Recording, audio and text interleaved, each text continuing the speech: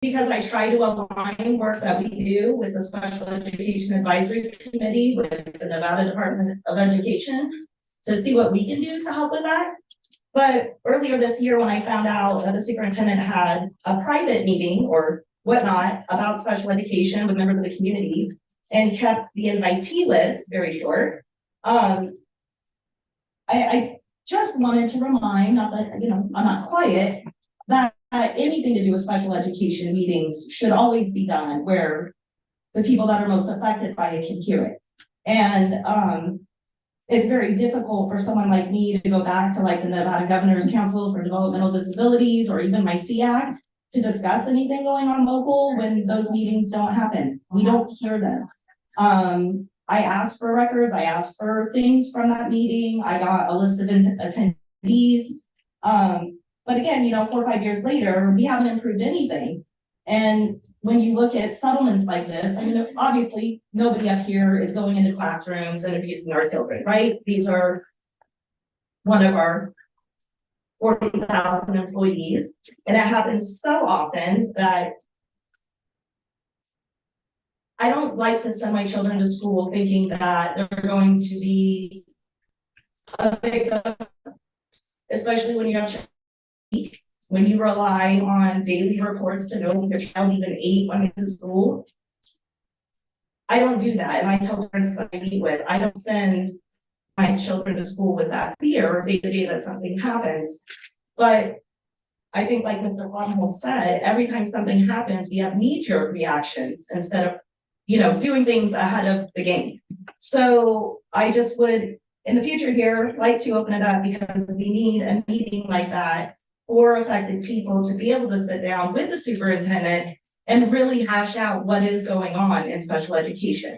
We can't afford to keep settling millions of dollars in cases when it's probably something we could just address. Thank you. Right, that's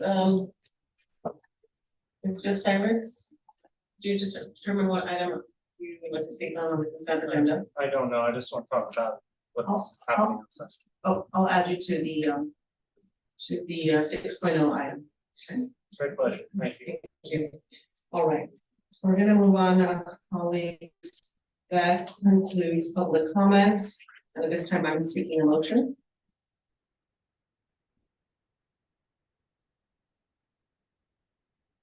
Trustee Guzman. Thank you, President Garcia Morales. I move to accept the consent agenda. Thank you. Trustee Williams. Second. Thank you, Trustee Williams. Colleagues, we have a motion by Trustee Guzman, a second by Trustee Williams. Please cast your vote. Thank you, colleagues. That motion passes 7-0. This time, we're going to move on to the warrants. Trustee Bustamante Adams.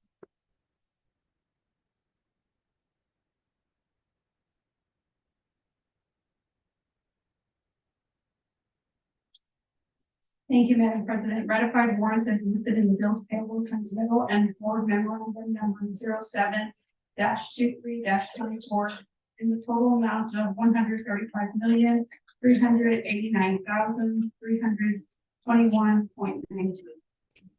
Thank you, Trustee Bustamante Adams. Okay, colleagues, at this moment, we are going to move on to the Adult Audit Advisory Committee members meeting, the joint meeting with the Audit Advisory Committee. Excuse me. Welcome to the Adult Audit Advisory Committee members. Members to the meeting, please.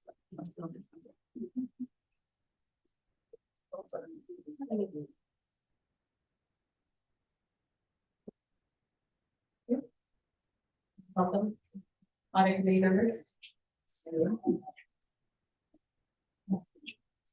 Colleagues, at this time, I'm looking for a motion to approve the agenda.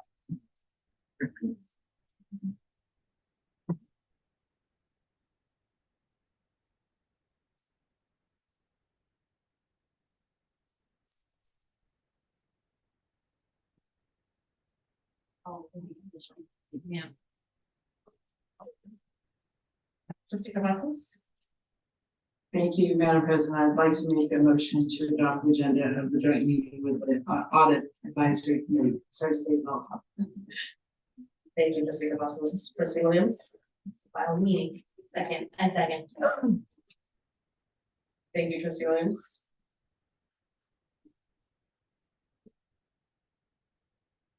We're gonna move on to. All right, colleagues, I'm sorry, forgive me. We have a motion by Trustee Cavazos, a second by Trustee Williams. Can we cast a vote, please?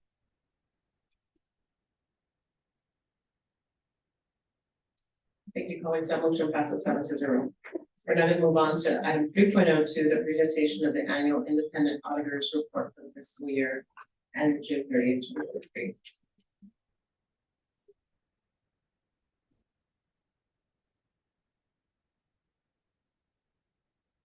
Okay, colleagues, forgive me one moment while we work through the logistics of our joint audit advisory team. I actually am seeking council's advice.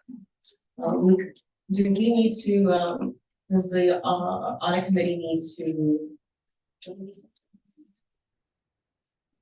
Do they need to open their meeting? This is a joint meeting. Do they? No. No, they do not. They're fine. Thank you. Thank you.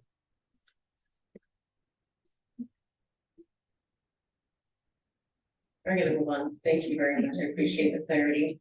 Item 3.02, do I turn it over to Mr. Downey? Thank you, Madam President. Jason Gowdy for the record. Tonight we will be presenting the annual, change the name of it, the annual comprehensive financial report, as well as the required independent auditors reports. I do have Kurt Schlicker here from Bailey, which is our audit firm. I'm going to turn it over to him. He will go through his required reports. I will then give an update on the actor and the internal control components. And then we would open it up to questions from both the board and the audit advisory.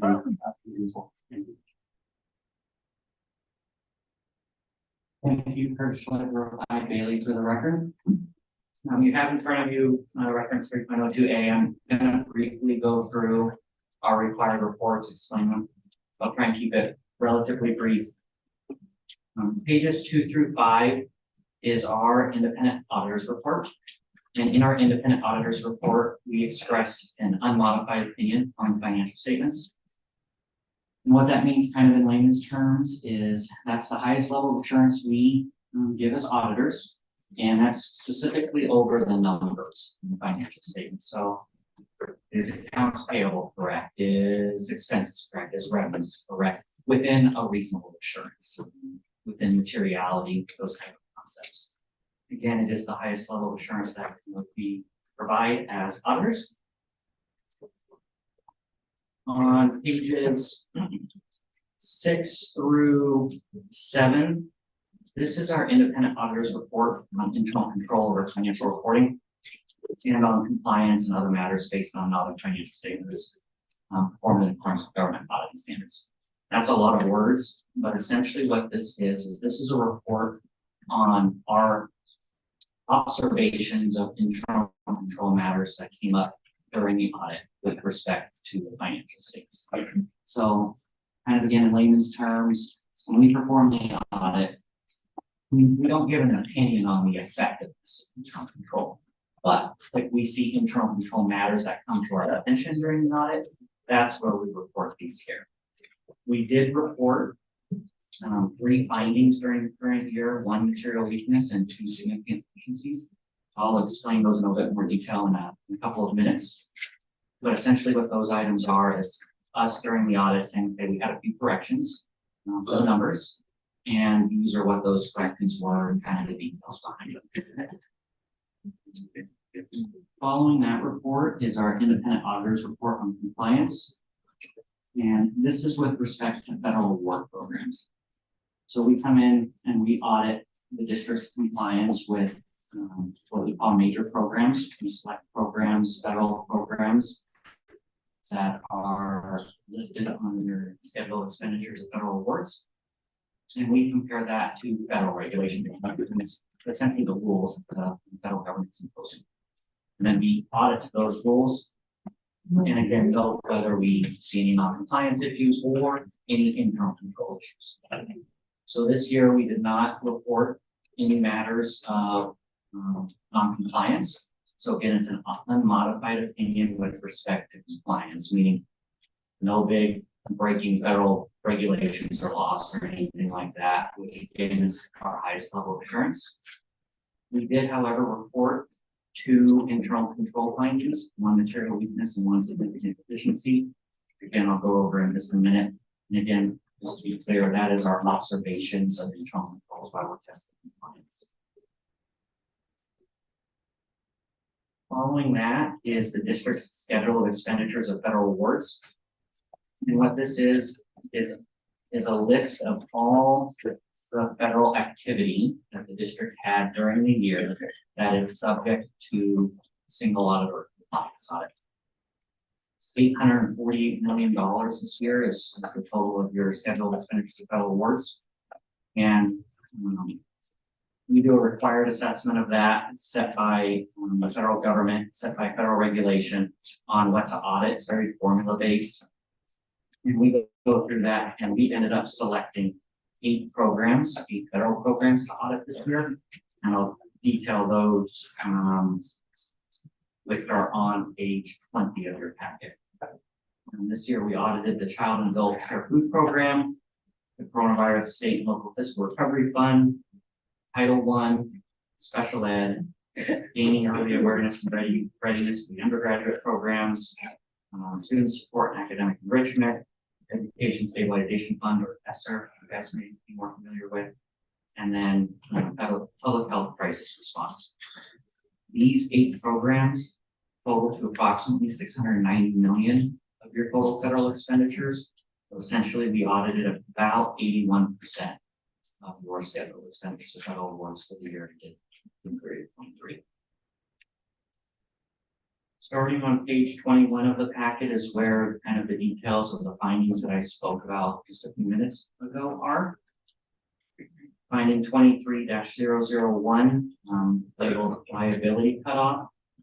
This was essentially, and I won't read it to bore you with the details, but essentially what happened is license fees for particular software were for fiscal year 24.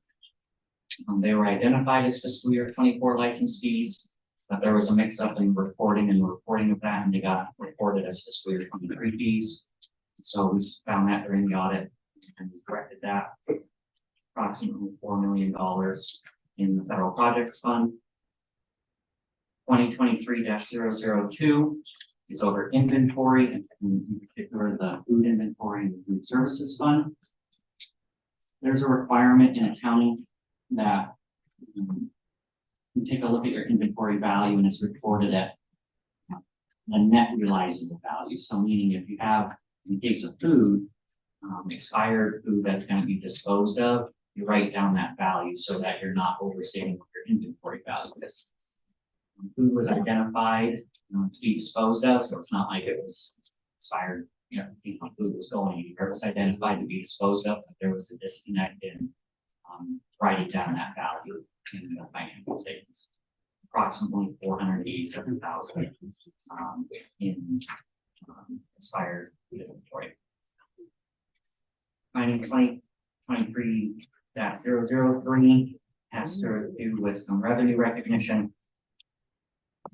There's rules in governmental accounting when you receive grants or federal programs that you recognize the revenue as you incur eligible expenses, because you incur expense and then you can bill the government for those expenses, and so you kind of match the timing of that up.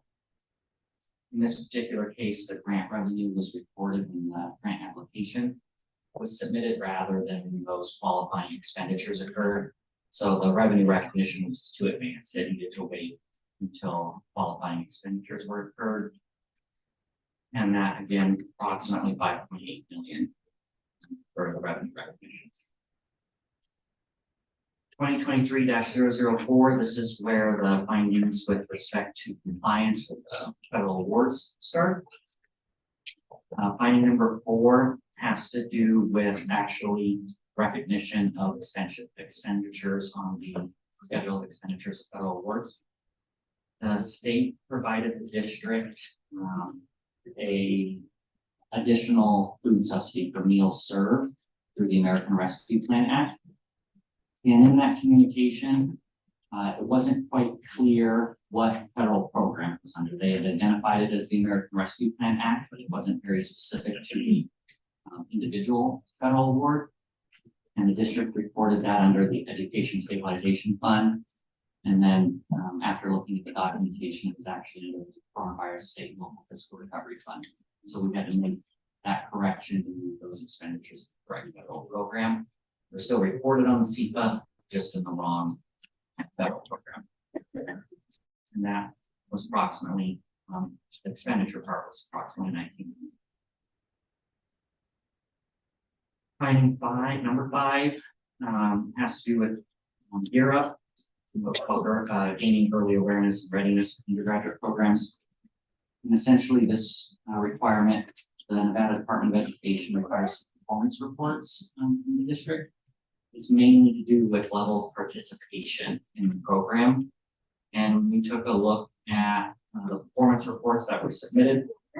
We noticed that some of the amounts for students were just misreported. There was transposition error or typo.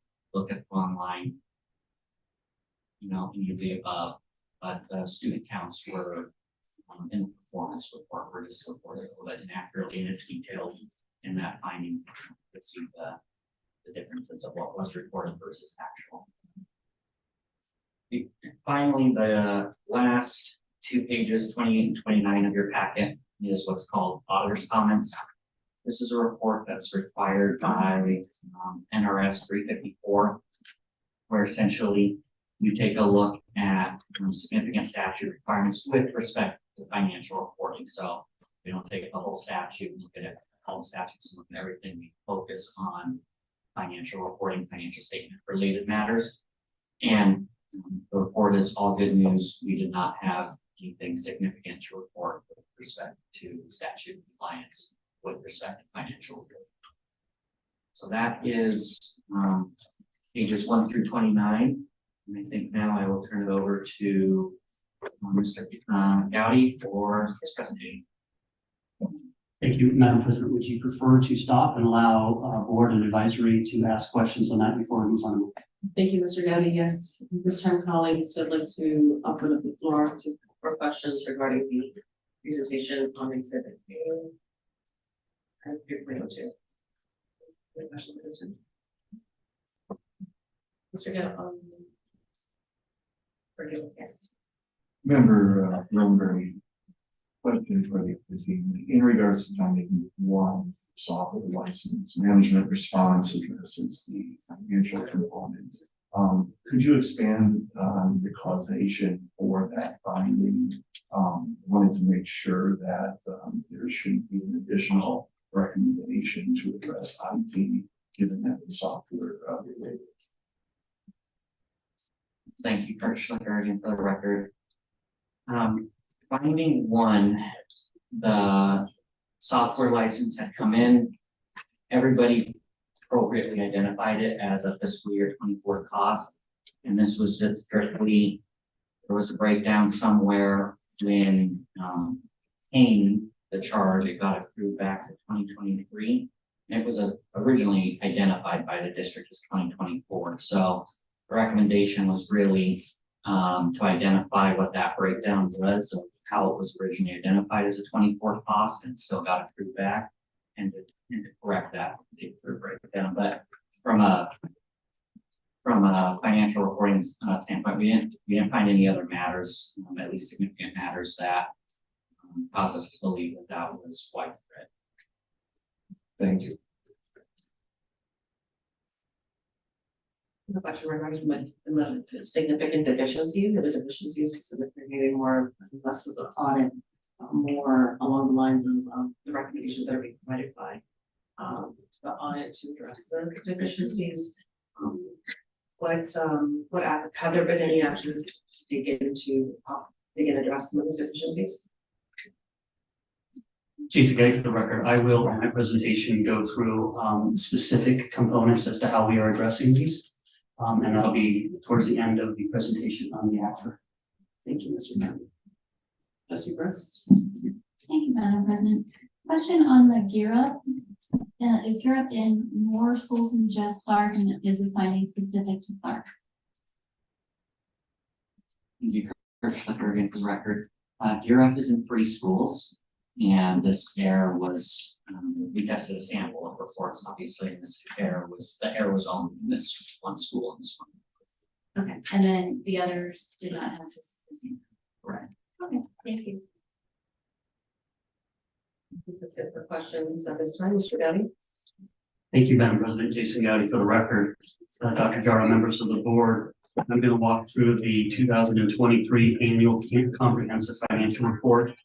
I will not go through each page. We will provide a summary of the areas for which we've deemed key items of interest over time based off board input as well as community input through questions. So the first thing I'd like to start with is page 12 to 21 as a board reference page number, and this is the transmittal letter.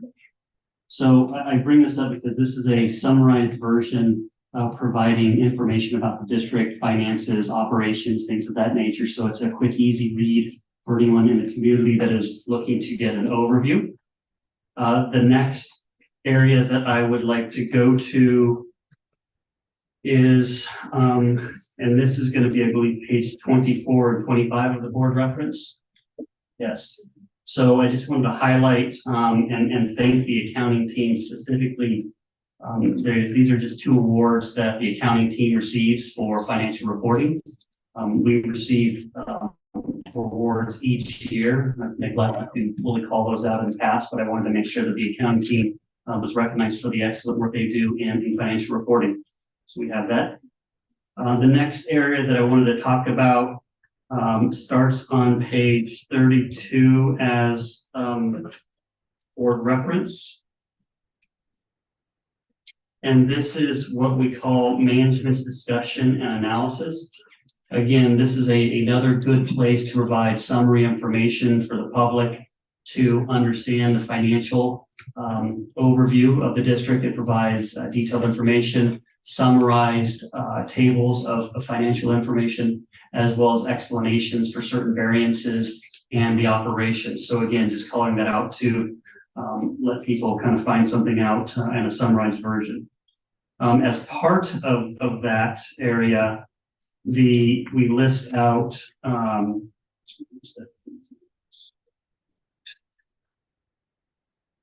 included, actually it's a little later, but this is page 95 of board reference.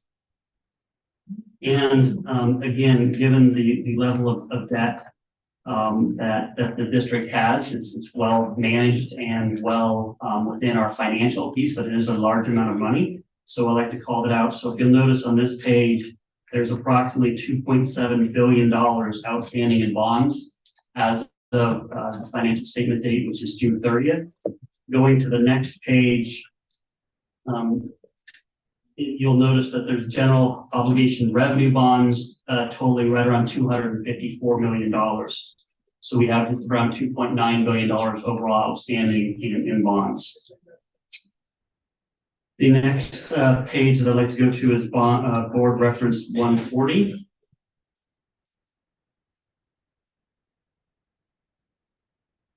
And this begins our major fund statements. And our general fund, as you're all aware, is the fund that provides the vast majority of our operations. And so we concentrate on this component. This has the most flexibility, meaning that it's not dedicated towards specific components like special education or any of the federal funds. So the pieces here that we talked about, obviously it shows our assets, cash balances, full cash of almost $500 million. Most importantly, we move down to the bottom to talk about our reserves. The unassigned fund balance is right around $121.5 million, which is in line with our budget of 4.25%. And so we've been able to manage that. Additionally, there is school carryover as it relates to supplies and that vacancy, and that number is right around $261 million this year.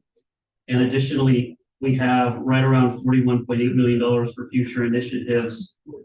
This is dedicated to a number of different ways that can be spent.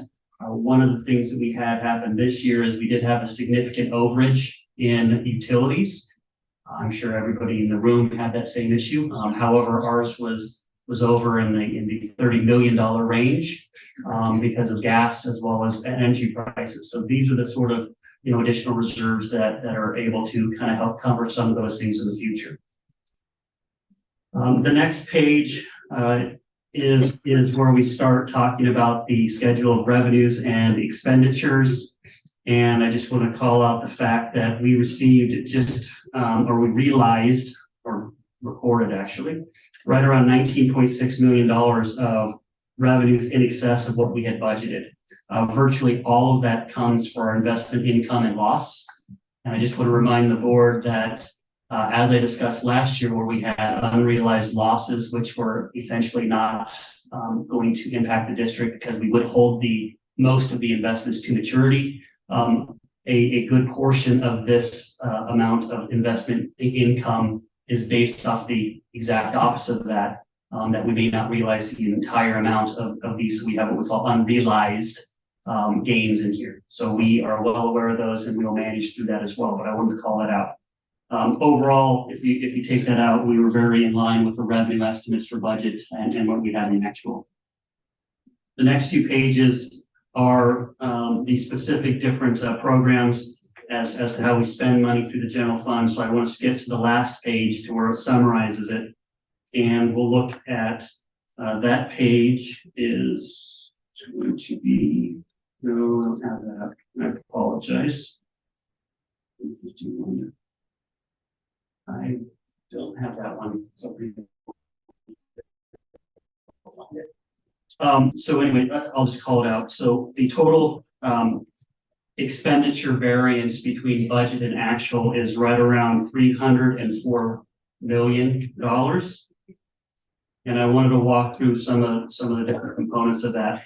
The most significant component of that $304 million expenditure, where our budget was higher than actuals, or actuals came in lower than budget, is related to the $260 million of unspent funds in schools that carry over in a restricted balance in accordance with NRS 388G.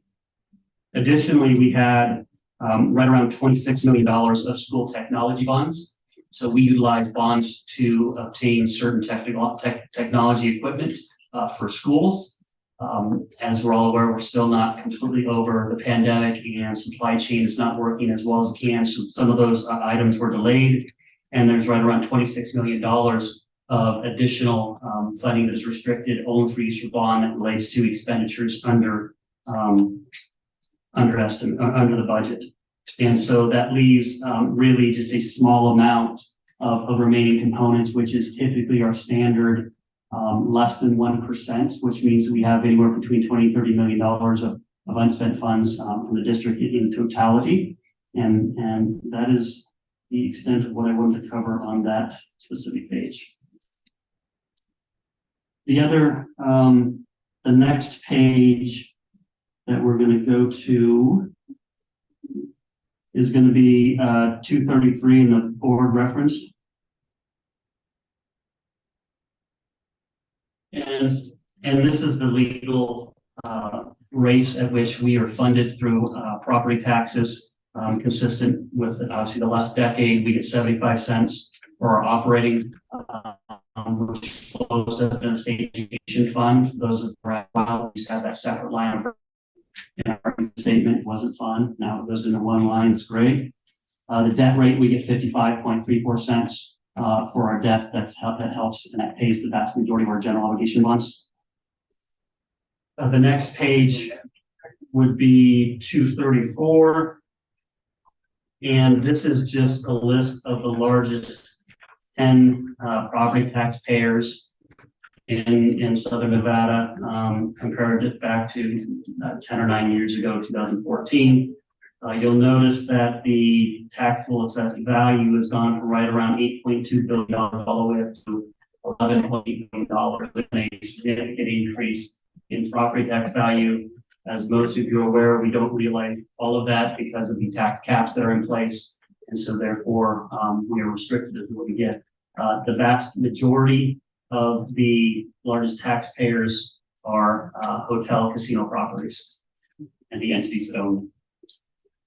The next page that I'd like to go to is page 240 in the board reference. And this is just simply looking at our legal debt margin. We are legally allowed to borrow about $18.1 billion. We would not be able to afford that. As I mentioned before, our debt is right around at $2.9 billion. The point of this is just to show that we're in legal compliance with our debt levels. Next page is going to be 243. This is just demographics. So this shows that population growth in Southern Nevada has flattened and actually gone down very, very slightly. A couple thousand people from 22 to 23 on 2 million. So it's a very small percentage. So it's flattened over the last several years. However, personal income has gone up dramatically. So therefore, per capita personal income has gone up dramatically. We've continued to build schools to meet the demands of the growth and the fact that we're still not caught up from the 80s, 90s, and 2000s of super growth. School enrollment for us has flattened and started to decline slightly. There's a few different reasons for the student decline. There is still growth in charter schools. However, the growth has slowed to a more steady growth. 5-8 years ago, it was growing at a more exponential rate, and now it's more of a normalized flat straight line rate. Additionally, as we saw during the pandemic, a lot of students have moved online, and so that contributes to it. Additionally, during COVID and after, more students are attending homeschool. And then additionally, the change in the law related to kindergarten, the age at which they enter has impacted it. So those are some of the pieces that impact school enrollment. And I do want to remind everyone, because people do get concerned when districts start losing students, we would be concerned about that.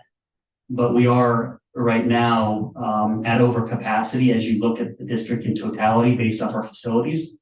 And so this actually, while not losing students is a good thing, it does help us operationalize this a little better and hopefully provide a little bit better services across the board as well.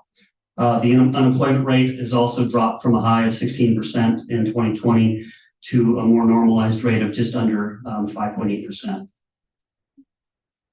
The next section I will go to is page 244, next page. And this is just a summary of the largest employers in Clark County, 9 years ago in 2014 as well as today, just to show the Clark County School District is still the largest employer in Clark County, with just around 40,000 employees. The next page, the next page over, so that becomes 245, this is just our summary of how many district employees. So we have continued to grow. We are just at about 41,800 employees. The other piece is the vast majority are sitting in the instruction, student support, and instruction staff support positions where they should be. Next section is 248 on the board reference. And so this is just kind of a disclosure on a cost per student. The expenses, this is our government activities only. So this is, all of our activities except for food service, essentially.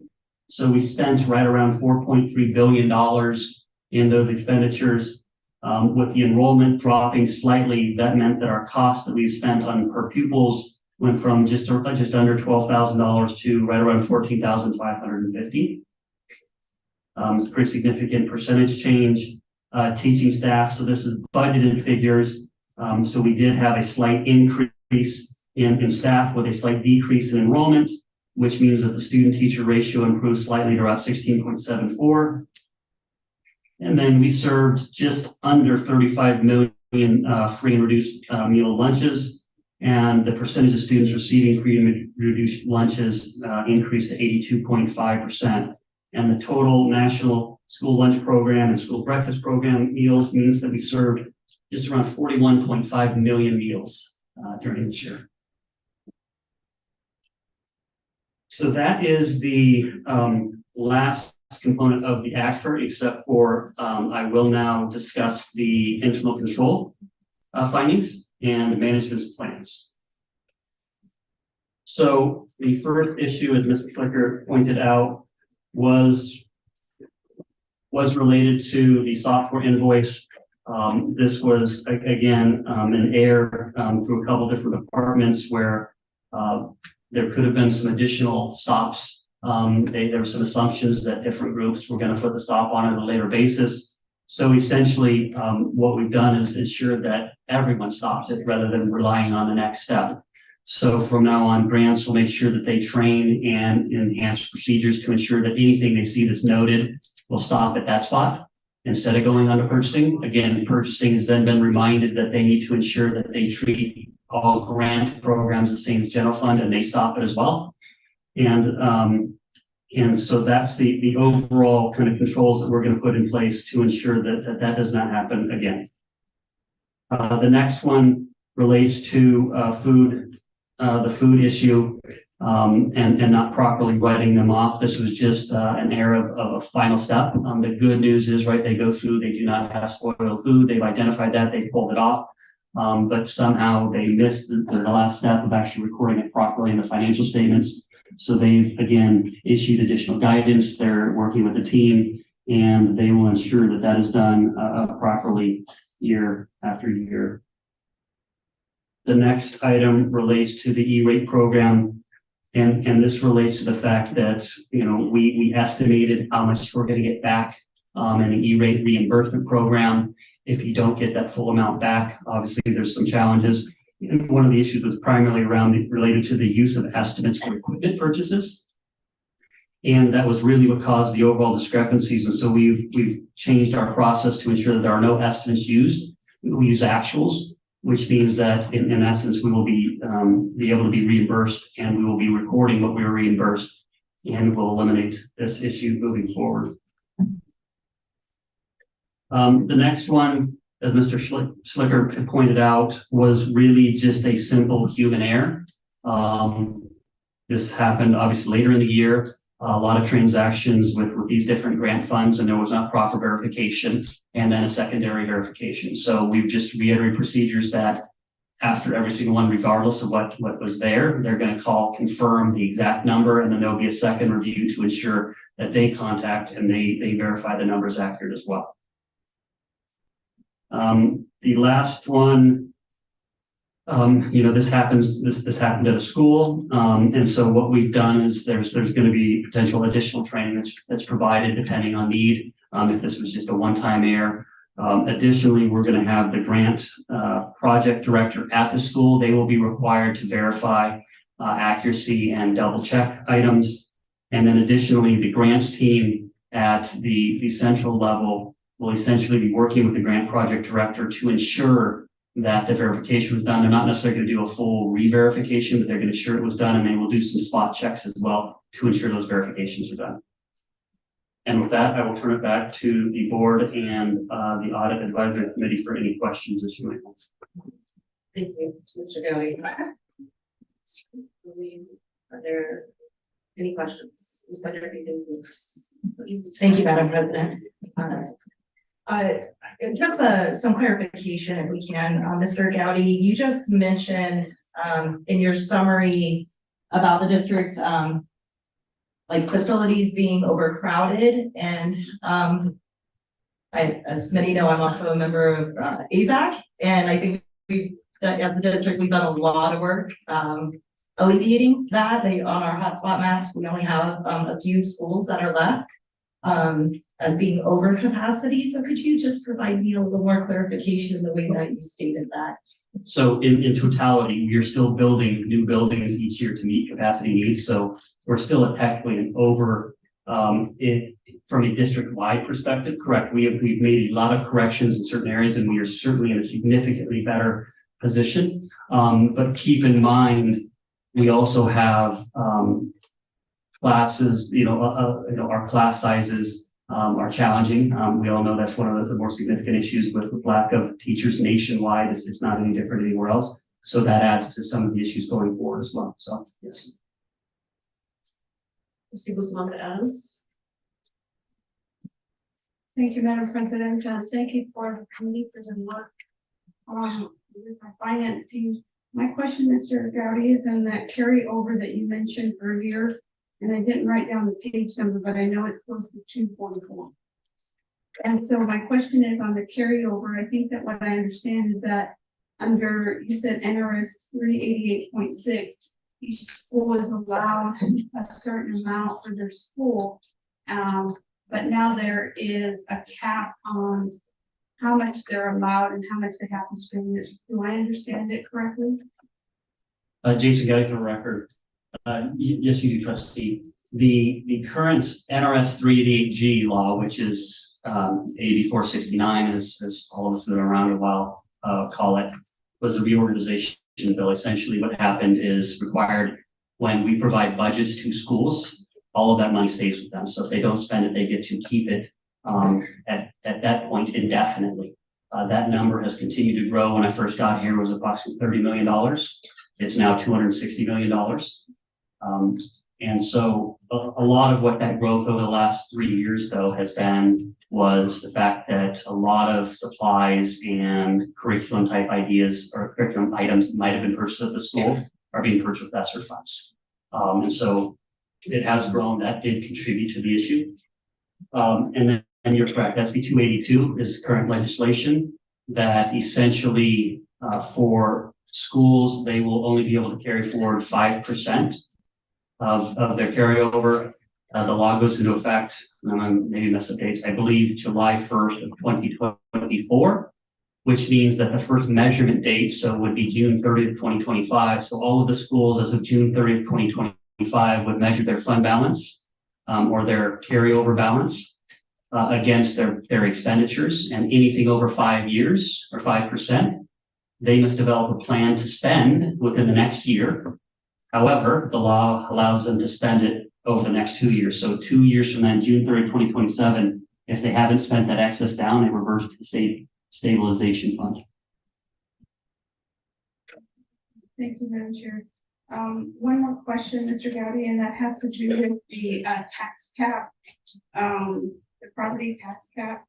And so you stated that because of the lack of modernization of our tax code, we're still in that tax cap segment, and we haven't been able to change it. But I know that there's been conversations.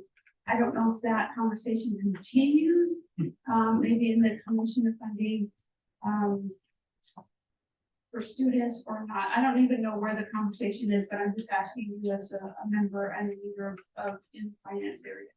Great, Jason Gowdy for the record. I think you put a few words into my mouth where I didn't talk about modernization. People know that I sometimes get a little aggressive, but that's not a bad term. It's exactly the term that we're using at the State Funding Commission. So we have used it before. You are exactly right. There are a number of components within both our sales tax structure as well as our property tax structure that the Commission on School Funding is looking at.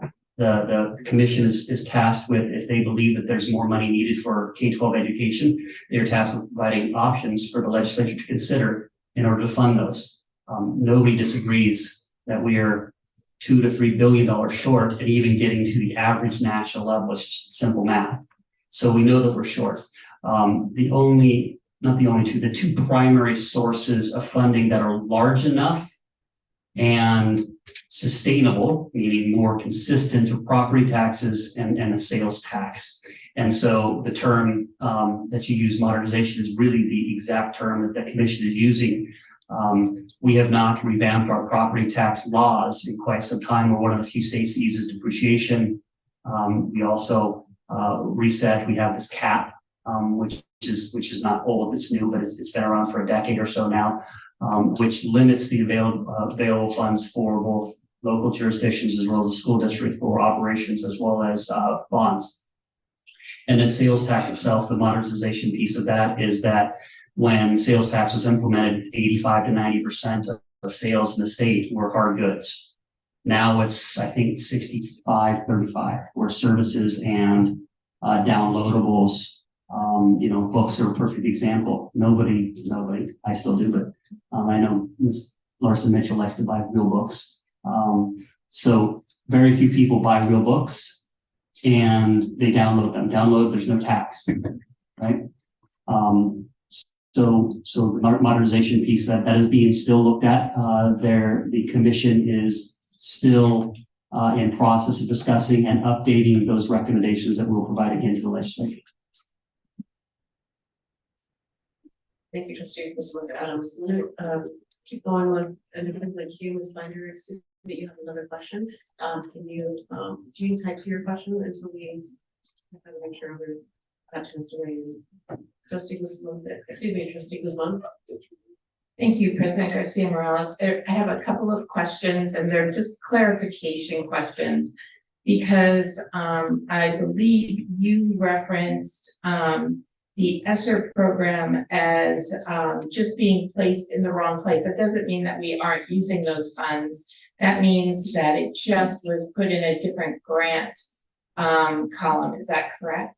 Jay Scotty for the record, that's correct. And by the time we get to the financial statements, we've been able to correct it all. So it was incorrect. We noted it. It was noted during the audit. We corrected it. But yes, it wasn't about unspent or improper spend.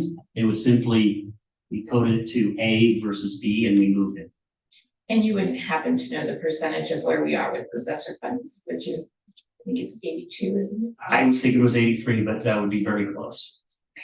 Okay, so we've spent about 82%. Okay, and then the next had to do with, and you referenced it when you were speaking with Ms. Binder, it had to do with the fact that our class sizes are large, but yet on the presentation, it showed that we had one teacher to like 17 students.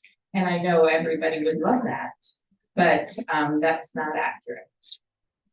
Jason, got the record. It is accurate because that is, as I mentioned, that is budgeted positions. Not all those budgeted positions are filled. Okay. And so that's just the way that report is set up. And that's why I try and call that out because it is budgeted. You're right. We are not at 16.7, but that's also for the entire district in totality, including special ed, which would be at lower class sizes. So it's not a true representation. The point was, at least through a budget perspective, lower enrollment coming, there's making some headways, but from a reality perspective, you're correct. Great, thank you very much. And I just, I wanted to thank our committee for doing such a great job. And thank you for the audit. I appreciate the time you put into it. There are a lot of things that I might come back to you with because the community is now seeing it. So thank you. Ms. Binder, so you had a question? Thank you, Madam President. It was in furtherance to one of Trustee Adams' questions about the report fund. When we sat here last year, we knew that none of the schools were looking at having to give back to report funds. And with that type of timeline, as we sit as of right now, do you have any estimate if we continue to sit at this spot? What the percentage might, or the risk of having to return funds might be at the end of that cycle? Jason, getting for the record, we did that as part of the fiscal note, and I do not recall the number. It is a significant number. And so, one of the pieces with that law that we were happy with was that they actually delayed implementation until at least July 1st. And our point was a lot of this growth over the last 2 or 3 years is ESSER funding.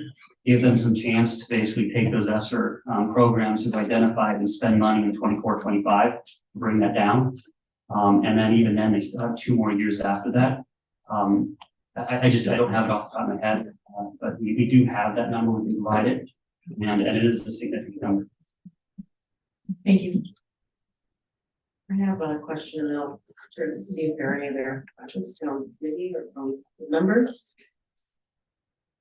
One of the things that I want to highlight is page 243. Mr. Gowdy, you went over this page and, one thing that struck me from this,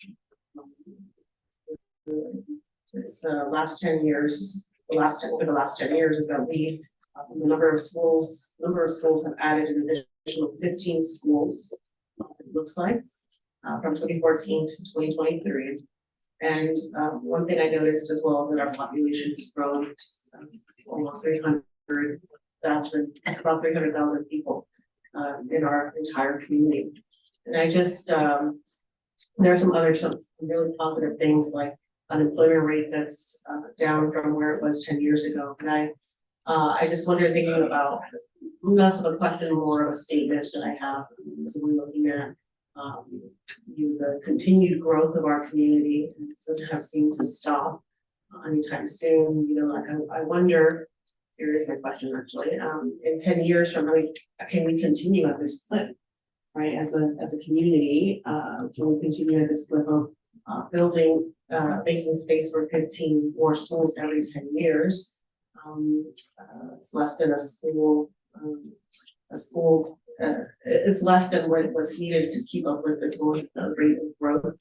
And it just leads me to some other questions that Trustee Guzman was asking in terms of the modernization of tax code to kind of ensure that we're funding our education system adequately. And I can't help but to think what it will look like in 10 years from now when we have more growth, potentially at least 300,000 people or more.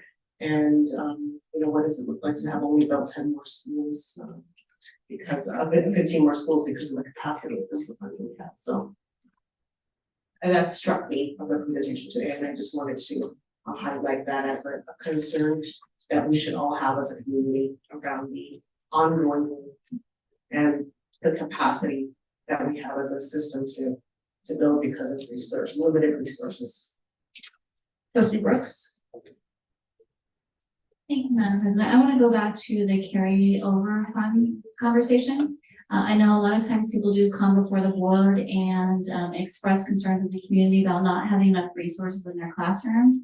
Can you please explain to the public primarily how carryover funds work and how what they could be used for at the school level and how we would access them?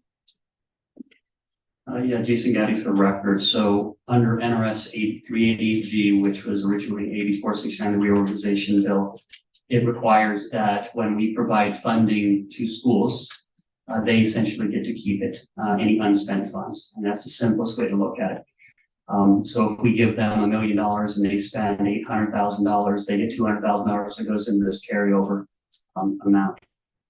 Currently, there are no restrictions on how that gets spent. So what happens is, use the same school. So they have $1 million in funding, they spend $800,000, they get $200,000. Let's say we give them the same amount of money next year, they would get $1.2 million that they would then essentially spend in their budget through supplies, personnel, trying to hire more teachers. If they're able to hire more teachers, that would help. We know that's a nationwide issue. So this is not a Clark County, it's not a Clark County school district. It is a nationwide issue that plagues everyone. And so that's a challenge. Additionally, as I mentioned, even if they wanted to buy supplies, we have spent, about $1.4 billion in investment over all the three ESSERs over the last few years that have helped. But there is still a significant amount, well over $100 million sitting in supplies alone in schools at this point. And those can be spent on any different number of ways within the schools themselves. Thank you. I think it's important to note that the federal government invested a historic amount of money during COVID. The state is actually investing a historic amount. There is no reason for people to not have paper and pencils and things like that in classrooms. So if that is an instance, I implore people to really look at the fact that there's a lot of money in school carryover and that they have an obligation to spend it on the children that are in the schools at this moment. Thank you, Mr. Brooks. Dr. Jarrett. Thank you, Madam President, members of the board. I'd just like to close, if I may. I want to thank our external independent auditor that has been with us, and thank you for your work, and of course, our highly paid and skilled audit and finance and audit committee. Thank you for your service to our community and our internal. We also have our internal auditor and our finance team has done an amazing job working in partnership with our chief finance officer, our members of the board. We have full confidence in our team to continue to deliver for you. And I know I go back to 6 years ago, and there was a lot of questions about the work of the audit and forensic audit. Everything to look into. You have an external auditor that has done an amazing job. I do want to, just kind of recap a couple of things that I hear and I've heard around enrollment, and I know that this board will be getting we'll go through the one oversight committee on revision 6 and really looking at facilities, some of the bond that was approved. So that will be coming eventually next in 2024. The board will be allocating and looking at the growth. I wish, the kids are coming in specific places, but obviously we have certain growth in certain parts of the community, and we have. This is where we heard from the Binder on the ASAC committee and how you look at and shift it, which is always something that is challenging. But just wanted to say thank you for the work that's happening for our community. Very good. Thank you, everyone. At this time, we're going to move on to item 3.03. The independent auditor's narrative report recommendations and responses to recommendations. Ended in June 30th, 2023. Now, as I open up this item, this is an action item, so individuals who would like to speak on this item provide public comment must provide a yellow card before we officially turn it over. And to our presenter, Mr. Gowdy. I don't believe anybody has signed up in advance. We'll have a yellow card to this time, so I'm going to turn it over to Mr. Gowdy. He will start accepting yellow cards this time. Thank you, Mr. Gowdy. Thank you, Jason, got it for record, and that would be my error in the fact that I carried through that the last piece of it, which was really the managed responses. I rolled that into the last item. So I did cover that, but what that was essentially related to was our managed responses, and we do need formal approval from the board on those so that we can submit those formally.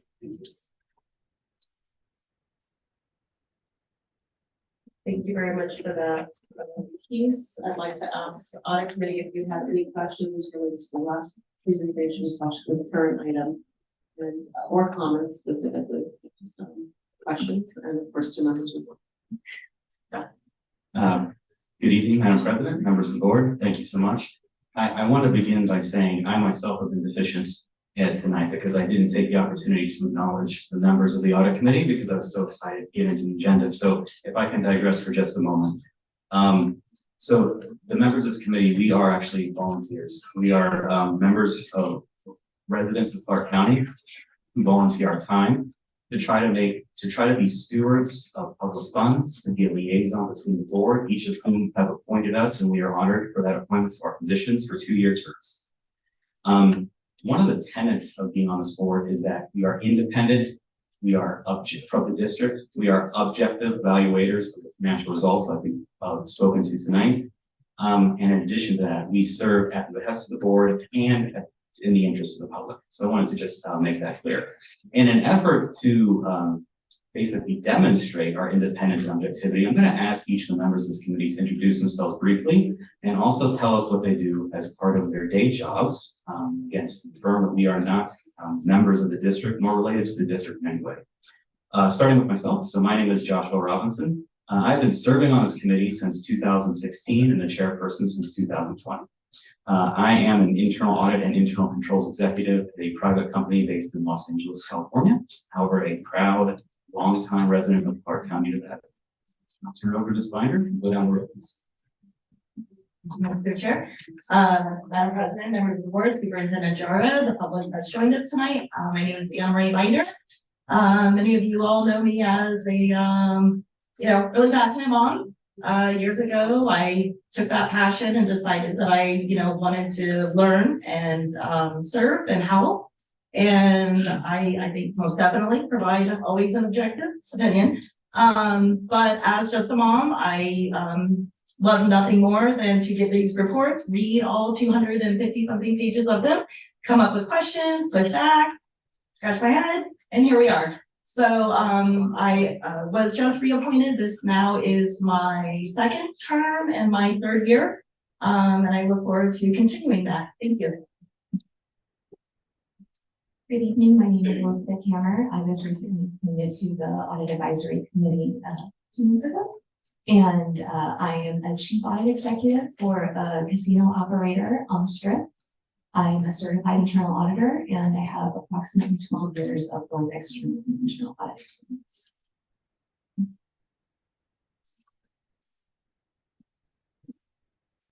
Good evening. My name is Megan Hilton. I am a 3-year Clark County, Las Vegas resident. I am the proud mom of a CCSD student, and I'm also an administrative assistant at a small private practice medical office in Centennial Hills. Good evening, my name is Joe Thornberry. I'm a senior forensic auditor at the city of Las Vegas. My background includes cybercrime, financial crime, fraud investigations, president of the ACFE Las Vegas chapter of the Association of Certified Fraud Examiners. So a wealth of experience in fraud, waste, and abuse investigations, spanning 20 years in the public and private sector. Thank you. So thank you so much. I'll echo the sentiments of many of the members we hear from tonight. I appreciate everyone's service to the committee and service to our community. To the issue at hand, thank you for letting me digress a little bit, Madam President. As it relates to management's responses to the issues that we've heard tonight, we have worked with the CFO, Mr. Gowdy, and understand that the actions the management is taking. In addition to that, the impetus of this board will be to continue to monitor to ensure that those controls continue to be executed as Mr. Gowdy has stated in his plan. We do so by liaising with the internal audit professionals and external audit professionals that we will met tonight. Of course, I do not speak for every member of the board. I will pause and see if there's any other questions or concerns regarding my statement. Thank you. Member Thornberry, I concur with our chair, and as we move forward, taking a look at risk and protecting our financial audits, continuing to look at investing in CCSD's internal audit team, one area in IT, forensic auditor would be of value and something to consider as you move forward into 2024. And that would be a recommendation is continuing that work. The team has made progress in financial and construction audits as they have grown. And I think adding additional resources, focusing on IT audits that are independent assurance under the internal audit team would be a good next step for that team. Thank you. Thank you very much for the remarks and for the introductions, for your service on the committees. This time I'd like to ask, oh, yes. My apologies, Joshua Robbins for the record. Again, deficient number 2 for the evening. I would also like to acknowledge that I Bailey has recently appointed a new lead engagement partner to this engagement, of whom you've already met, but I would be remiss if I didn't ask him to introduce himself and take credit for all the great work his team has done. Thank you very much. Kurt Schlicker, partner with Ide Bailey for the record. A little bit of background about myself. I spend 100% of my time in government audit. I don't audit casinos. I don't audit nonprofits. I don't audit dealerships, contractors. It's 100% government. I am the state audit partner. So I audit the state of Nevada. So I actually see the other side frequently with Nevada Department of Education and all the agencies there. But again, my expertise is all government, and that's what I spend my time on. I was remiss too in one, thanking management. Management was respectful throughout, responsive throughout, and always responding to our requests. So I do want to thank them for that. It's hard to sometimes appreciate how hard this audit is. We start the second week of September and then try to finish by the third week of October. So if you can think about how large the district is, we incur approximately 2,000 man hours in 5 weeks. So if you think about 2,000 man hours in 5 weeks to complete an audit, it is very stressful. It is very high pressure, but everybody works together and keeps it professional to try to carry out a efficient and effective audit. So again, I want to thank members of my team, members of management, at the district for their professionalism. Thank you.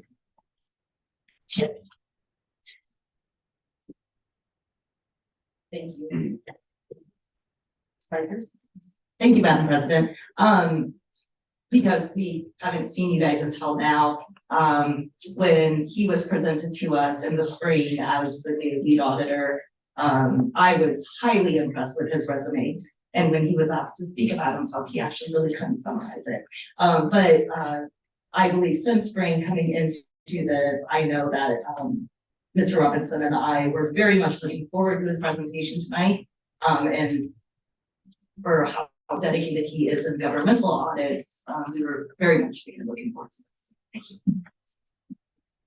At this time, I see Trustee Bustamante Adams in the queue, and colleagues just want to encourage if there are any questions, remarks that you have, and or specific questions of the audit as well. Trustee Bustamante Adams. Thank you, Madam Chair. Mr. Gowdy, just a question on the issues that you talked about, 2 and 5. You said that additional training would be provided to those findings. My question is, on the additional training, how does that get monitored to make sure that it's implemented? Is there a report that comes back to the committee, or is there somebody internally that does a spot check? How does that work? So Jason, again, for the record, so the first one, the food service, is really managed within a group that would ensure that the team understands who's responsible for that. So when I use the term training, it's probably a very broad term. It's not as though they're going to go sit down in a room for a 6-hour course to walk through this piece. Anytime you improve the performance and try and help somebody understand what we consider that training. The second one is related to the school themselves and the additional, I think that was the one. Yes. Yes. So that one, it'll really when they understand a little bit more what happened, and we utilize that project director who's going to be monitoring it. If they deem that this was just a one-time clerical error, then may not be technical training. But if it's the fact that people didn't understand, then at that point, that program director within the school will be required to ensure that the people are properly trained. Trustee Brooks. Thank you, Madam President. I just want to express my gratitude for your service. I know it's hard work. It's not something that a lot of people volunteer for, so I appreciate you stepping up. We definitely have a diverse group of individuals with a lot of experience, and I think that your service is often unrecognized. I think a lot of times people in the community think that there's no financial oversight, and that's the opposite. You have enough experience, you have enough insight, and I appreciate your dedication and your service. Colleagues, at this time, I don't see any additional questions. I don't see any questions from at all. This time, I think we are ready for a motion. We have a motion.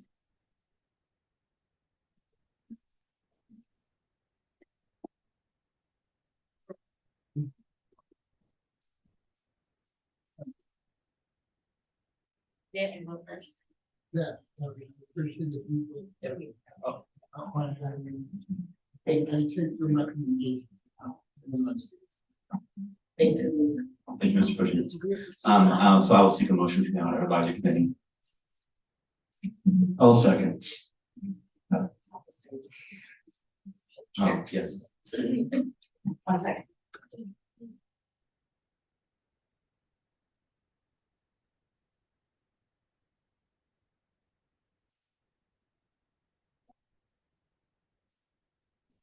Anna Binder, for the record, I'd like to make a motion to accept the independent auditor's report as presented herewith, and the narrative report and recommendations. Member Thornberry, I will second. Thank you. All members of the committee, say aye, please agree.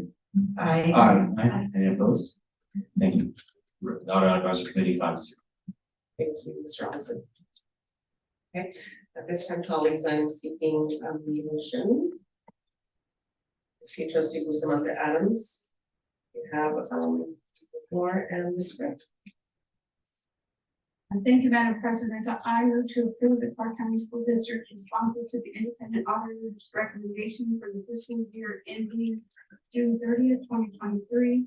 With the written narrative and responses being incorporated by reference into the minutes of this meeting, and with the entire report being transmitted and filed as required by NRS 354.64, and approval to accept the independent auditor statement on NRS compliance for the fiscal year ended June 30th, 2023, including the necessary corrective actions, if any, with the statements being transmitted and filed as required in NRS 354.6245. Thank you, trustee Bustamante Adams. Trustee Williams. I second. Thank you. All right, all right, colleagues, we have a motion by trustee Bustamante Adams and a second by trustee Williams. Please cast your vote. Thank you, colleagues. The motion passes 7-0. Thank you very much. Thank you. You guys did too.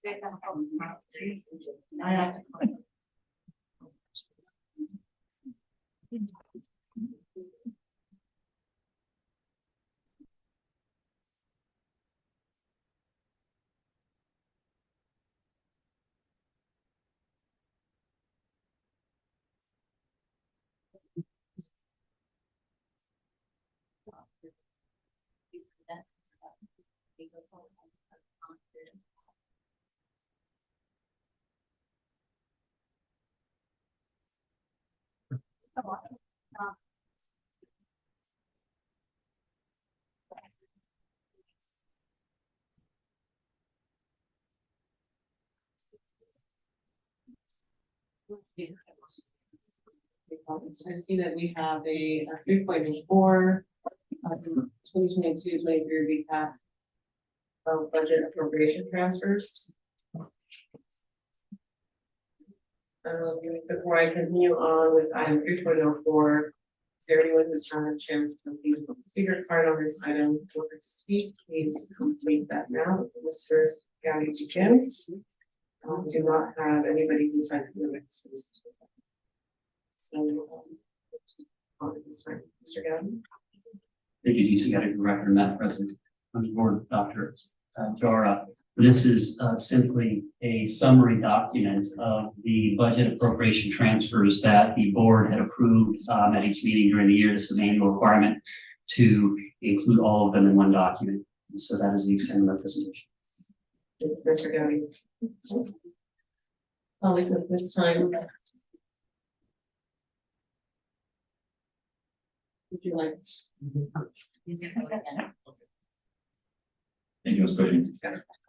Before we take the vote, Mr. Robinson, I want to see if there are any members have any questions. Mr. Robinson. Thank you, Madam President. Dr. Robinson. So I will seek a motion from the Audit Advisory Committee in regards to agenda item 3.04, which was the budget appropriation transfer presentation Mr. Gowdy has provided. Hannah Binder, for the record, I'd like to make a motion to approve the 2022-2023 recap of budget appropriation transfers.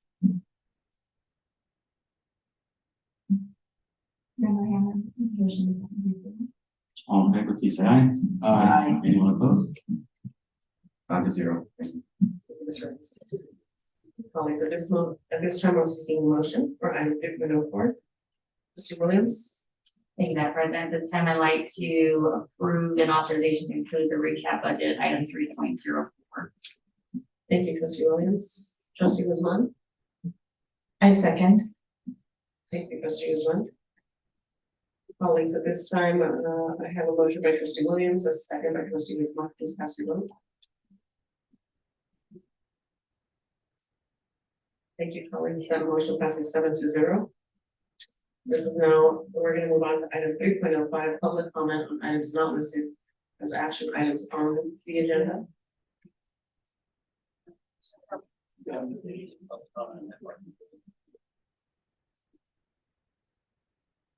If item is 3.05, yes.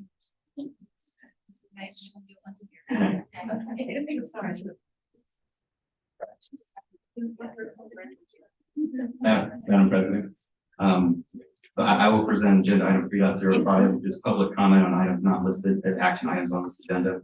Have there been any members of the public who wish to speak? Yes, we have one individual. That's Ms. Stephanie Vermont.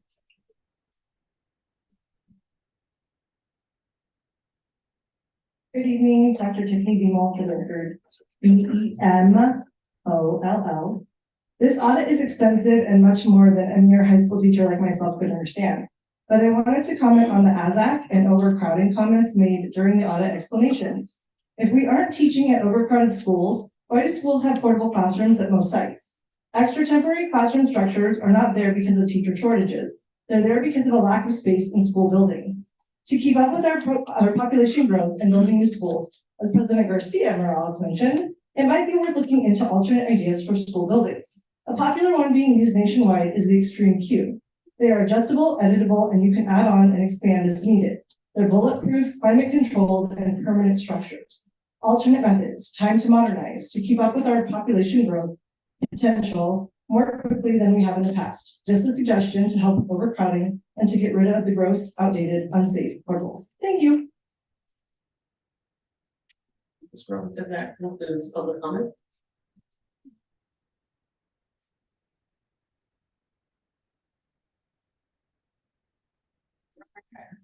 Very good. Yeah. Thank you. Reader. Got it. Okay, thank you so much, Madam President and members of the board. With that, I will move on to agenda item 3.06, which is seeking a motion to adjourn this joint meeting. And I just for the record, I'd like to make a motion to adjourn. Member Builder, second. Thank you all in favor, please say aye. Aye. Opposed? Thank you guys. Have a fine day. Thank you very much.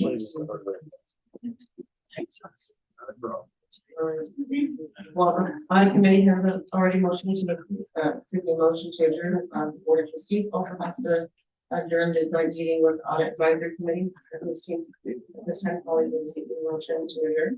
Trustee Williams. This time I'd like to adjourn the joint meeting for the audit advisory committee and Swan County board of trustees. There we go. Sure, thank you, Trustee Williams, trustee Zamora. I'll second that motion. Thank you, trustee Zamora. Your colleagues, with this motion, at this time, we have a motion by trustee Williams and a second by trustee Zamora. Please cast your vote.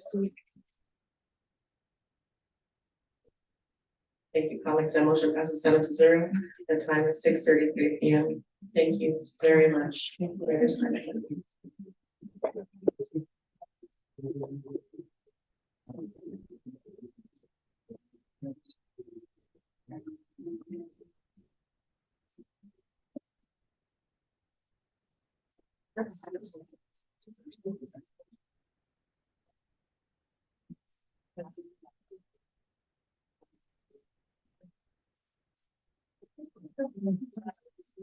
All right, we're gonna move on to item 4.01. 4.01 Spot Map Road. This is not an action item. We're gonna turn it over to Dr. Nessel.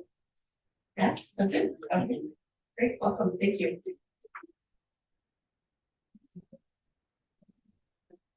Madam President, members of the board, Superintendent General. For the record, Dustin Mansell, Chief Academic Officer. I am joined by Greg Nancy, our Assistant Superintendent of the Assessment, Accountability, Research, and School Improvement Division. We are here to provide an update on Clark County School District's fall math growth. Fall math growth results represent a formative measure contributing to the vision of the Board of School Trustees through the student success priority area, specifically achievement in core content areas. Student achievement was previously discussed during the October 12, 2023 regular board meeting. During the meeting, trustees received an update on several indicators from Focus 2024 for student achievement, including the annual state assessment results. These results encompassed the 2022-2023 state assessment data reporting of academic proficiency in student group gaps using the Smarter Balanced Assessment or SBAC, the ACT, and the state criterion referenced test in science. Within Focus 2024, key strategies are outlined in the areas of strengthen the instructional core and focus attention on students and schools with higher needs. Math growth aligns to these strategies specifically by providing an interim assessment within CCSD's balanced assessment system. Math growth serves as a formative tool used to guide and inform instruction, monitor student progress, and align professional learning opportunities for educators. Madam President, members of the board, Superintendent Jara, Greg Manzi, Assistant Superintendent of Assessment, Accountability, Research, and School Improvement Division, for the record. Map Growth is the signature test in the MAP suite, a collection of purpose-built assessment tools designed to support growth and early literacy for every student. With this aligned assessment, schools can conduct formative assessments in reading and mathematics for students in grades kindergarten through grade 10. Map Growth is a computer adaptive assessment providing a unique set of questions based on student responses to previous questions. The results of Map Growth are designed to measure individual student achievement and growth over time during 3 assessment windows, including fall, winter, and spring. We'd like to take this opportunity to thank Superintendent Jara and the Board of School Trustees for the investment in a system-wide formative assessment. As a result, we now have 5 years of data for comparison, which we'll see on the upcoming slides. The continued investment in a formative assessment system allows for consistent monitoring of student progress and represents an area of stability for our district and educators, allowing for us to go deeper within our progress monitoring cycles. The Map Growth assessments in reading and mathematics generate a projected proficiency indicator for students in both the Smarter Balanced assessments and the ACT. As we reviewed in October, the Smarter Balanced assessment system and ACT serve as the annual summative assessments in the Nevada System of Accountability. Map Growth projected proficiency contributes to the Focus 2024 indicator, increase the percent of student proficiency. At the bottom of the slide, you will find the reference for each related linking study conducted by NWEA. As previously presented for the Nevada Smarter Balanced Linking Study, NWEA utilized the spring 2019 results to drive the Roush unit or RIT cut scores that correspond to the Nevada Smarter Balanced achievement levels. For the ACT linking study, NWEA used over 500,000 test events from over 80,000 students to predict college readiness using an ACT cut score of 22. For the Nevada System of Accountability, students that take the ACT are considered proficient with an English language arts score of 17 and a mathematics score of 20. Each slide outlining progress and results will follow the same reporting format. The title of the chart describes the grades, content area, and measure. The metric, in this case, percentage projected proficient, is the scale presented on the left-hand side. The aggregation grouping is described along the bottom axis of the chart, including the student group categories. The legend at the bottom of the slide provides the school year indicator for the results. On the first slide, you'll find the projected proficiency results for grade 3 through grade 5 in reading. Here we observe improvement for the district and most student groups in the results from the 2022-2023 fall results to the 2023-2024 results. The exception of the American Indian, Alaska Native student group. In place of district comparisons, a link is provided to the study conducted by NWA released in July of 2023. This new paper continues the ongoing research by NWA examining the impact of the COVID-19 pandemic on student achievement and progress toward academic recovery. Using data from over 6 million US public school students in grades 3 through 8, the study examined academic gains in the 2022-2023 school year relative to pre-pandemic years. It also tracked the gap in achievement between the COVID-19 pandemic year student group and compared to their pre-pandemic peers. Key findings show that while learning did continue, progress toward academic recovery stalled in the 2022-2023 school year. Significant achievement gaps persist at the end of the 2022-2023 school year, and the average student will need the equivalent of about 4 additional months of schooling to catch up in reading and 4.5 months in mathematics. NWA is one national perspective available to us as we contextualize the district's performance. The district also participates in the National Assessment of Educational Progress, or NAEP, specifically within the Trial Urban District Assessment, or TUDA. This cycle of district participation will initiate in January of 2024. The prior results from 2022 and 2019 demonstrate that the district performs similarly to other large cities, and some instances, like grade 8 mathematics, did not decline as significantly as large city comparison group.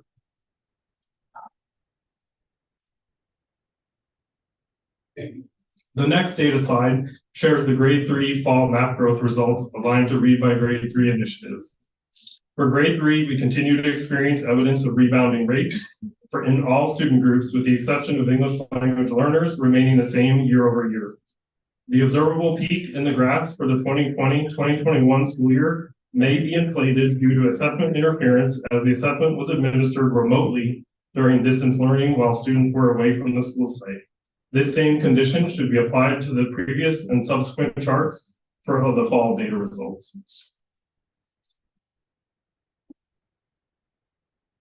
Students in grades 6 through 8 demonstrate a slight increase from last year in their projected proficiency for reading, with the most recent district rate of 41.3%.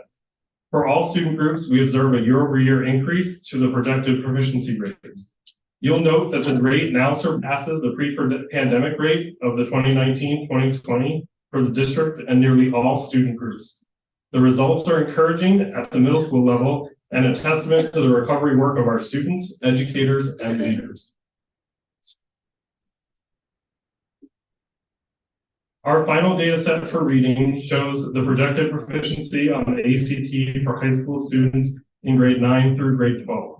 Over the 5-year time frame, participation has increased, with 43,583 students participating most recently. Students in Nevada are considered proficient on the ACT with a score of 17, representing a lower score than the one used to project proficiency, which is set at 22. In addition, the annual high school proficiency is based on the performance of grade 11 students on the ACT, while the data shown on the slide is representative of students in grade 9 and grade 10 that participated in the map growth assessment. The next set of results focuses on the projected proficiency in mathematics for students in grade 3 through 5. We should proceed cautiously with all mathematics comparisons to prior school years. For the 2023-2024 school year, we transitioned to utilizing an enhanced item selection process offered by NWEA. This enhancement remains computer adaptive for each student while increasing the percentage of grade level aligned items the student may experience in the assessment. Our final data set displays the projected proficiency in mathematics for students in grades 6 through 8. It is important to provide context around the results for middle school mathematics. You will note at the bottom of the slide an explanation is provided for the changes in participation over time.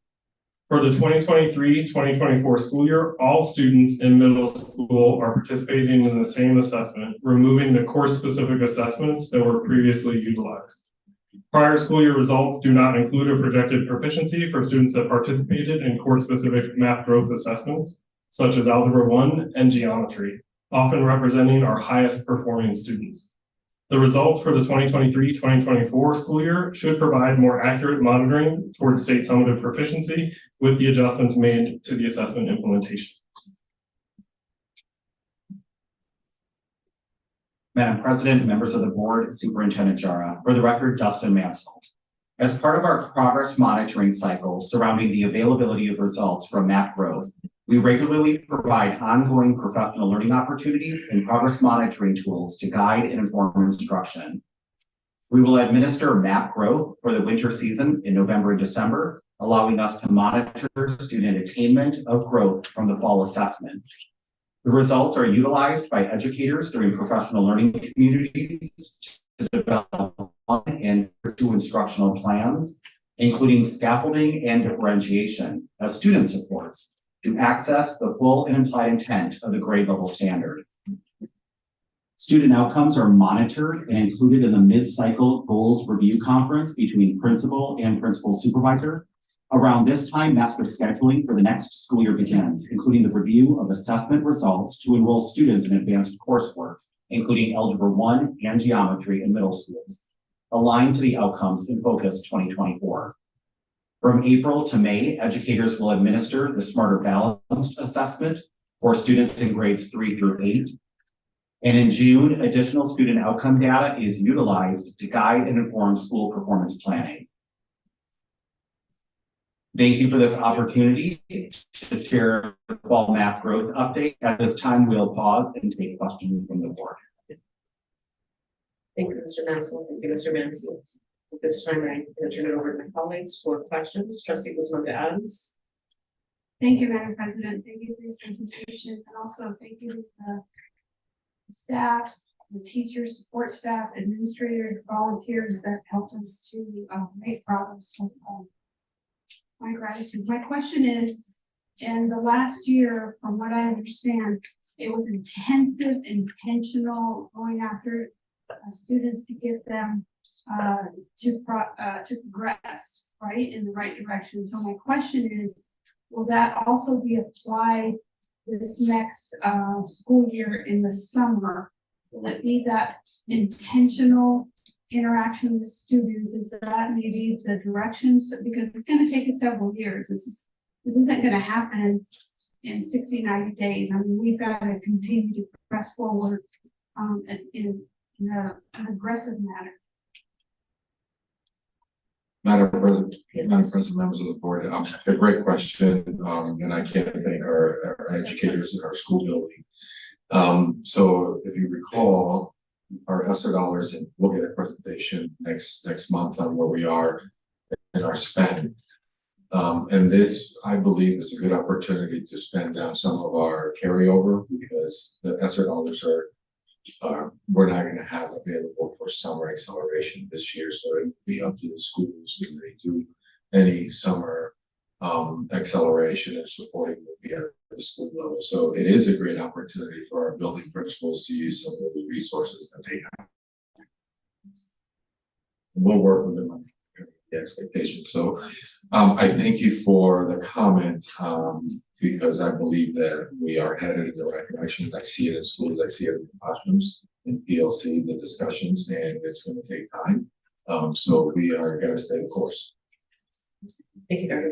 Dar. Trustee Guzman. Just one more, it's a comment. I know that in the past years, we have concentrated heavy on creating equity and access in our policy, especially in the master schedule, and making sure that we have intentional, consistent opportunities for all kids across the board. And so just my comment, thank you, Superintendent Hada and your team for making sure that all kids have that same accessibility. So thank you. Thank you, Trustee Adams. Trustee Zamora. Thank you, Madam President. Thank you for the presentation. I just have a quick question. Our ELL high school students are in the 1 percentile in the math and reading, and I was wondering if you knew what the barrier was, if you know there's a barrier. Madam President, members of the board, Superintendent Jara, Dustin Mans, record, Trustee Jara, the barrier is really language and access to the tier 1 material that's being tested. We know that we need to continue to support our students with acquiring language and vocabulary to increase proficiency. The assessment in English would be very difficult for someone who is not proficient in English. So language, vocabulary, accessing the standards. Do they have any type of support during testing with this?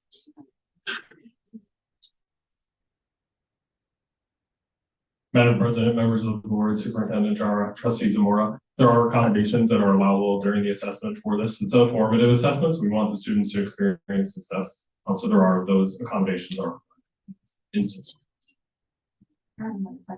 Out of curiosity, have you all kind of been in the room during those lab testings for the ELL students? I'm just curious to see what it looks like. Do we have one teacher possibly walking around with multiple students trying to translate and support, or how does that look like? Madam President, members of the board, Superintendent Jara, just to answer for the record, Trustee Zamora. Yes, when I was a principal of an elementary school, we had a large number of English language learners who attend the campus. And if you are a teacher that, let's say, has 50% of your students that are ELs in your classroom, you are walking around and supporting students as they administer the assessment. There are times, because it is a formative assessment, they can stop the assessment. They can support the student maybe with clarifying a question, but we really want to see and assess the student's knowledge to the skills in order to help drive our instruction. The nice point of MAP growth, it is a formative measure. So the data, we want to look at how students are performing aligned to the standards, and where students are struggling, that becomes an instructional plan for the student. The teacher uses that data to provide small group, or they can even look at what kind of scaffolding or differentiation may be needed as they're providing tier 1 instruction. But yes, they do monitor the classroom. There's also a tool within the assessment measure that monitors how students are responding to help the teacher perhaps stop if the student is responding too quickly to answers. Thank you. Thank you, Trustee Zamora. Trustee Williams? Thank you, Madam President. Thank you both for doing this. I really enjoy these reports. I have a couple questions. This is not for today, but I just kind of want to put it on the radar that this is where my head's kind of at. I'm with Trustee Christina Adams on this, that like the numbers was really good, and I don't want us to lose momentum because, you know, like even a little bit of progress is progress. My question is, when you look at grade 3 reading, grades 6 through 8 reading, and then automatically it jumps to 9 through 12, it seems there's a huge decline. And this is just over the last 5 years, right? I don't think it's any one thing. I guess I don't know what your guys' thought process are as to why that's happening. Why there's this big, it seems to be like a learning loss between grades 8 and grades 9. I don't know, maybe you can expand on it for me. Madam President, members of the board, Superintendent Jara, Craig Manzi for the record, Trustee Williams. Part of what you're seeing there's a difference in the projection that's being done. You're looking at a projection of how the student may perform on the 11th grade measure for the ACT at a score of 22. So part of that is the progress monitoring we do with the work that happens at that assessment level, the different claim areas that are reported back, and how we help the students to obtain their individual goals as well. It's part of that. Yeah, thank you. And then my other question was kind of like, what are your guys' biggest challenges that you're seeing? Because even though it seems like you guys are making a lot of progress, I don't see, normally you guys put on like the Focus 2024 brace, you put like, these are our biggest challenges right now, and I don't see that slide. And I really like that slide because it tells me that you guys are at least aware of the challenges and you're trying to like make them better. Dr. Jar. Forgive me, Dr. Durham. So, Madam President, members of the board, Trustee Williams, when we looked at this presentation, this is in alignment to the Focus 2024. I know that challenges, success, lessons learned. That was not included because that was attempted for Focus 2024. But I think our biggest challenge, and I'm going to go back to, I think, your question of high school. If you recall, the State Department just approved the college readiness assessment. Our high schools have not had math growth as long as our elementary schools and middle schools. That was something that is it took us a little bit longer. The other component that in high school has been a challenge, because of, we haven't been able to find a partner, if you will, to be able to differentiate instruction. That's been something, we've tried some things that haven't worked.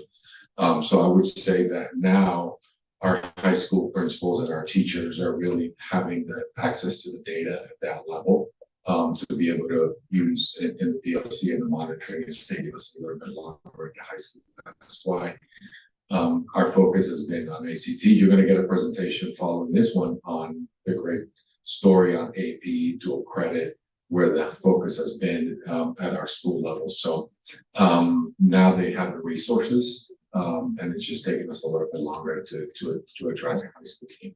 Thank you. Those are all my questions. Thank you, Trustee Williams. Trustee Guzman. Thank you, President Garcia Morales. I just want to talk a little bit about some of the things that we learned at the Council of Great City Schools that is reflected in this presentation. And one of the things that the Los Angeles County School District was so excited about was having one assessment tool for the district.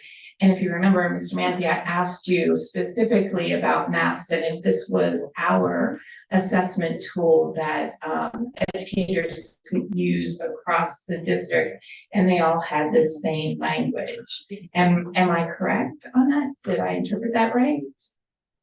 Madam President, members of the board, Superintendent Jara, Trustee Guzman, Craig Manzi for the record. Yes, that's correct. This is our system-wide informative assessment tool in our district. Okay, and so this is what we base our tiered instruction on, right?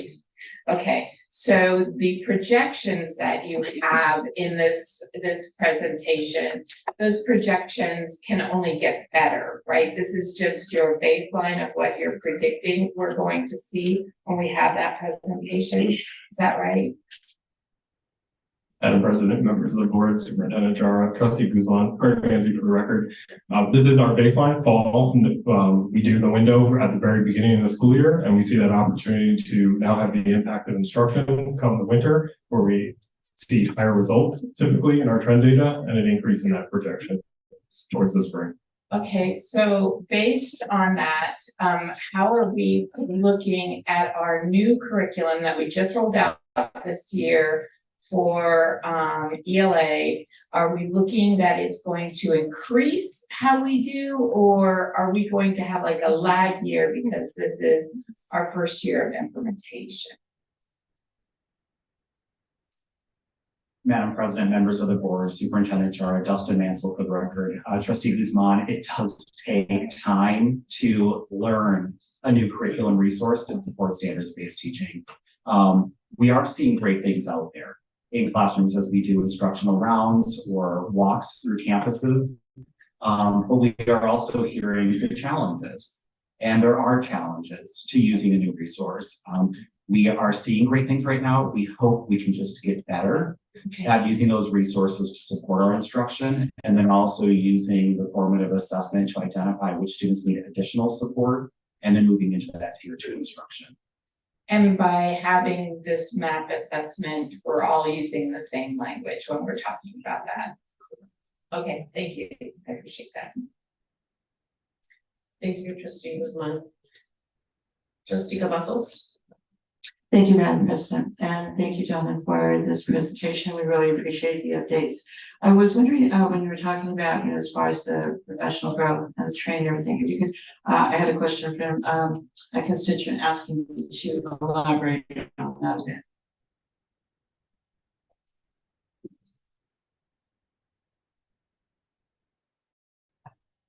Madam President, members of the board, Superintendent Jara, Trustee Cavazos, Craig Manzi for the record. When we talk about professional learning around map growth, we're very aligned with the cycle of the assessment. So we prepare our test coordinators, our test administrators, or teachers with how to administer the assessment. We provide a variety of opportunities, whether that's online or a synchronous session for them to also attend, and we differentiate how we go about the results and reading the information. We do goal setting with students aligned to the cycles and the progress monitoring that occurs systemically throughout the teaching and learning unit, in collaboration with our principals and our principal supervisors. Thank you, Mr. Manzi. And I think that the questioner was more looking at, is this consistent, the consistency, and that this is the same across the board, in other words, what you just described, right? I have one other follow-up, just real quick. Something that has come out quite often when we have our updates, and that is for both parents and teachers, especially during COVID, which you guys have addressed for us several times. And that's simply that, this is one test on one day, and, people being concerned, parents and educators, that we are labeling somebody as an at-risk reader, and it's one test on one day. How can you help us answer that? It is something that's come up, I know several times. Madam President, members of the board, Superintendent Jara, Dustin Ransel for the record. Trustee Cavazos, the letter regarding a student being identified as at risk is a state law under read by grade 3. So what happens is the state of Nevada has identified MAP growth as that formative measure. As a student is, if they test at 40% or below percentile, the student would be identified as a child at risk, and we are required by law then to notify the parents of perhaps reading deficiencies within the student's performance of reading. At that moment, though, the school does develop a student literacy performance plan to identify the gaps in learning or the struggles based on the formative assessment, and then they provide tiered instruction, tier 2 intervention for those students that were identified as at risk. So providing additional teaching, reading instruction, small group instruction to support the student. All right. Thank you so much for your answer. I know that it is state required, but I think that a lot of times our public does not understand exactly where we're coming from on this, and that it is a formative assessment, and then we have follow-up on that. But I think that there is still some concern because they're looking at the one test one day and maybe not the follow-up. So I do appreciate your elaboration on that. Thank you so much. Thank you, Trustee Cavazos. Trustee Brooks. Thank you, Madam President. Individuals downplay how hard it is going to be for education systems to rebound from COVID. I hear it all the time, like you should just bounce back, but that's just not the reality. So in your opinion, what is a reasonable timeline for significant outcomes from things that we have implemented, like pacing guides or having curriculum purchased for some many decades? How long does it take to actually see impressive gains? Dr. Dara. Madam President, members of the board, so I'll answer that question. How long would it take? So I'll go back and I think it was reported, I think Trustee Guzman had shared with the Council of the Great City School that they looking at 10 years worth of data and urban districts pre-COVID, and I preface that with pre-COVID, it was about a 10 to 14 year where you have consistent curriculum. You have our teachers who are in the classroom with set of expectations. It's a 10 to 14 year pre-COVID. That's the best data. I don't have a crystal ball. Not fast enough, but we have to be cognizant and be real that the impacts of COVID, we still don't know how deep we've fallen academically and also socially, emotionally for children and educators. So at best case scenario, that we can accelerate. If you look at some of these numbers, in certain student groups that we've already, down close to 2018 pre-COVID. So I believe that we can hopefully get to the 10 to 14. So it sounds like it takes a really long time and you have to be very focused and you have to be consistent, which is really hard in today's educational environment. The question about the MAP assessment, the MAP assessment, can you clarify what you mean by switching to a single version of the assessment? Madam President, members of the board, Superintendent Jara, Trustee Brooks, Greg Manzi for the record. So the revised algorithm will try to keep students within items that are in their same grade level. Previously, it just selected an item that was of the next level of difficulty based on the student's success. So we still are computer adaptive, but it is trying much harder and with a greater probability of the students staying within their grade levels. We'll have an accurate assessment towards their grade level performance as well. Okay, so were you administering the math version across the board, or were you doing like algebra and then geometry? Like, was it still math? It's just a different algorithm? Madam President, members of the board, Superintendent Jara, Trustee Brooks, Craig Manzi for the record. So we've switched to the Math 6+ exclusively for our sixth grade students and higher, no longer taking the content specific assessments. So algebra and geometry, those students that are in those courses are taking 6+ now instead, and they're included in the results that you see today for the 2023-2024 school year. Okay, so that is a shift away from last year. So it sounds like when we revisit these goals that this would be a new baseline year. Yes, that would be accurate. Thank you. Thank you, colleagues, for those questions. And it's no, I'll take a moment to ask, mention just my comments. Those are to members of the board and the superintendent staff. I actually talk about how wonderful it is to be a parent of a child who understands their math test scores. He comes home after math testing season is up, and he tells me what it is, where he's at in terms of his scores and what his projected growth is. This is an 8th grader in our school district that, just like many other students in our school district, who are understanding what the test scores mean. I'm seeing chatter on parent groups online. So parents are coming in and asking, how do I help my son or daughter improve their math test scores? There's a culture change that's happening in our school district. It's so encouraging. I'm so encouraged. Well, the numbers may not be where we are right now. I know, and I see the acorn and the oak tree and the acorn, knowing that there is really, progress that's happening now, and there's only more to come. So incredibly grateful for the work that's being done on behalf of our students, and look forward to more of it in the future. Thank you very much for this presentation. This is not an action item. Thank you for your time, Mr. Benson, Mr. Nansen. At this time, colleagues, we're going to move on to item 4.02. This is an action item. Focus group, Focus 2024 strategic plan update, dual enrollment and advanced placement. Because this is an action item, I am going to make one request for public comments. If you'd like to speak on this item, please submit your card before speaker begins their presentation. 2 yellow cards. I have a couple of yellow cards that we'll make sure to call on for the presentation.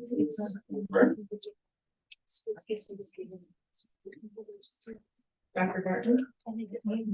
Forgive me. Welcome, Dr. Barton. Welcome, Dr. Barton and your team. I'm going to turn it over to Dr. Dara first. Dr. Dara.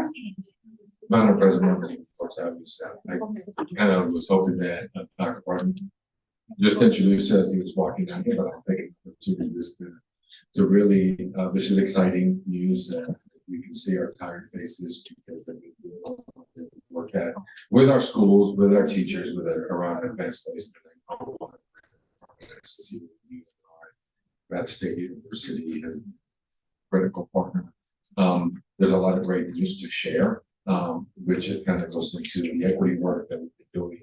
The other questions around the focus in our high schools, accelerating success and getting our kids ready for college and career readiness. So Dr. Barton has been on this for 5 years. We've seen some growth. And I want to go back and say that these targets were set pre-COVID. Pre-COVID, 5 years ago, we didn't expect COVID to happen. We didn't expect to do that. So our high schools have really accelerated the work around equity. So really proud. So,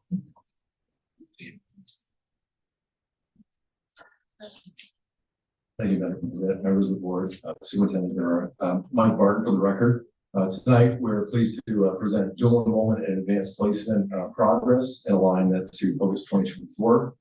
With me this evening is Ms. Gia Moore, Director, and Ms. Jennifer Lyle, Director. With Focus 2024, how does dual enrollment and AP advanced placement contribute to the vision of your vision of the board? It's aligned to access and equity. So how many times have we been to the board to present this? We started again this work several years ago, but we have several presentations that were provided all the way back to 19 in November, December, several times. And what's the theory of action regarding all this work? The superintendent, I think, said it very well, that there's been an intentionality across the system, that if schools are better equipped to assist and support students to make informed decisions about their academic goals, and use tightly monitored, deliberate systems for course enrollment, participation in advanced coursework will increase. So several strategies that are in front of you this evening that are in Focus 2024, I'll highlight two of them, and then also go into further recognition that just is hot off the press today through the district's announcement. First, the training of AP teachers, that being done annually through our summer institutes. And I know Ms. Moore and Ms. Lyle are instrumental with that work. That's ensuring that our AP teachers have cutting edge PL, professional learning, to do this work with children. And then also expanding dual credit opportunities aligned to career and technical education while we're partnering with our NSHE institutions. So we have partnerships and agreements with all of our Southern Nevada partners. And then we have a partnership, obviously, with UNR as well. So before advancing and turning it over to Ms. Moore, the announcement that was, again, put out district-wide today, AP College Board provides a AP school honor roll annually. So the 2023, nationally, we had 4,570 schools. Out of that recognition, there are 9 CCSD high schools that were awarded this prestigious honor. So if it's okay, Superintendent, I'll name them this evening. ATEC is one of them. And again, these are schools that are increasing that access for students who are underrepresented or historically underrepresented in College Board AP classes. ATEC, West CTA, Las Vegas Academy of the Arts, Veterans Tribute CTA, Coronado High School, Southwest CTA, Sierra Vista High School, Northwest CTA, Rancho High School. So all 9 schools being recognized by an outside external partner that's recognizing the great work that the system's doing. So with that, Madam President, members of the board, I'll pass it to Ms. Moore to review the data for this evening. Thank you, Dr. Martin, Madam President, members of the board, Superintendent Jara, Gia Moore for the record. We are proud of the work that we are doing with our schools and our higher education partners. And we're proud of that work that they're doing to help us engage in and assist us in meeting our targets for our students. As you can see, we exceeded our goals for each student subgroup as well as our enrollment. So our target was 4,430 students, and we exceeded that target with our current enrollment in dual enrollment with 15,182. So very proud of that work and thankful to our NSHE partners for helping us meet those goals. Next is the average variance between subpopulation enrollment rates in dual credit classrooms and subpopulation enrollment rates in the district is 4.06 percentage points. So through the lens of equity and access, we seek to ensure that all students have an opportunity to participate in these programs, and we'll continue with the implementation of our practices to eliminate bias as it pertains to course enrollment and preparation.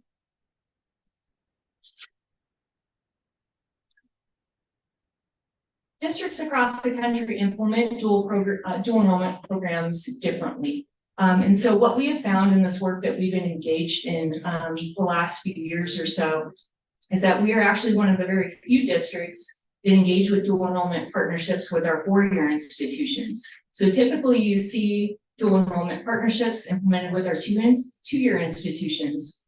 Over the past couple of years, we've engaged with the National Alliance of Concurrent Enrollment Partnerships. So that's an organization over dual enrollment.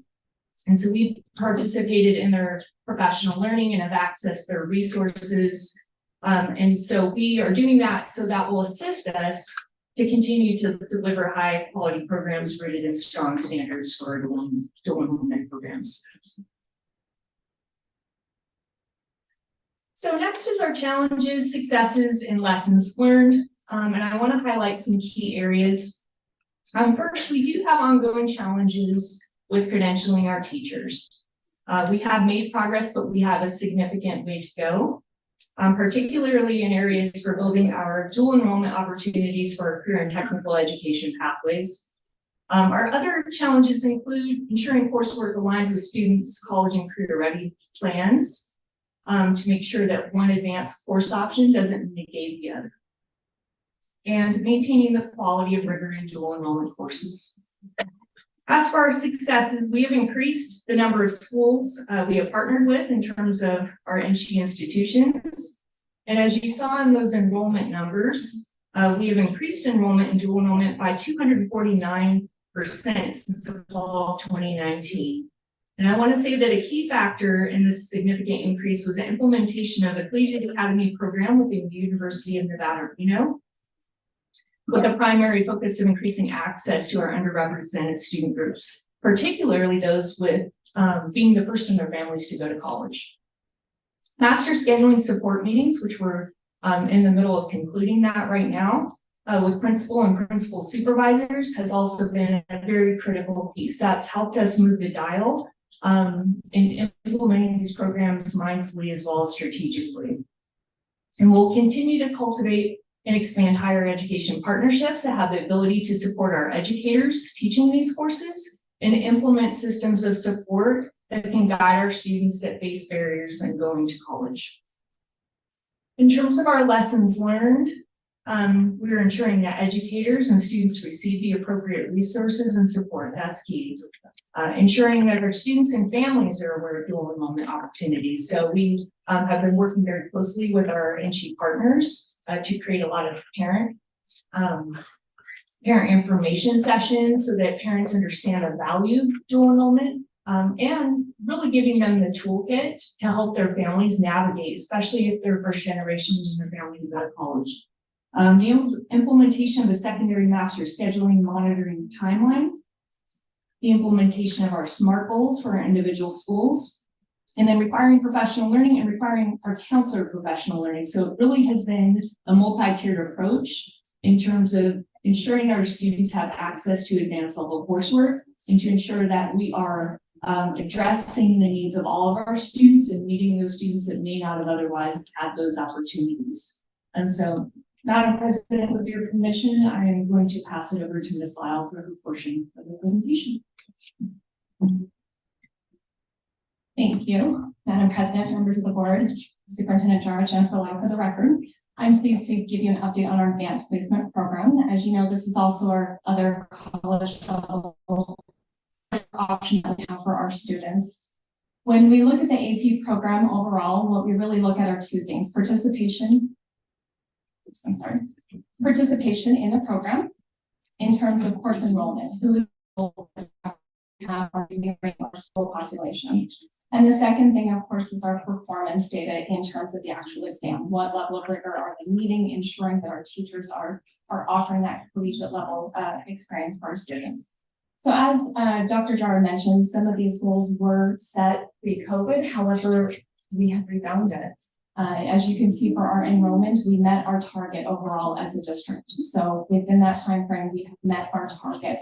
We have 17,000 unique students in an AP classroom. And while we did meet the target for our Asian, our white, as well as our multiracial students, I do want to point out that even though we did not meet it for some of the other subgroups, we still increased enrollment in all of our subgroups. So although we did not meet the target, we did increase enrollment for all of our subgroups across the board for AP enrollment. As we look at our subvariants, of course, we want a 0% difference between our various demographics. Our goal is always 0%, very similar to dual enrollment. We are sitting around a 4.4% average variance in our subgroups. So in addition, as I mentioned, to looking at the enrollment in the courses, we want to look at the fidelity of the course. How are our students performing on an AP exam? So the scores out of 1, 2, 3, 4, 5, students who score 3 or higher have the opportunity to earn college credit and advanced placement in a college level course. So looking at that particular data, this is looking at students who scored a 3 or higher. So again, we're looking at unique students. We did not meet our overall target. However, we did expand access. And I want to point out that although we didn't meet our overall target, we are still meeting our national benchmark, if you will, which is roughly around 50% pass rate. So with that in mind, I do want to point out that our subgroups of Black, African American, our Native Hawaiian Pacific Islanders, as well as our American Indian students did meet their target for performance on an AP exam. So the students that we're trying to get into the course to close those gaps are performing. We're opening the doors and they're meeting the expectation. The next thing that we've really started looking at is what percent of our students are taking the class and taking the exam. So not just sitting in the course, but actually completing it as exam takers. So previously the district has always hovered around 75% participation. We believe it's due to your grace last year for funding the AP exam for all students, but we actually raised that up to 90% this past year. So that is a significant increase from around 70, or let's say 76 in prior years. So we met that target. As we look at AP comparisons, most districts do not publish their actual data, so we go to state level comparisons. As you know, we drive a lot of the data within the state of Nevada. So when we're looking at scores of 3 or higher, so students who are actually achieving on an AP exam, we look at states who have similar AP policies in terms of driving it and really pushing it for college level readiness. As it's been mentioned a few other times tonight, we have had a little bit of a growth and decline over the past 5 years. But if you notice the trends of our district compared to these states, they are very similar in terms of growth, a decline during the pandemic years, and now it is again showing the increase. So we are in line with other comparable states. As we look at the challenges, successes, and lessons learned, one of the most significant challenges that we've had is with the rapid expansion of dual enrollment has come the cost of an AP program. And that is not something that we wanted to happen. And so we have had some very deliberate work. Ms. Moore mentioned one of the successes of our master scheduling meeting that we've been having with all high school principals, where we have had very deliberate college level course guidance with them, where we are going through how they can equitably offer both AP and dual enrollment such that it is not overburdening their master's schedule, but it is also offering access to students in whatever their next steps might be after they leave us. So we've been working very, very deliberately and very close with them. So it was a challenge, but through that lesson and through that guidance, we have started to be able to see growth across both programs. Another one of our significant challenges is a lack of communication in early years to promote advanced coursework. We know that AP and dual enrollment is typically something students do in their junior or senior level of high school. However, that is not something that is decided in junior or senior year. Oftentimes it's decided as early as 5th or 6th grade. So with that, we have had very deliberate practices, both with PSAT, map data, trying to use that to eliminate any potential implicit bias with our teachers. So, and I shouldn't say that because I don't think anybody intends to do that, but I think that's what often happens. So trying to use assessment data to really push our students to the next level, whether that's in 5th grade, 6th grade, 7th grade, wherever we can find an opportunity where we are seeing them need it, we're trying to get them into an advanced track so that we can get them there earlier and we can get more students often and early. And that is part of the discussion as well as with our principals is how are we making sure that more students, not just the same students, not the students that have been tracked for honors at a very early level, but how do we get more and more students in these programs so that they can graduate with at least some college level experience and have the confidence to be able to go on to the next level. So with that, I think one of the biggest successes is that with the combination of this very deliberate work with our schools and the removal of financial barriers for the AP exam, we did increase 3,000 more students took an AP exam last year than the prior year. 3,000 unique high school students participated. And I say that because that is not a small number when you look at how difficult of a program it is. And so I know it's something where kids were not necessarily excited to come back and take a really difficult class coming out of COVID. But as I said, we're on the upward trend, and so we're looking at that as a very positive outcome. And with that, Madam President, I will pass that back to Dr. Barton for the discussion. Thank you, Madam President. So regarding next steps, continuing this work, continuing the momentum, continuing the results. We have next steps that are highlighted, and all this is about systems, and the systems that have been built to create equity for all on access. And so when we think about the first master scheduling benchmark guidance or master scheduling timeline, we've done that as a system. We're in year 2 now for master scheduling, and having consistency is so key. Ms. Lyle talked about those conferences that we're doing with principals and principal supervisors. That work has been phenomenal, and we're in the 2nd year of that implementation as well. Continue to use ad hoc reports for all courses and grade levels, course enrollment guides, ensuring that students who have that ability to do it, that they get in that class. And then utilizing a process for closing and adding CTE programs. CTE aligns greatly with dual enrollment. We'll have a more comprehensive report in December on CTE. So we have a process that's been built centrally to assist schools with the addition or deletion of CTE programs, monitoring student enrollment in those courses and rigorous courses. It starts early, as Ms. Lyle said. So as I get to the third to last bullet, looking at the advanced coursework at middle school, ensuring that students are in fact enrolled in algebra and or geometry if they show that aptitude with their metrics. And then what we do is by the beginning of the year, we monitor this. We do all of this work in August. School starts, and teaching and learning unit looks at every school and works with every principal to ensure that every student that has that capability to be in that class, that they have that right to do so.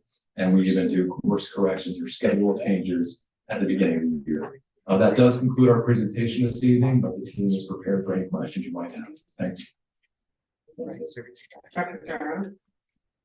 Madam President, members of the board, I just want to publicly thank our team with a very capable deputy superintendent and regional staff, and all the way down from the school down to our classroom teachers. 33,049 students have completed a college course, unique students.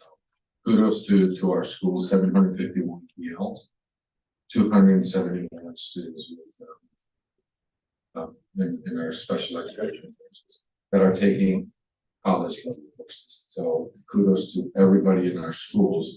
I do want to go back to looking at our middle schools. If you recall, when we pulled out the equity commission report, we had middle schools that didn't offer college level courses. I think that's the conversation that we're having.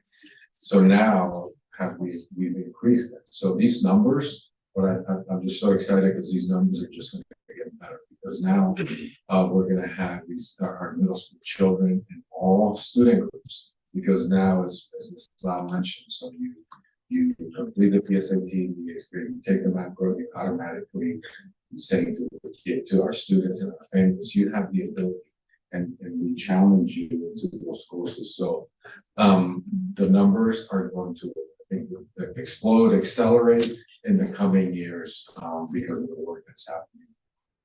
So I just wanted to let the board and the public know that the sky's the limit. Thank you, Dr. Jara. I'm going to turn it over to my colleagues for questions. Trustees want to add something. Thank you, Madam President. I'm equally as proud. Thank you, Ms. Moore. Thank you, Ms. Jennifer. I appreciate your leadership in this area, Dr. Barton as well. My questions are has to do with paying for the exam. I know that we have increased our partnership. I publicly just want to say thank you to Dr. Saragosa from DSN, Dr. Whitfield from UNLV, Dr. Pollard from Nevada State University, and especially Mr. Flores, if you can express my gratitude to President Sandoval for sparking the interest to get, for being the leader and sparking NSHE to get involved and build that partnership. But it goes back to paying for the exam. I think it was page 13. You said that we intentionally put funds to pay for that exam. Is that something that we're going to be able to continue so we, go down this road of success? or does that funding go away and we'll have to figure it out as a district? Dr. Madam President, members of the board, it is, we just want to make sure that we're very clear, we use that certain dollars, but you see the results of it. Very clear. I think that when you look at other states, when you see the other state's success, is because kids have that opportunity. And there's research, and Jennifer can share this research, by taking the test, you do better off in college. So this is an investment that we make the test this year. It eliminates the increase for things. Awesome, thanks. Thank you, Samantha Adams, Trustee Zamora. Thank you, Madam President. Thank you, team. This actually warms my heart. I'm an avid alumni. I was an AP student all of high school. So I'm excited to see how much this continues to grow. I know one of your lessons learned from the beginning of the presentation was informing students and families about this program. And on these Facebook groups we have going on, there has been a lot of disinformation about it. So I'm hoping to see maybe some type, I don't want to say community meeting again, but so maybe a community meeting so people can learn about the program and, hopefully make it inclusive for our Spanish speakers, because that's, I remember my parents had no idea of how this works. I was the first one to go to college. So it's important. So I hope to see that soon. Superintendent. Thank you. Thank you, team. Thank you, Trustee Zamora. Trustee Guzman. Thank you, President Garcia Morales. I wanted to go back to the dual enrollment numbers. If I could, our goal was 4,430 and we have 15,182 students in the program. How did we do that? Madam President, members of the board, Superintendent Jars, G more for the record. That happened out of very strategic partnerships and a lot of work and collaboration with our NG partners, particularly where we saw the largest growth is with our UNR Collegiate Academy program. And the success of that, kind of going back to what Trustee Zamora said, is really about the entire student. So typically with dual enrollment courses, we make an arrangement so that school is credentialed to be able to teach that dual enrollment course, and then the course is taught. With this program, and I think where we have a lot of desire for more schools and teachers to be a part of this program, is that they get that support that they don't typically get. So they are working in tandem with a college professor, so they get that added support, they get that guidance, they're working on assessments together, so they get that added support. And then with our students and our families, one of the barriers, and because our target group in this growth that we're seeing here is our first generation underrepresented students, is to make sure that our families understand the meaning of this option, and that we're giving our students a toolkit so they can navigate through those barriers. And as someone that was a first generation in my family to go to college, I didn't have that toolkit. I didn't have a vocabulary.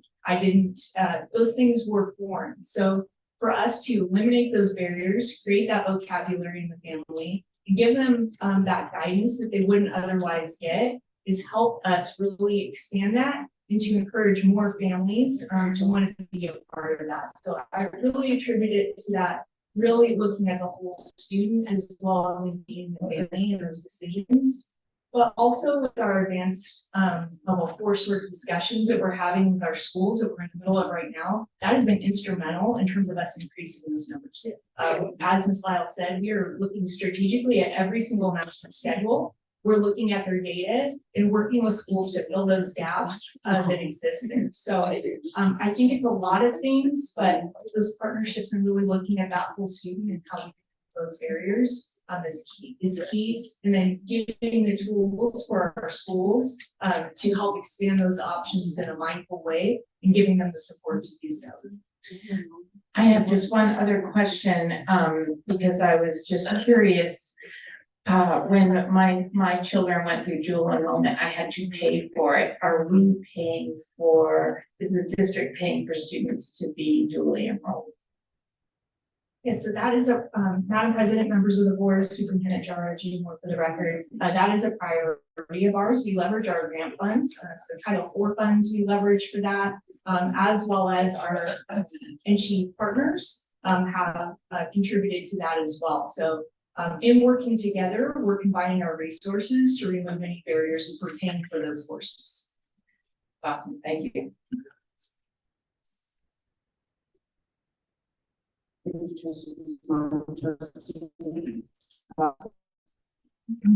Thank you, Madam President, and kudos, Dr. Barton, Ms. Lyle, Ms. Moore, this is amazing. Trustee Guzman got ahead of me where you know how did we get to these numbers, and they're just absolutely awesome. I wanted to ask a little bit more, and I think it's like, she answered part of it right now, with the awareness with our families, you know, those that would not normally be aware of this, they're not, they may have language barrier, or there may be other challenges that they have. What's that toolkit look like? You went into it partially, but can you elaborate on that a little bit? Madam President, members of the board, Superintendent Jara, Trustee Cavazos. So that toolkit is really, it starts with the planning with our schools and working with our students so they know what the options are. I think that starts there. So career awareness.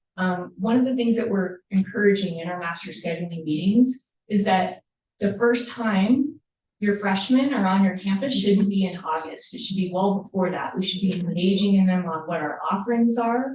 What are those things that you need to do in order to be able to take those courses or complete those courses? And then what coursework should you be taking that complements that?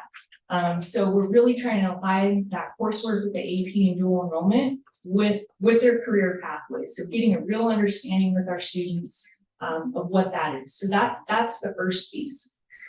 And then with the partnership of our NC partners, one of the things that we are requesting from them, so when we're expanding those options, the deal in terms of that partnership is that they have to commit to having a presence on that campus. So they're doing FAFSA workshops, they're working with students on when do they need to apply, how much it costs, tuition, and how can you apply for grants and those kinds of things.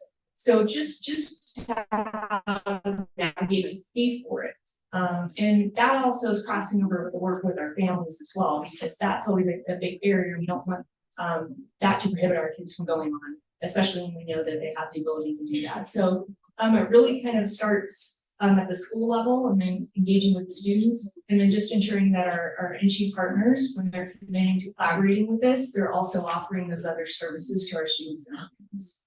Thank you so much, Ms. Boyd. That's really helpful, and I was just really thrilled to hear that, you know, that we're looking at, you know, fifth grade, fourth grade, fifth grade, they're starting actually a lot earlier.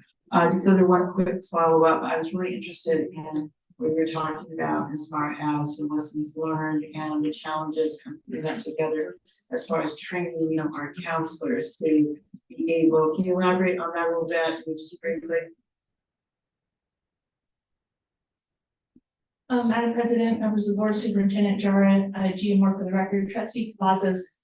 In terms of the counselor piece, that has been critical in terms of our master scheduling meetings with our schools. So we have our director of counseling, Monica Martin, there to work with schools to figure out what those barriers and those gaps are in terms of access to this coursework, and then putting together a plan of how we can close those gaps with the counselors. And then in addition to that, providing ongoing professional learning that continues with that work that we've been doing with the schools with those counselors. So we're providing them that training, that guidance, getting kind of a baseline of where those gaps are with each school, and then trying to, you know, customize that training and support for each school with their counselors. So really, when we're meeting with those schools, it's kind of all the players that need to be there to make sure that these systems and structures that are in place are there, and then we'll put together an action for each school. Thank you so much. I really appreciate that. And I have one other question that was from a constituent, but I'm going to hold off on that. I'll just kind of like throw it out there that it has to do with a cultural component, and I just not have the actual question put together, so I'll just leave it right now. Thank you so much for that, Ms. Moore. Trustee Brooks. No, thank you, Madam President. Your intentional focus on equity and opportunity is inspirational. And I appreciate your work in this endeavor. The only question that I have, that maybe people who are watching this don't know is, can you please define what you mean by variance between subpopulation and the relevance it has on equity and access?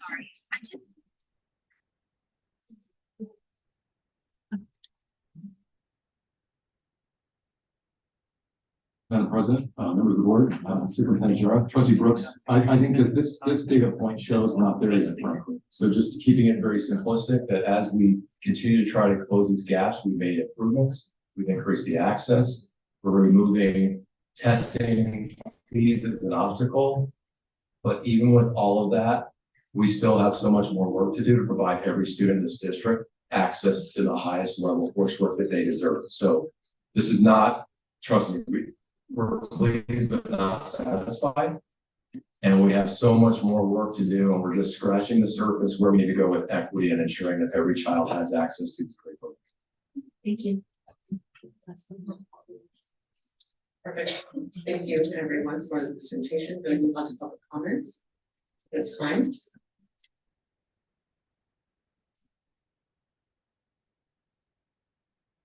Two cards that have been submitted and submitted to Dr. Stephanie Brewer, email, and Michael Flores. Good evening, Dr. Tiffany Beagle for the record. The data for AP and dual are interesting to look at, especially when compared to similar large districts. Huge kudos to those CTE schools for another awesome recognition in AP growth and pass rates, I think, Dr. Burns. I love getting those related emails from students in July when they're super excited about their passing scores. It's the best feeling, and it makes those 2 weeks I spend reading the exams in June totally worth it. Some facts about these programs that might add explanation to this data and that some people might not realize are: AP classes do not have class size caps, where dual enrollment classes do, with the exception of AP seminar and research. I personally have had as few as 10 and as many as 58 enrolled in one period of an AP class. To get college credit for an AP class, a student must pass a national exam. To get college credit for dual enrollment, they just have to pass the class. If they fail an AP exam, no big deal, they just don't report to their college. If they fail their dual enrollment class, they start college on academic probation.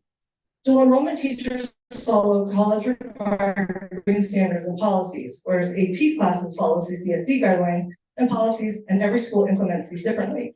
If parents don't like the rigor of an AP course, they demand their student be removed and placed in honors classes. It's trickier for a student to drop a dual enrollment class because it's tied to their college transcript. And admin are not allowed to change grades for dual enrollment classes, where they are allowed to change grades for AP classes as parents demand. Dual enrollment teachers are required to attend extensive trainings and hold upper level college degrees to teach their designated courses. AP courses do not have any such training requirements from College Board or CCSD. And in fact, we have long-term subs covering AP courses at some schools due to teacher shortages. As rigor and expectations increase in our classrooms, students are not prepared for the rigor of actual college courses, as evidenced by the extensive freshman walkout rates we are seeing nationwide. We need to remain focused on rigor, relevance, and relationships to ensure that the fidelity of these two programs help our students in the days after graduation. That should be our number one goal in increasing our numbers in AP and dual enrollment. Thank you. Mr. Flores.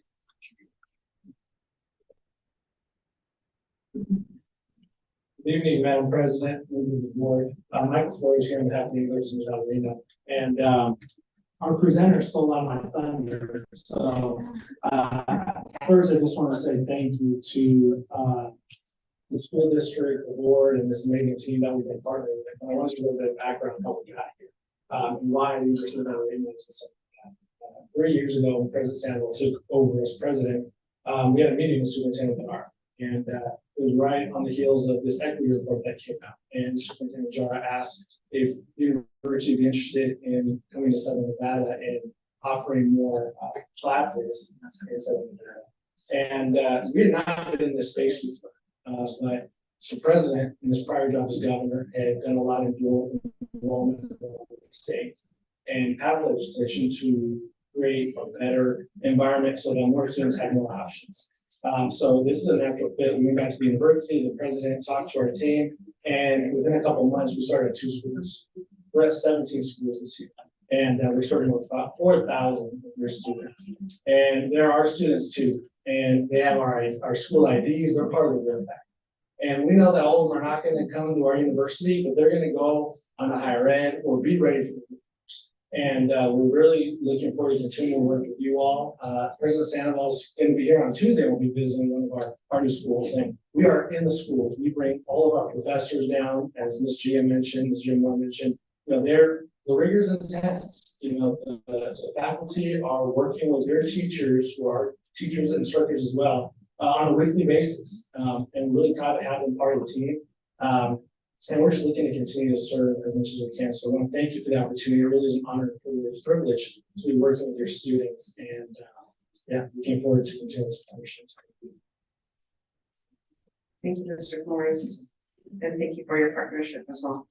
I have, before we close up this item, I have a question and I want to ask with regards to the AP versus dual enrollment comment that was shared earlier today regarding the transfer of credits. So if a student, for example, in a dual enrollment class is not fails the course, can you share whether that information goes on to their transcript in college? I think that's a very important thing to share. Madam President, members of the board, Superintendent Jara, G. Moore, for the record, Trustee Garcia Morales. That is correct. It is an NG course. So if that student were to fail that course, it would go on their NG transcript. So that is why we do a lot of work on the front end. So we educate those students and families. Our families and students sign an agreement that they understand that this is a college level course and that this will go on our NG transcript. Now, having said that, we do everything that we possibly can before if they were to be on the road to fail, to drop them by the time the drop date would happen, although that doesn't happen too often.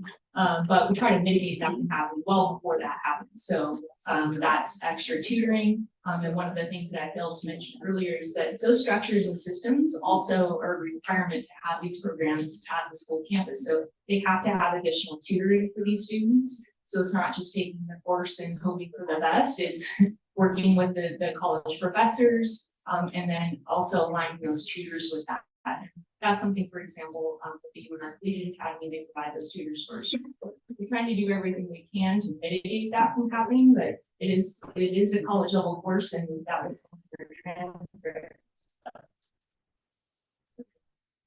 Yeah, it definitely reminds me of the importance of the rigor that's involved, and we certainly don't want to have students that are not, you know, there has to be rigor just like there is in college, and we're supportive of what needs to happen to make sure that students, it sounds like we have also mitigated on our end to make sure the students are aware that these are the realities of preparing for life in college and college life and post-secondary more specifically. It's a challenge, but it is a doable challenge, and we want to just make sure that young people know that you're absolutely capable and able to the support systems are there to make sure that you're successful. Thank you very much for this presentation and for these encouraging pieces. Forgive me, Trustee Brooks, do you want to close us out with a motion? Yes, so close us out with a motion, Trustee Brooks. Go ahead. Thank you, Madam President. I move to approve to accept the report that was presented in item 4.02. Thank you, Trustee Brooks. Trustee Guzman. I second. Thank you, Trustee Guzman. Okay, colleagues, at this time we have a motion by Trustee Brooks, a second by Trustee Guzman. Please cast your vote.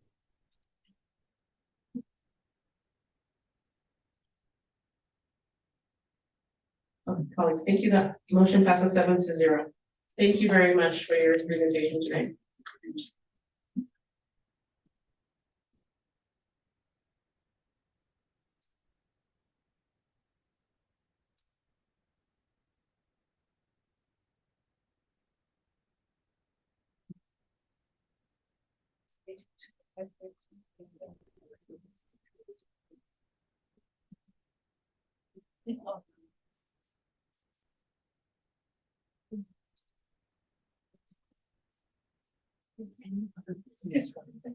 All right, we're gonna move on to item 4.03. Forgive me.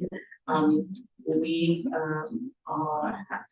4.03 is an action item, and before we continue on to 4.03 and begin the presentation, anyone who would like to provide a comment on this item, please, you must submit a yellow card. It looks like we have a couple, 4.03. So if there are no more yellow cards, let's go ahead and turn it over to Dr. Barton, who will provide this presentation. Welcome. Thank you, Madam President, members of the board, Superintendent Jara, Mike Barton for the record. This evening, we're providing an update on chronic absenteeism aligned with Focus 2024. Chronic absenteeism is aligned to safety and engagement in the Focus 2024 plan, pardon me. I know trustees, you've seen reports on chronic absenteeism throughout the last several years. The dates are within this presentation, and again, this data tonight is capturing Q1 data on chronic absenteeism. The theory of action is if we do this, then this will happen. Identifying root causes for missed school situations. We've been involved in extensive root cause activities with departments, school leaders. Mr. McPartland leading that work along with our strategy officer, working with multiple agencies to tackle this, MPSS, and improve consistency of our own regulations. And if we do all of that, chronic absenteeism rates will decrease. A couple of high-level strategies are in front of you that are in Focus 2024, and we are committed to exercising and executing on these strategies on a daily basis. And Madam President, with your permission, Mr. McPartland, Assistant Superintendent, will walk us through our data this evening. Thank you, Madam President, members of the board, Superintendent Jara, for the record, Kevin McPartland, Assistant Superintendent, Education Services Division.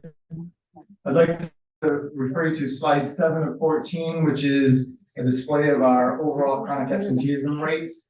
As you can see, with each student group cluster on the far right in the light blue, that is the first quarter of this year, chronic absenteeism rates. You can see substantial decrease from the previous years.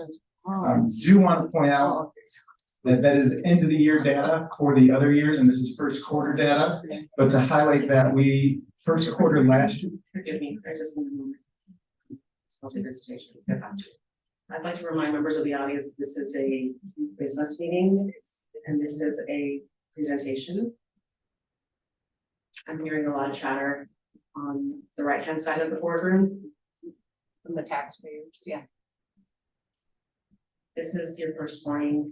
Please, I'm gonna ask you to stop speaking in the middle of the presentation. Thank you. You're welcome.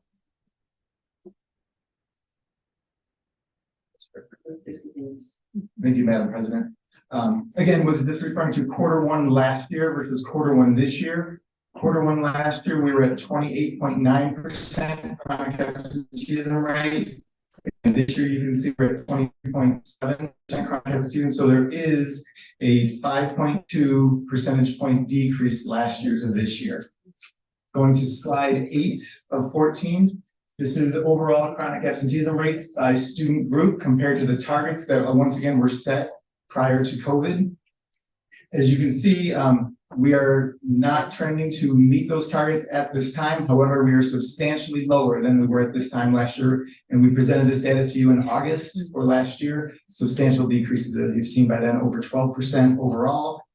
15 percentage point decrease in African American students, and in Hispanic students, 13% percentage point decrease.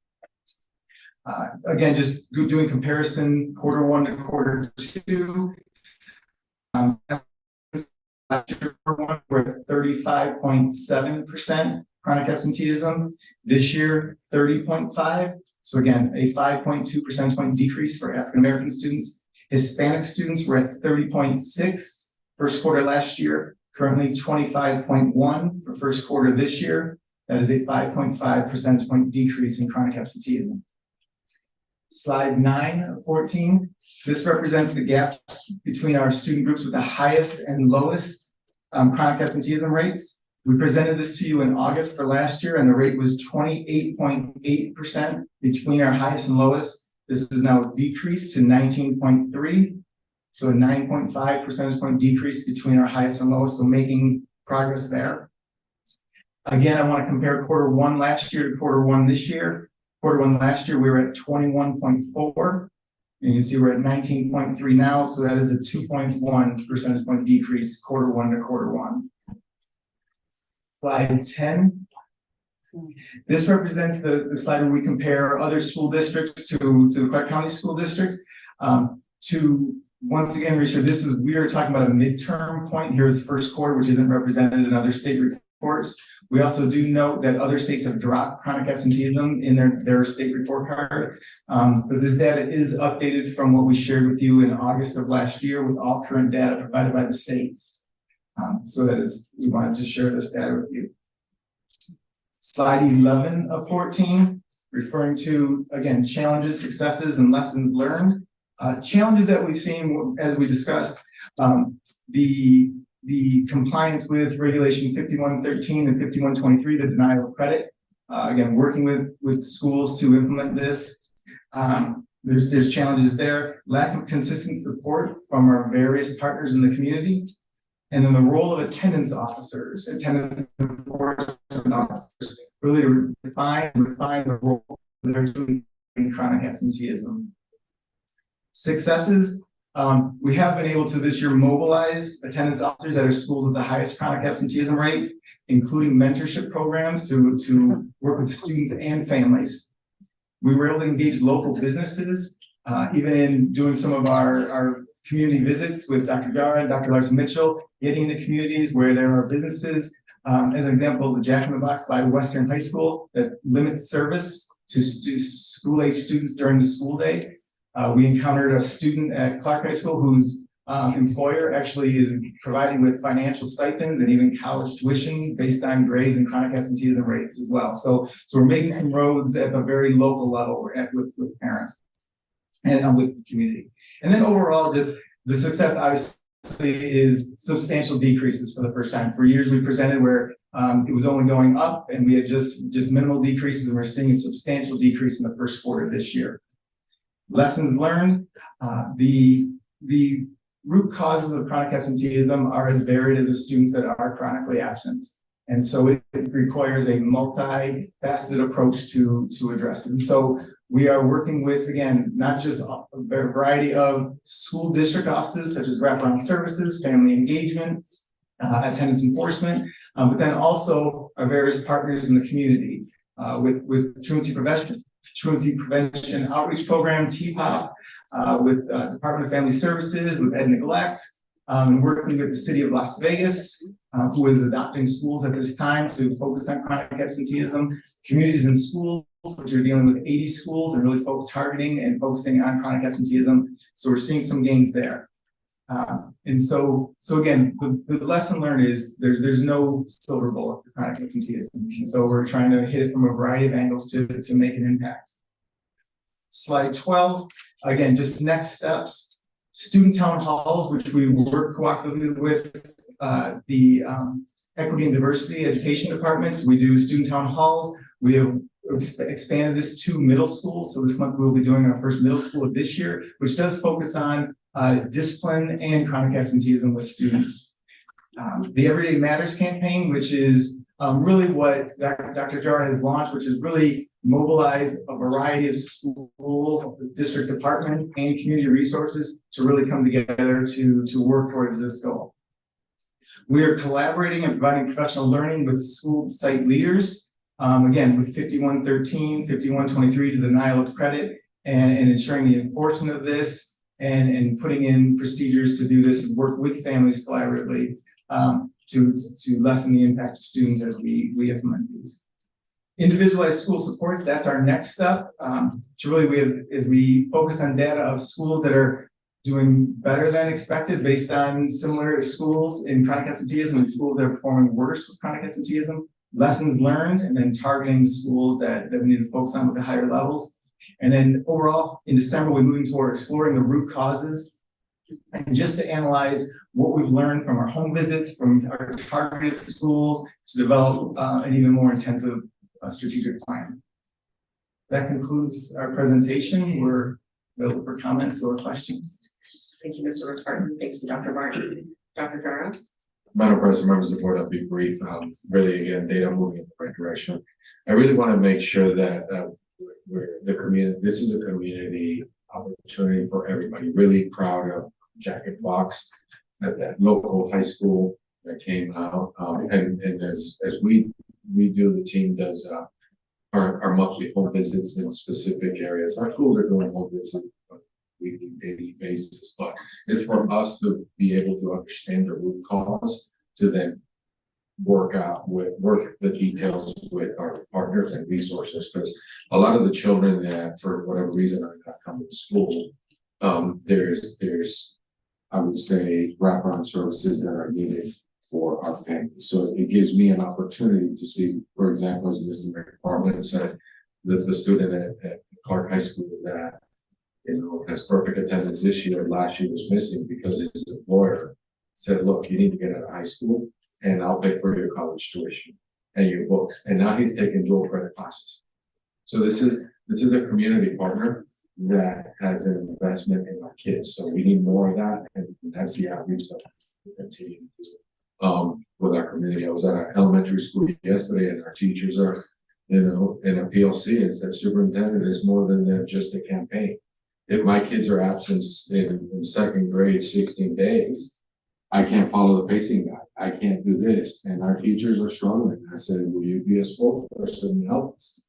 So then we can get parents and what other resources to help them. So I'm glad where we are, but not where we need to be. So we need more of our community partners to help us. So thank you for the opportunity. Good job, Mr.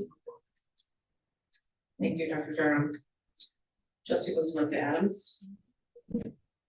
Thank you, Madam President. I'm also equally excited about this, that we're moving in the right direction. It's going down. And I know it's intentional, and I'm very grateful about the weekly home visits. When the students realize and the parent realize that there's still hope, even if you haven't showed up, that it's not a lost cause. And so just want to thank you guys for the efforts, the entire CCSD staff. Here's my question.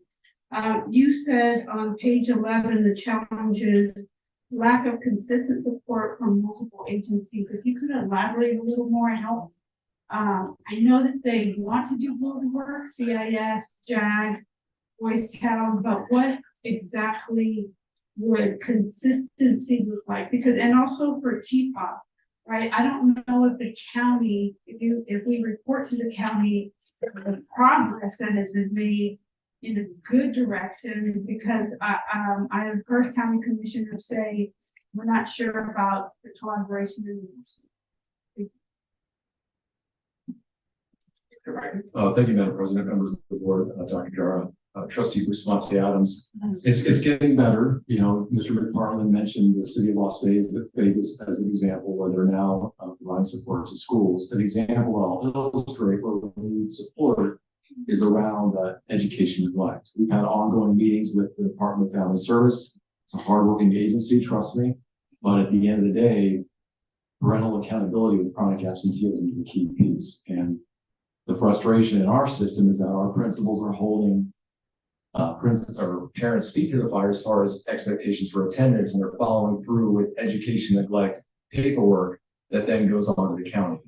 We're collaborating with the county on a monthly basis, describing for them that our system continues to do this work paperwork, but at the end of the day, our principals have indicated that there are no teeth at the end as far as consequences for parents that may be not having their kids go to school correctly. So the ed neglect is just one example that we're going to continue to collaborate on, and we need that multiple agency support to tackle this issue. And frankly, in some instances, hold parents accountable for having our earliest learners in school.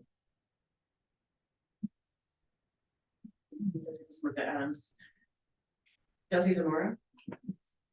Thank you, Madam President. Thank you for the presentation. In an interesting way, I found out about the partners, the businesses. I was just trying to get Starbucks and questioned me a few times. So out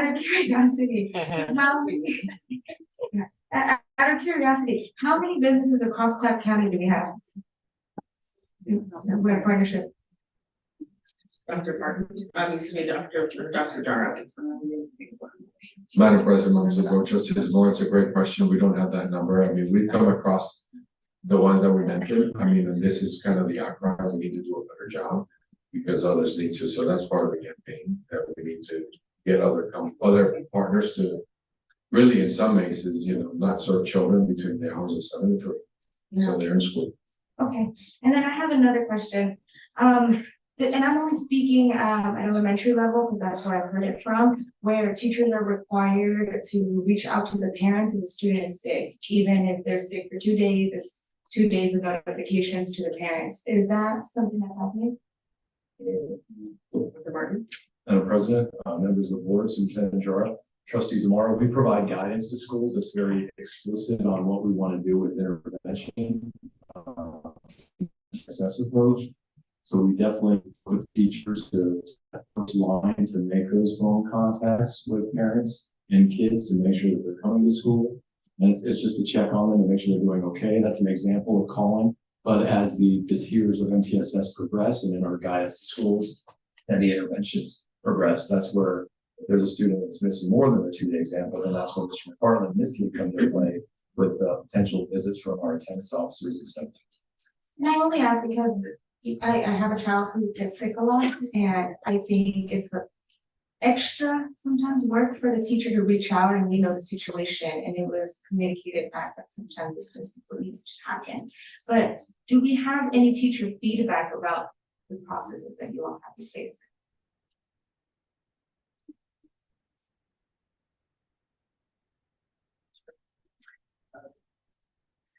Madam President, members of the board, Superintendent Jara, trustees Amar, we do have feedback through our advisory groups it is principals getting feedback from their teachers and bringing back things that are working well, things that are not working well. So it is at the principal level that we're getting that. Is there any future thought maybe doing a teacher? Teacher, thank you. Dr. Jara. Yes, Madam President, members of the trustees, yes, because I got great feedback yesterday, and in the second grade PLC from my teachers on some of the procedures, so we can look into that and add it. Perfect, thank you. Thank you, Trustee Demora. Trustee Devassos. It's Trustee Devassos. Thank you, Madam President. I wanted to, I think this would be for probably Mr. McPartland, and thank you, Dr. and Mr. McPartland for this report. And I'm very glad that we're not one of the school districts that has dropped on absenteeism as a factor here. I wanted to find out about, I'm always very interested in these student town halls when these are brought up. I know that they're not open to the public, but you guys have been getting some great, response on that. I believe it's the principals who asked to have these, or I'm not sure how these are, in other words, how the school knows and have the next town hall. Thank you for the question, Trustee Cavazos. So it is both. We have principals that have reached out looking for this support, and we identify them based on student data, and then we reach out to the students both. Okay, thank you. So a follow-up question also still on the same topic is, as far as like on, you mentioned as far as you're talking about different topics on these student town halls, and how often or does the topic of bullying come up? But because in my private practice, I have students come in, or the parents are bringing them in because the kids are not wanting to go to school and they're refusing to go to school. They've tried all kinds of interventions, but then the child tells me, I don't want to go to school because I'm being bullied, and if I fight back, I'm going to get in trouble. I don't know what. And so the parents are kind of at a loss. And so at this point, is this what the social workers, how does this work out? Madam President, members of the board, Superintendent Jara, thank you for the question. So these town halls, which are expertly run by Dr. Scavella in Equity and Diversity, we incorporated as students, and it is a cross-section of students. It involves not just administration of the principal, but it also does involve the wraparound services and the counselors. So everyone is in a group, in a circle, everyone is an equal, and Dr. Scavella has a series of questions, as you can imagine, to draw out this information related to student actions, adult responses to those actions, which may also lead to chronic absenteeism. And then, but in all of that, bullying does come up, and it does lead to school responses and wraparound services reaching the students and creating new policies at the school. So that is absolutely what comes up in every single meeting that we do at town hall. Thank you so much for the additional information. I appreciate it. That's all I have, Madam President. Thank you, trustee Devassos. Trustee Guzman. Thank you, President Garcia Morales, sorry, and thanks for this report. I have just a couple of questions, and I'm wondering, there are a lot of students that are no-shows. Do we count those as part of our chronic absenteeism? Madam President, members of the board, Superintendent Jara, Trustee Guzman, thank you for the question. So no, they do not count. So chronic absenteeism are when students are more than 50%. They were absent 50% of the time, and so chronic no-shows are students that do not show up for the beginning of the school year, so they do not count in that category. And so those students, even though they've registered, we just they're just not counted. They're just a no-show. That's it. Okay. All right. And then I agree with Trustee Zamora on talking to the teachers about chronic absenteeism, but what about our front office people who interact with the students during the academic day, like the registrar, the clerk? They come in and they say that their stomach hurts. I'm just curious because sometimes they're the ones that have the connections with the students more so than others. What are your thoughts on that? Madam President, members of the board, Superintendent Jara, Trustee Guzman, thank you for the question. I'd like to go back just to the other one about the no-shows if I could first. Sure. So the students actually haven't done the online registration in most cases. They were enrolled at the school before, so they roll to the next year's, they may have moved and be enrolled in the school somewhere else. So they just automatically roll until we no-show them the next year when they don't show up. Okay. So they're not. Regarding your question here, I apologize, can you repeat the question? Sure. So like, sometimes the front office people know why students are not showing up. I apologize. Thank you, Yeah, Trustee no Moore. problem. So, we have an office, attendance enforcement office, that works out of the Channel 10 offices for equity, ESD, and they do, extensive trainings with front office. They offer support to front office. Our attendance enforcement officers are at the schools communicating updated procedures. So that is an ongoing communication system that we have between the offices that create and enforce the policies to the people that are actually enforcing, which, correct, is not usually an administrator, it's that front line of defense support staff person. Okay, thank you so much. Thank you, Trustee Guzman. Trustee Williams. Thank you. I like this report because I think it gives a good insight to our districts. It's pretty dynamic. I want to go over your challenges. That's okay. More so, I'm just curious. I pulled up policy 5113 and 5123 and was kind of reading through them. I mean, it's all about kind of the NRS. Parents have to take them to school, like they're required by law. Kids are required to come. There's really not a lot of enforcement in that because it's pretty tough to like go through all that. But my main question is the role of attendance enforcement officers. When you guys say having those roles clearly defined, are you saying that like maybe the schools are using these people in dual statuses, using them for other items? I mean, I'm just kind of curious how your verbiage is. Dr. Martin. Thank you, Madam President. Members of the board, Superintendent Jara. Trustee Williams, it's a great question, and I'm going to give great credit to Mr. McPartland as he came in and explored the work of what the attendance officer does. A term that I use sometimes is they were involved in some things that were beneficial for the district overall. It's mission creep in a way, but they were doing some things with, delivering bags from a third party agency to school for food and food insecurity, which is a great thing. However, we looked internally in the district, there's another shop that can do that. So Mr. McPartland is getting the attendance officers truly focused on the work of improving attendance in schools. So he's cleared the plate on many of the things that were extraneous from their role. And so I give him great credit. He really has charged them to stay focused on this mission to improve these numbers. Thank you. Yeah, I wasn't sure. I guess I don't know what the role of an attendance officer is, like what their day looks like, going through reports, seeing missing children, trying to find them. So I thank you for giving me that. Then also the community challenges that impact the families. Is that what you're talking about with these businesses and the families just not necessarily being able to keep in contact with their children? Madam President, members of the board, Superintendent Jarrett, Trustee Williams, I think the intent of that challenge is really that sometimes as a district, we are viewed or perceived to be solely responsible for this metric, right? Which we know that there's parental accountability, parental responsibility.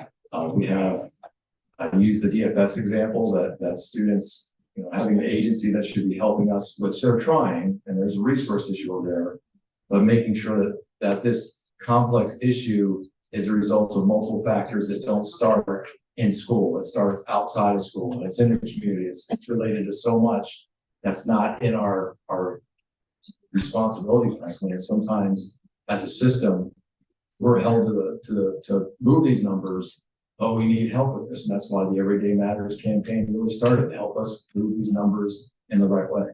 Yeah, the numbers are going the right way, right? Which is a good thing. And so it's not bad. I guess to me, I'm like, okay, well, how can we get 1% better, 1% better, 1% better every day? And I just have one more question. I apologize. I'm curious what consistent support looks like for multiple agencies, because you wrote lack of consistent support. What agencies are we talking about? What does it look like for you? I guess what do you envision as consistent support? Dr. Martins? Madam President, members of the board, Superintendent Jarrett, Trustee Williams. I think it's been, we've got the county, which has been the premier example, that they've had a lot of money, real money that's gone towards TPOP. And that's a vehicle that is helping Mr. McPartland's department, along with every single school in the district. So when you think about TPOP and the money that was put there through, I forget the assembly bill, but there was millions of dollars that's supporting truancy prevention from not just our offices, but attendance navigators that are coming from the county. The city has recently provided us with support at particular schools with mentorships. We're continuing to work with the county on not just TCOM, but the DFS part of the work with the Department of Family Services. And so we need support from every agency at a level that if we're going to recover from the pandemic numbers that take, we heard a number earlier, about a decade of getting back to where we need to be. It's going to take all agencies having support, dollars, resources to help us get to where we need to be. Thank you, Dr. Barton. If I can add, Madam President, members of the board, Trustee Williams, I on the collective and partners, Dr. Barr mentioned two municipalities. The county has been leading. It was AB 309 2 sessions ago, where they allocated $12 million for the TPOP, the premier partnership. City of Las Vegas, City of Henderson starting, and I think this is going into our relationship that's going to grow in our work together. We're presenting to the municipalities, City of North Las Vegas as well. So it's how do we get everybody, I would say, rowing in the same direction to help our kids. So that's, some are ahead, others are catching up. If I can go back and I think part of the challenges on the community challenges, I think these are the things that we're seeing in our Saturday visits. It's there's been some heartbreaking situations for our families. We have kids that parents dad is alone, paralyzed to live on the second floor, so the kids are staying home to take care of that. So how do we then connect social services from the county with this community to help? That's not what we do. Our teachers are focused on teaching reading, writing, and mathematics. So when we go out and do the outreach, is then for us to connect. We've had kids that stay up late at night, in some cases doing laundry every night because they only have 2 or 3 voting to get to school. So then we connect Project 50, we connect others that our teachers are trying to help. So these are some of these societal challenges that our families are facing, and kids are staying home to take care of the community, to take care of their home. So I think those are some of the things that we need to get some other folks at the table with us. Yeah, I appreciate that, Dr. Jara. I think that's a really good point to bring up right before we enter into election season. I want us all to stay focused on kids, because I know that it tends to get pretty crazy in these seasons. And I don't think people realize that the district, although not perfect, is usually charged with the state's problems. And that's pretty tough to do. So I really appreciate this report, Dr. Barton and Mr. McFarland. So thank you very much. Thank you, Ms. Trustee Williams. Trustee Brooks. Thank you, Madam President. So I want to talk about the educational neglect component. It sounds pretty punitive in nature, so it's denial of credit. And I'm not saying there shouldn't be punitive actions. I agree there have to be consequences for decisions, but I do also get the sense that there's a large number of parents struggling with school avoidance due to post-COVID anxiety. So are there partnerships, or is there an opportunity to invest in some of these challenges? A lot of these parents, I don't think, are purposely neglecting their children. I think they're at their wit's end.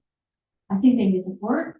I think they need resources. I think these are real struggles. So what are we doing to address those specific challenges? Because I would bet a significant chunk of these secondary children are related to this type of challenge. Thank you, Madam President, members of the board, Superintendent George, Trustee Brooks. It's a great question. A couple of things with denial of credit and our policy. There's an appeal process built in, so it's very clear that this is not one size fits all. So if schools are aware, working with Mr. McFarland, or working with the principals, that there may be cases of an appeal that's granted because of some hardship in the family. So that's one example. The other is that we have avenues in our schools. Every school has an MLT, a multidisciplinary leadership team, that all of these cases are, and again, MLTs are required to meet on a weekly basis at schools, where they're reviewing at the elementary level, for instance, with educational neglect. Before it even gets there, that MLT is looking at every student that may be at that tier 3 concern of attendance or getting to that point of educational neglect, and doing everything in their power to prevent that from happening. When we work with EFS on educational neglect, we do have a principal that's involved in that work that has a high level of parents that are on the cusp of educational neglect. And so she's helping us provide insight to EFS on how we can build proactive structures in our system before it gets to that punitive level. But we're going to continue to explore that, because we know parents are struggling in many instances, and we definitely want to do everything that we can with partners to help them. So what advice, just to follow up, what advice would you give to a parent who is struggling to get their kid to school? I get the sense some of them might avoid speaking to you. They might avoid, there might be a sense of shame because it's very challenging. So what advice would you give? Who should they speak to at the school? Monitoring the audience for disruption, forgive me, and who's distracted, Dr. Barton. Members of the board, Superintendent Jar, Trustee Brooks, I would recommend, I know there's different people on a campus that can be the go-to on these cases, but I would start with the school counselor. Go to the counselor first and talk to them as far as why there may be that obstacle for attendance. I know there may be that factor of embarrassment or just being judged by other people on the campus, but I would definitely start with a counselor or a trusted teacher or someone that they really know on that campus that can help them with that issue. Great, thank you, I appreciate it. Thank you, Trustee Brooks. Trustee Zamora. Thank you, Madam President.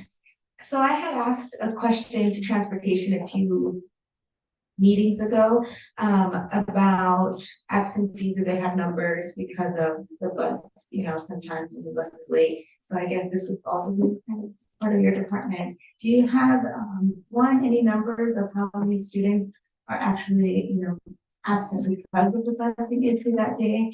And then are you partnering up with transportation department to probably do some efforts of even hiring more bus drivers? Dr. Jara? Madam President, members of the board, trustee Samara, we don't have that number, but we can look and see if we can get the party. And I know that's a concern. The bus drivers is a challenge that we're looking at, and that's part of the collaboration and the conversation we do have. They are part of the overall chronic absenteeism. Again, I go back to those visits, and that is because I hear, kids, when they miss the bus, they stay home. And those are the collective efforts that we're doing to start addressing. It's helped me tremendously, even to see, what the school we were at, Mojave, and then we're driving to the house. I mean, it's miles and miles, and you're looking at zones. So it's helping me conceptualize, because now this, kids that are miss the bus, and how do they get there? So obviously more than just on that end. The partnership is a collective effort. We have to do a better job. Thank you. Thank you, Trustee Samara. I have a couple of comments and a question. I'm encouraged to hear about the businesses that are joining the efforts to help us reduce the chronic absenteeism rate and our community. And I'd love to be able to see what it looks like to celebrate those businesses in the future.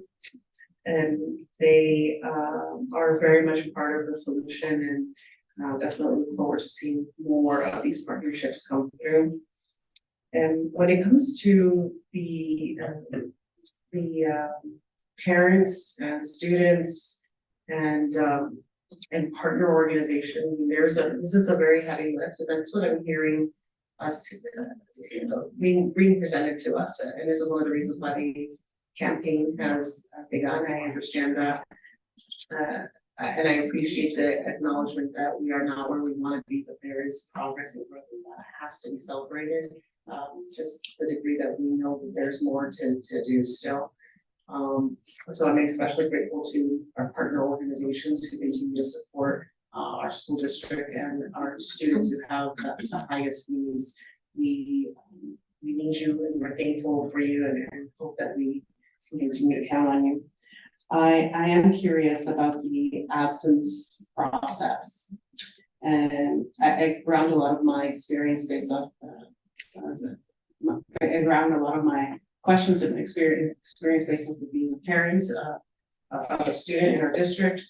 One of the things that I've learned recently as we're preparing for high school is that schools have different absence processes. And just the other day, my son was absent from school. I took in a paper note. I gave him a paper note, and I said specifically, take this to the front office. He does not take it to the front office. I find it is back several days later.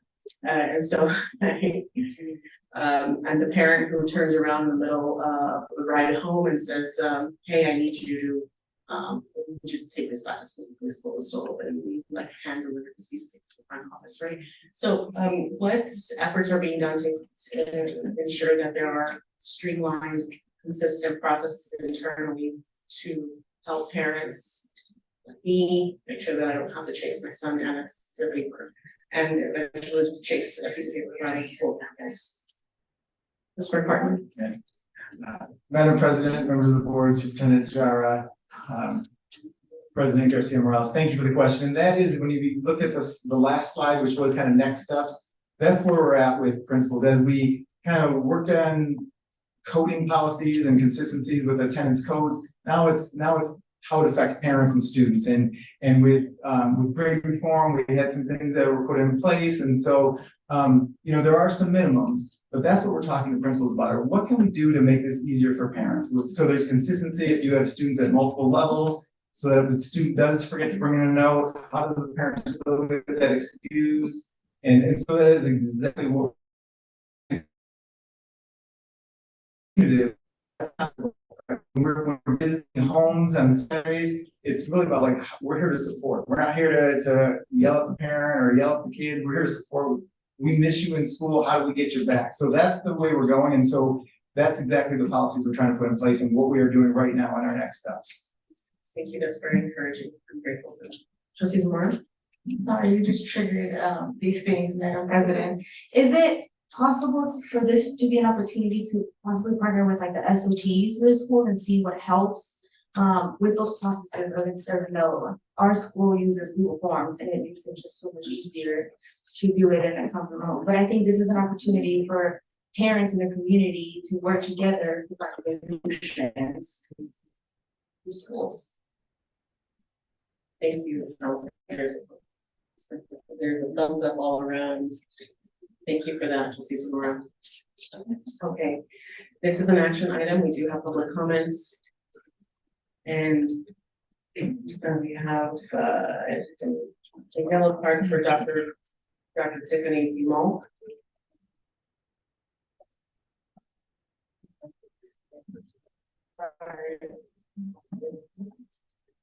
Dr. Tiffany Dumont for the record. In order to tackle chronic absenteeism, CCSD first needs to define an absence.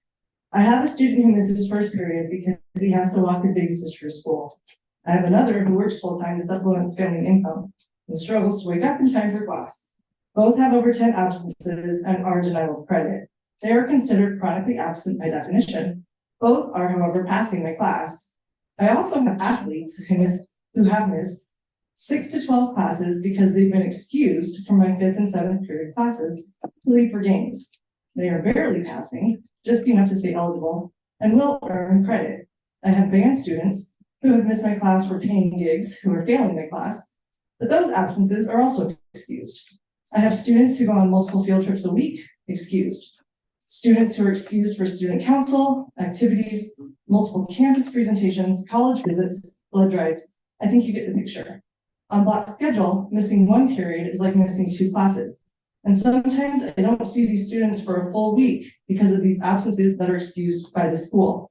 The definition of absence doesn't make sense and seems arbitrary when it's dependent on who gets to decide what's excused and what isn't. Seat time is either important or it's not. Being present every day matters or it doesn't. Who are we to decide which is more important? Is excusing a student from world history to play sports or excusing a student to get their kid's sister to school on time? Working to keep a roof over your family's head or working to pay for band uniforms? Sitting in class is either important or it's not. Does every day matter? Thank you.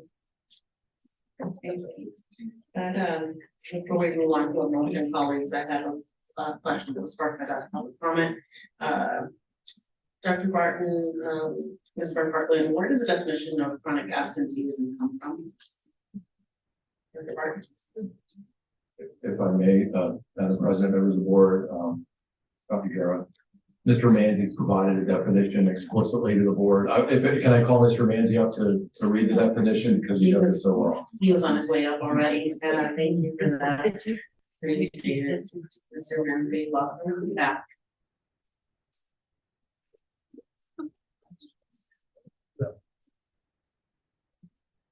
Madam President, members of the board, Superintendent Jara, Trustee Morales, Craig Manzi for the record. The definition of chronic absenteeism actually is defined federally.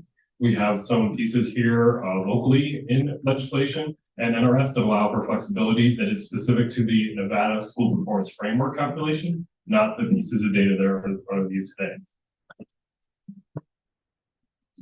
Can you say a little bit more? Can you say a little bit more about the school performance framework? How much does chronic absenteeism play in students' performance framework?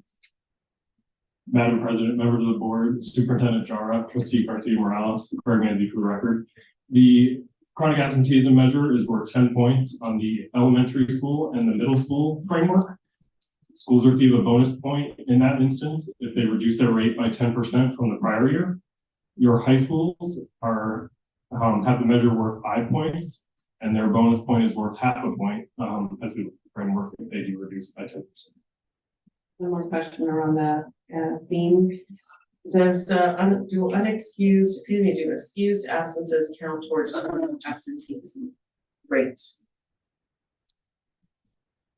Madam President, members of the board, Superintendent Jara, Trustee Garcia Morales, Greg Manzi for the record. So an excused absence, so the way chronic absenteeism looks at this is missing instruction is missing instruction and you're considered absent. We have a few codes that are considered exempt where the student is engaged in instruction or an instructional activity, and that would not be counting against the chronic absenteeism calculation. But in the eyes of federal calculation of chronic absenteeism, absent is absent and missing instruction is attributed to that calculation. So no matter whether you have an unexcused or excused absence, that is counts towards the federal definition of chronic absenteeism. That would be correct. Thank you for this insight. Appreciate it very, very much. Colleagues, at this time, I'm going to seek a motion if there are any questions. Trustee Guzman. Thank you, President Garcia Morales. I move to accept the Focus 2024 strategic plan update on chronic absenteeism. Thank you, Trustee Guzman. Trustee Zamora. Thank you, Madam President, and I second that motion. Thank you, Trustee Zamora. Colleagues, we have a motion by Trustee Guzman, a second by Trustee Zamora. Please cast your vote. Thank you, colleagues. That motion passes 6-0. And noting that Trustee Williams will be joining some here shortly. Thank you very much, everyone.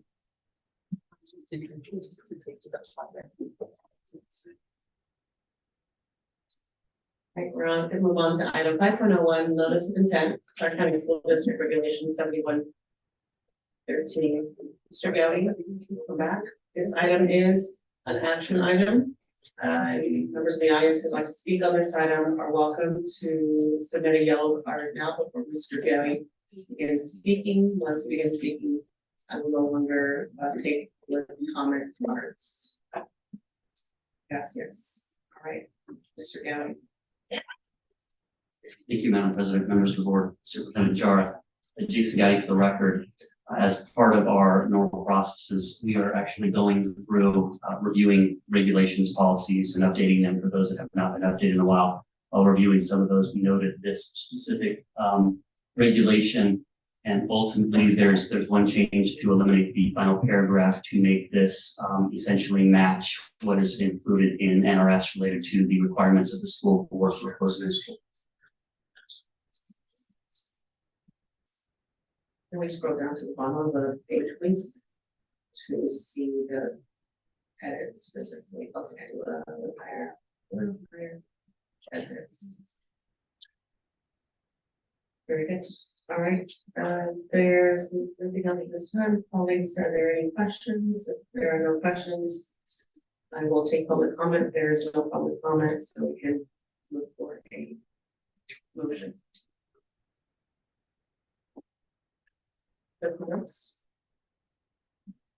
Thank you, Madam President. I don't have any questions, so I'm willing to make a motion to accept item 5.01, notice of intent to revise Clark County School District Regulation 71. Thank you, Trustee Brooks. Trustee Cavazos. Thank you, Madam President. I will second Trustee Brooks's motion. Thank you, Trustee Cavazos. Colleagues, we have a motion by Trustee Brooks, a second by Trustee Cavazos. Please cast your vote. That motion passes 6-0. Thank you. Thank you, Mr. Gallagher.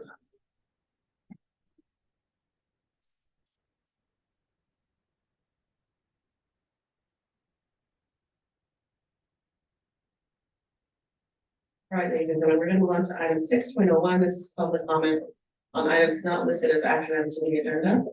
Before I invite the first person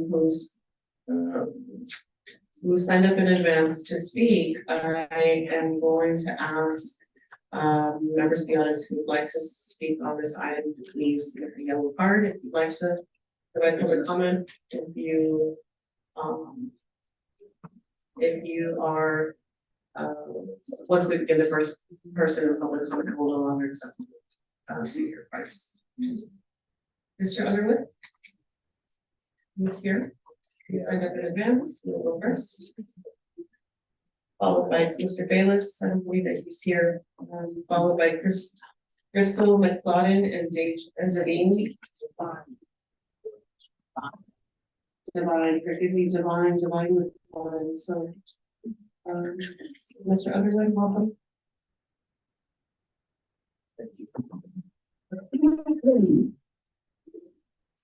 I've been going to CCSD schools since 1965. I just want to say I love my trans friends and family.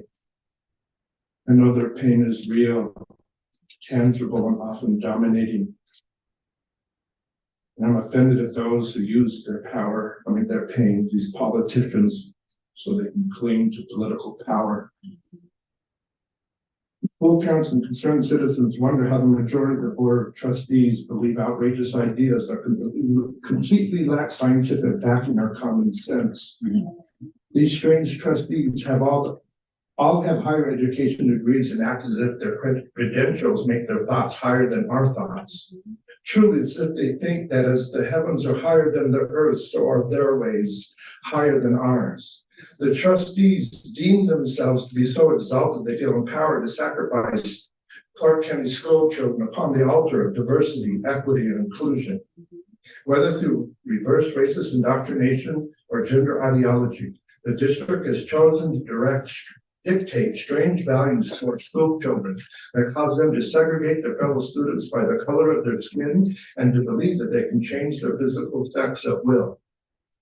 The trustees justify this outrage because they possess knowledge which we ignorant common folk are just not privileged enough to behold. What the school parents and responsible citizens of Clark County are witnessing here is the pride of knowledge on full public display. People with common sense know that pride goes before destruction. Conceit of knowledge blinds the proud into thinking their intelligence equates to virtue, and their knowledge makes such virtue even more virtuous. So these victims of their own egos never seek self-correction, for after all, their higher thoughts are so high, they bear no scrutiny, and the prideful continue on their path to sure destruction.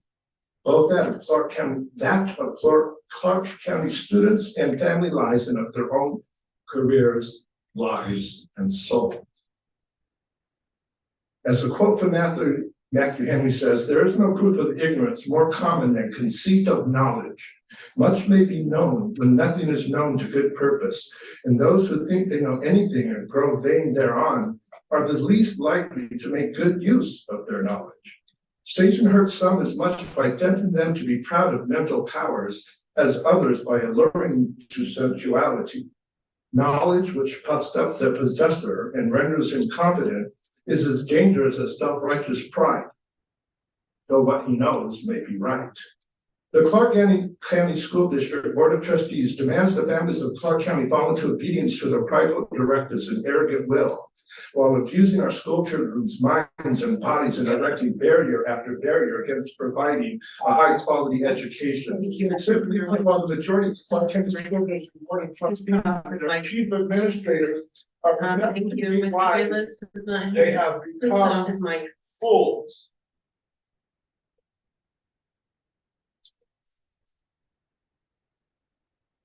Crystal and Divine.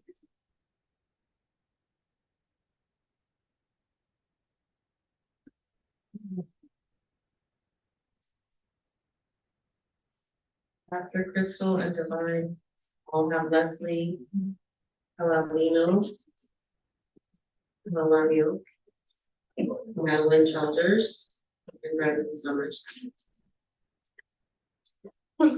Please state your name for the record.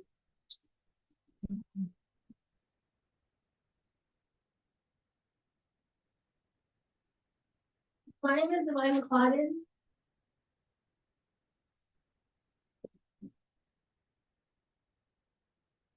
Good evening, Madam President, Board of Trustees, and Superintendent Dara.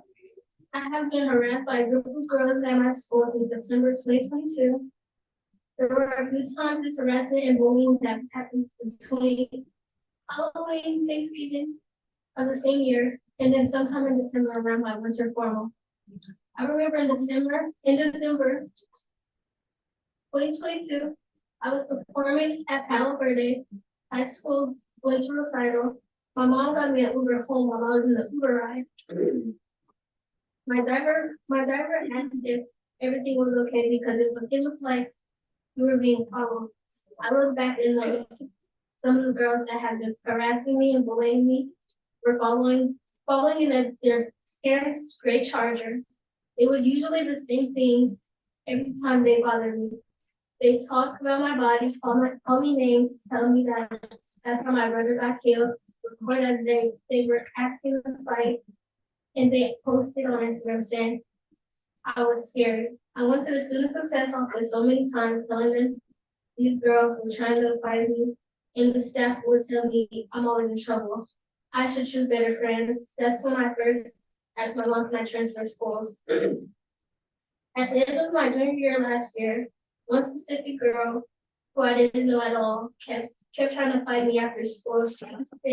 She was saying, one of my friends don't like you, so I need your faith. I kept telling her I didn't know her, so why would I fight her? To the point I couldn't escape it.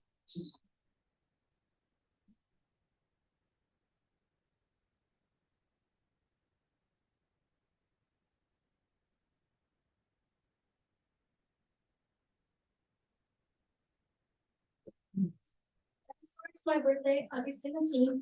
They were teasing me about my hair and what I wore. When I got home from school, I told my mom. She called the school to speak to the principal. A couple of days later, the same girls that had been harassing and bullying were involved in a fight. Once it was getting broken up, one of the girls ran up to me and it was my turn. I resisted. Contact, this girl was calling me names and someone got in between us before anything could happen. I called my mom and told her what had happened. Then that's when Mr. Johnson asked to speak to my mom, telling her I wasn't in any trouble, but he wanted to send me home and let things die down. I went back to school and one of the girls ran up to me trying to fight before first period had even started. My mom was upset and called the school, so I was placed in an in-house room to let them what happened. Thank you, Divine. I appreciate your, I believe your, Crystal, are you gonna be providing public comment as well? Madam President, Board of Trustees and Superintendent. My name is Crystal McLeod and I'm speaking as an individual. I've printed my statement as well as my daughters to give to all of you. I've already sent the same letter to my trustee Lola Brooks, as well as regional superintendent. The actions engaged by Palo Verde High School administrative team leading up to the decision recommending my daughter for expulsion after being attacked and jumped by a group of kids, which also came after my nearly 20 unanswered complaints of bullying and harassment by the same group, potentially represents racism. It has served to contribute to the disproportionate targeting of Black students for disciplinary infractions that are subject in nature and situated in racialized biases, and fail to follow CCSD anti-bullying and harassment policies. They also deny my child, Divine McLeod, of her right to an equal education. Principal Schumacher's decision, as well as those on the board here on the hearing panel, was made with complete disregard for policies governing students' rights to progressive and restorative discipline, as legislated by the state of Nevada. There's been proven negligence and failure to follow policy, yet my daughter is being disciplined, retaliated against, and targeted for simply reporting bullying and harassment, leading up to having to demand access to exercise her rights as a CCSD student. Policies need to change. Black girls are subject to criminalization in all spaces, including educational institutions, rather than preparing Black girls to succeed in the future under wars. Schools are over-policing Black girls, including mine, while simultaneously neglecting their needs. There's no such thing as mutual conflict in standing up for yourself, nor defending yourself against an attack by a group of inimical bullies while already feeling hopeless of being protected by those in charge. Thank you. Thank you, Crystal. Leslie,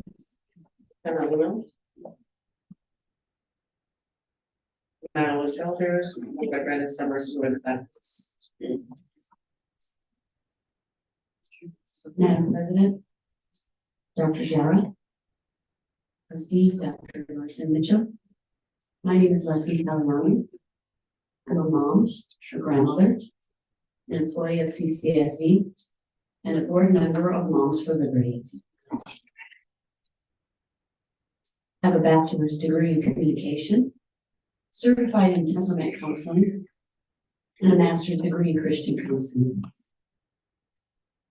I am not a terrorist, nor am I a cancer, as is the opinion of some of the trustees. We are here to demand that regulations 5138 and proposed regulations 6150 and 6161 be repealed and removed from CCSD's regulations.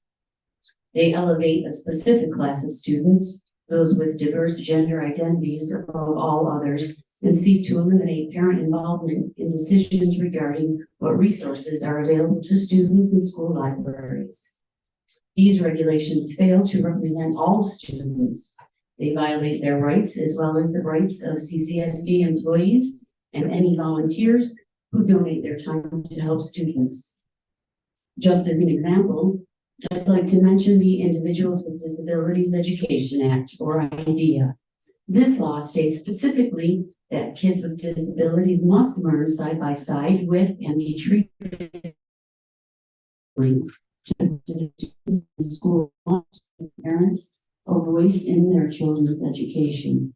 If this law exists to protect students, then anything contradictory should not exist. The Declaration of Independence says we are all created equal with our rights given to us by God. The 14th Amendment to the Constitution says no laws shall be written that shall abridge the privileges of citizens nor deny its citizens equal protection of the law. Your regulations are repugnant to the Constitution and must be removed. As elected officials, you are in violation of your oath to uphold the Constitution and to serve the citizens of the United States. I'd also like to remind you that we, the people, voted you into your positions. You work for us and not the contrary. Your job is to educate and train our children. You have failed. CCSD is ranked 51st nationally in education, putting Puerto Rico ahead of us. There are two things Moms for Liberty can guarantee. We will win this fight for our children, and you will be unseated from your positions and replaced by people who will educate and train our children, as well as protect and uphold the rights of all citizens of Clark County. Thank you.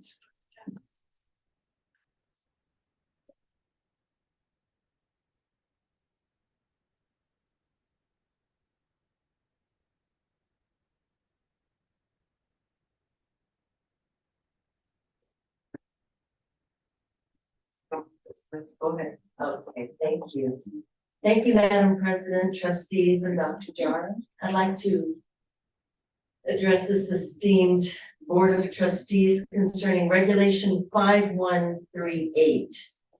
As Nevada sits at number 49 out of the 50 states in education, the Clark County School District Board of Trustees is spending a tremendous amount of time, resources, and money into transing students.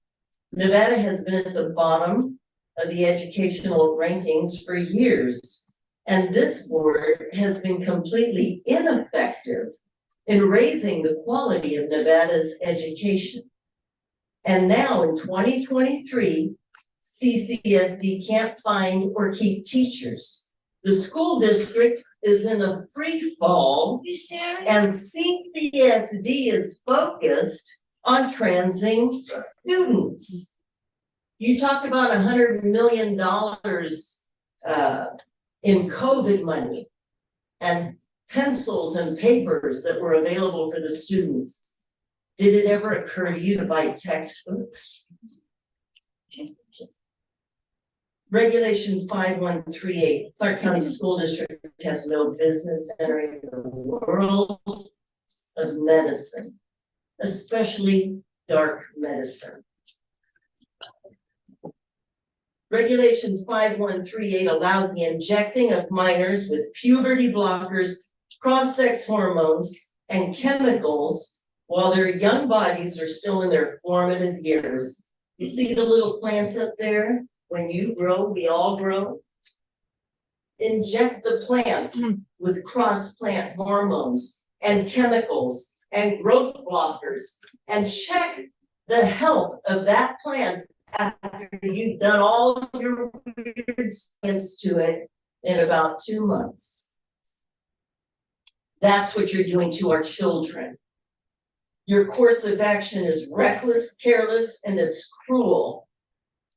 Your facilitating of sex change treatments on minors makes you complicit in crimes against humanity.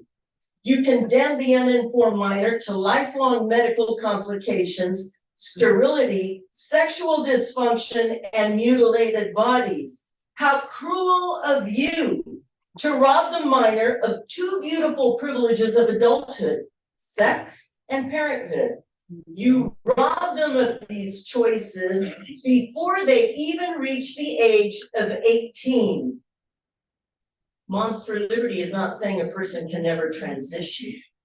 We're saying let the adult make that decision. Going to provide public comment, but certainly this is the moment in time for public record, Puerto Rico. It's not a state, it's a territory, and we have a lot of folks with our resources. Okay, so President Summers, Followed by whatever happened to us.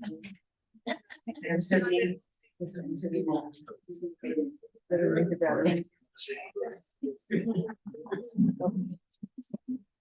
All right, good evening, trustees, Richard and Jara. Since last time I wrote a letter addressed to the board in late September, not much has changed, but now it's clear that there are actually 1,500 licensed teacher vacancies as opposed to the 1,200 the district and Richard and Jara touted at the beginning of the 2023-2024 school year. On the first, Steve Yeager calls on Superintendent Jar to resign in response to Jar's poor leadership and on the heels of a major data breach. That being said, my letter today is to address the poor rollout of the transformation network to substitute teachers. On September 18, 2023, CCSD subs received an email outlining a new pay structure for subs who work at a select number of schools with high vacancy rates. The pay at elementary schools in Transformation Network was $225 a day, and the pay at certain middle and high schools would be $215 a day. This decision by the district was well intended and considered a ceiling, and was great considering ceiling for Title I Tier 1 schools at standard locations was $180 a day. But CCSD has a habit of doing things prematurely and half-baked, and that is currently what has been reported by substitute teachers. As early as November 2023, subs who work at Transformation Network schools are not receiving the higher pay in excess of $200 a day, because payroll hasn't created a time code for these assignments. This is reminiscent of the HCM rollout in early 2020 that overpaid bus drivers and stiff support staff. Disappointing is an adjective I would use to describe this debacle, but I'm not surprised. As we enter the holiday season, subs who are banking on extra compensation will have to scale back, and many may struggle. This economy has been unkind due to months of hyperinflation, and it's troubling that CCSD has dropped the ball yet again at a critical moment in time. Just an update, we got an email today, subs today got an email today saying that there will be a time code for the Transformation Network assignments, but it won't be effective until the 21st. Sorry, won't be effective until Monday, the 13th. And they'll have to do retroactive pay for the people who started at the announcement. Thank you.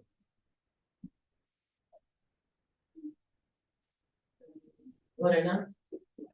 And nothing else from basically more jealousy of me and finding else. Hi, good evening. My name is Lorena Cardenas. Yes, August, Moms for Liberty. Despite your pats on the back to each other, you're failing and attempting to block the sun with one finger. Failures of school districts, much like this one, have created a vacuum.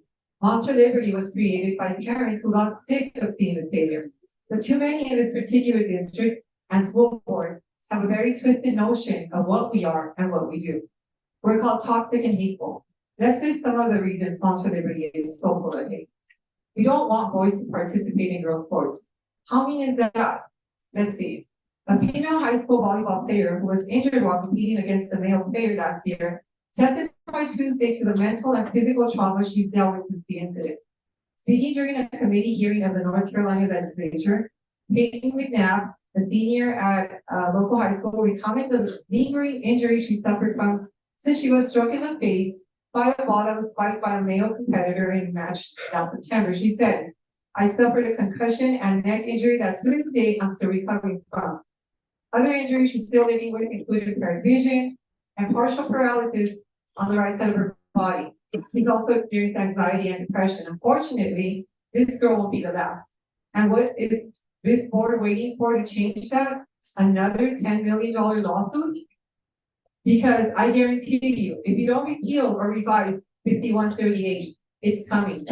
So we believe men competing in women's sports is dangerous, not to mention stupid, and it's cheating. In another recent event, a male player who identified as a female reportedly knocked out the teeth of a female player at an all-girls field hockey high school game in Massachusetts. The poor girl reacted with repeated screams. Everyone stared shocked. The official said she had the exact same right to participate as any player on any team. Does all that sound fair for our girls? Are we going to ignore that boys and girls don't have the exact same physical capabilities? Unfortunately, Lombardo addressed this issue by calling for NCAA transgender athletes to do a policy change for adult students, not for children. That makes no sense. Another reason Monster Liberty is so scary is because we want to ban books. What books? Well, besides the obvious propaganda of gender confusion in books like All Boys Are Blue, that are wanting to leave our children scarred, mutilated, and sterile, we're horrible because we want to ban books from our schools, such as 13 Reasons Why. Where a few years ago in Colorado, they mourned the loss of 7 students who killed themselves. And they ordered librarians to temporarily stop circulating this book. That's the basis for Netflix's popular new series, 13 Reasons Why, which some critics say romanticizes suicide. Maybe that school official was just another Nazi. Tiffany? Allison? And then Tanya.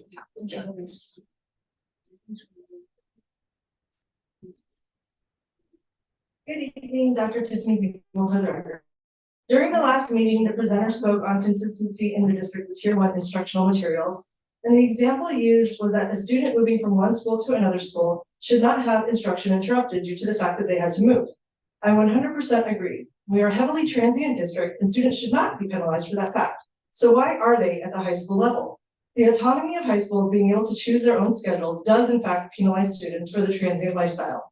Did you know that if you have a student enrolled at Foothill, they have different rules and requirements than students enrolled at Rancho or Palo or Eldo or ATEC? Pretty much every high school has their own interpretation of the CCSD policies and regulations to include the grading policy, attendance regulations, and scheduling. How frustrating that has to be for students and parents. A glimpse at the parent-run, moderated, and heavily edited CCSD Facebook group shows that confusion almost daily. In CCSD, based on your zip code, you are zoned for a particular school. Yes, you can apply to a magnet or for COSAP, but both are lottery-based systems, and if you're a gambler, you have a shot of getting into one. But if you're not, you're at the mercy of the decisions of the principal of your zone school. Each high school principal decides how they want to run their school, and that includes the number of classes they want your student to complete before graduation. Some schools offer 24 classes before graduation, while others allow students to take 32 to 40 classes, all on the taxpayer's dime.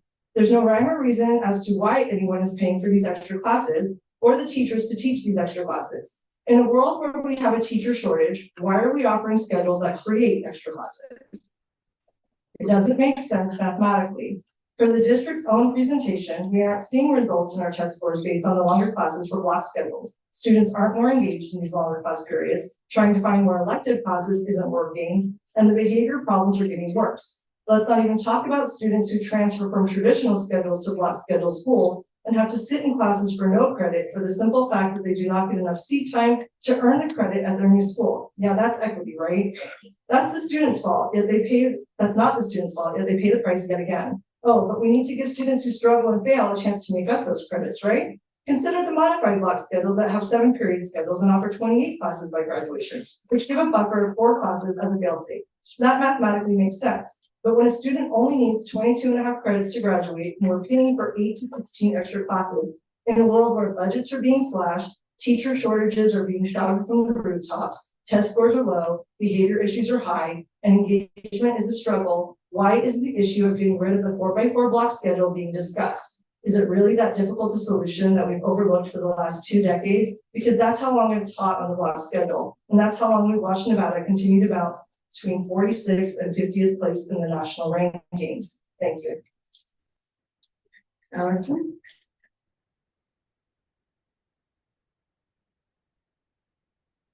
Good evening. My name is Allison Tully, and I'm a substitute teacher. I've been working in this district for about 5.5 years. As you're aware, CCSD substitute teachers are currently mitigating the massive teacher shortage by filling a large percentage of the nearly 1,500 licensed teacher vacancies this school year. There are currently more than 1,200 full-time subs showing up every day in these positions throughout the district. Substitute teachers are assets to this district. Their ranks include retired teachers, business professionals of many types, professional writers, musicians, local residents from all walks of life. They deserve respect for the roles they fill that support our educators and students. During the last 3 years, I've seen CCSD pay incentives that have been offered to raise a dismal fill rate, currently around 67%, and grow the ranks of substitute teachers to meet the district's dire need in certain schools especially. Most recently, the elementary level transformation network schools and several middle and high schools began offering a substantial increase in pay, $200 a day, to subs willing to work those schools on a daily or long-term basis. This rate change was effective September 18th, almost 8 weeks ago, and none of that pay increase has been or is currently being paid to those teachers that stepped up. Disappointments are unmet expectations, and this rollout qualifies certainly for that description. It's important that this board understand how serious pay issues continue to plague the substitute teacher ranks. We routinely have to chase our pay at each of the sites we work at because jobs are coded wrong or pay isn't approved on time. For many, the latest issue just reinforces our sense of frustration with what's in place. We are asked to be patient. Well, patience doesn't pay the bills. This just in, at 3:30 today, a memo went out stating that new pay codes go into effect on Monday the 13th. But they only start on for hours earned, worked on Monday the 13th. Retro pay codes are not set yet to get the employees paid for the increase that they've earned these past 2 months. Office managers have been given until December 18th to get the code, get the hours input. And hopefully the pay codes for retro pay will be effective then, but who knows when we're gonna get paid, probably sometime January, February. I guess we just need to have more patience. While I have your attention, please let that the majority of substitute teachers don't work these kinds of jobs for 200 plus a day. They work in day-to-day assignments at most CCSD schools, and they earn $110 a day. That's $15.17 per hour. It's time that pay and benefits for all substitute teachers be addressed at CCSD. We deserve a living wage. Thank you. And kindly constantly Manisha Carroll, followed by Karen Wu and Stephen Phillips.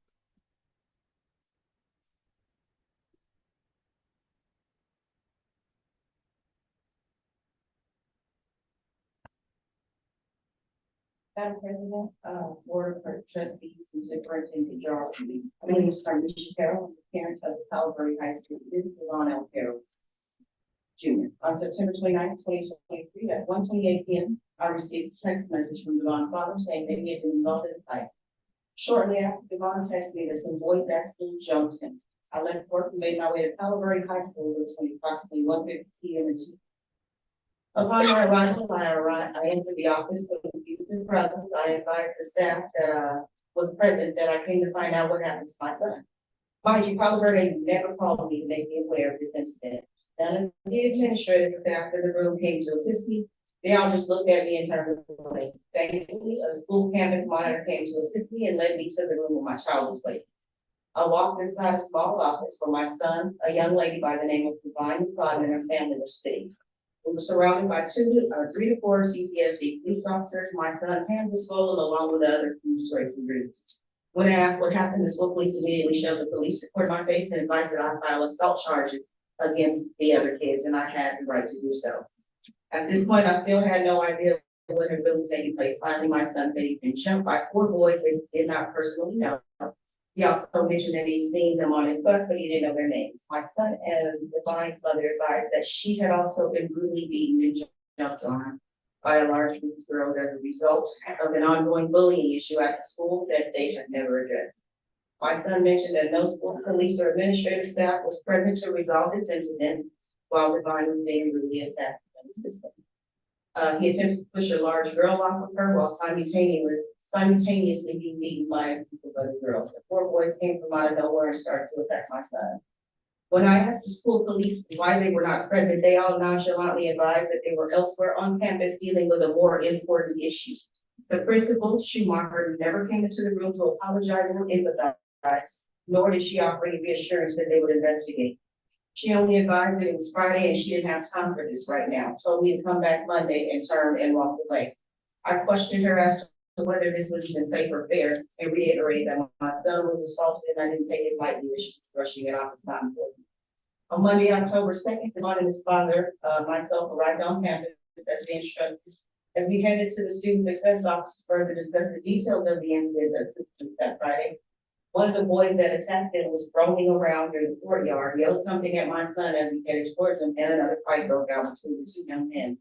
Once the fight was separated, Devon, myself, and his father were led into a small room within the student success office. Again, Schumacher never spoke to us, never addressed the issue Friday. Instead, an assistant principal, Kim Barra, entered the room. She told us that the other kid had just been released from juvenile and he had no business on campus in the first place.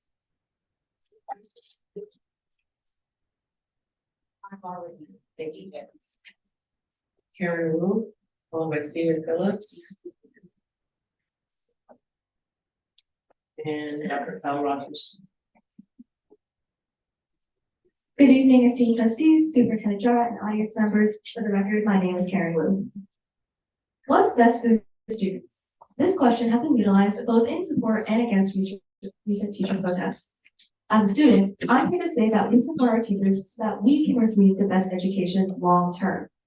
We support the educators that find joy in and are good at what they do.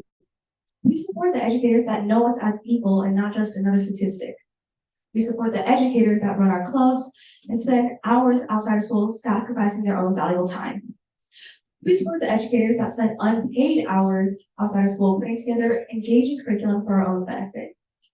I've been lucky enough to have teachers who fit into all of these categories, and it is them who have had and will forever have a lasting impact on me. The point of this, such teachers are getting pushed out. Success criteria and learning objectives to exact path and more have taken the heart out of teaching. Yes, these initiatives make the job easier for anyone to be a teacher, but compared to the quality of having an experienced educator, it's just not even close. It's like putting a Band-Aid over a festering wound.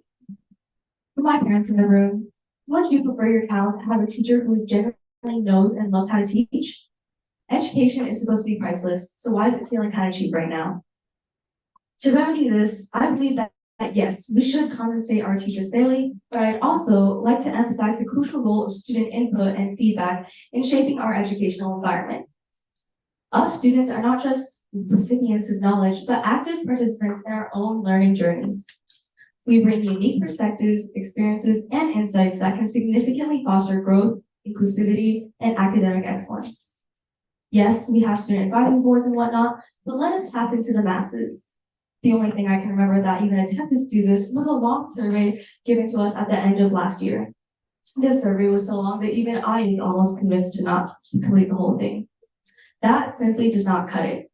In fact, there could definitely be better ways of implementation and planning regarding the scheduling and process of student feedback. Let us have a voice in the conversation of what's best for students. Thank you.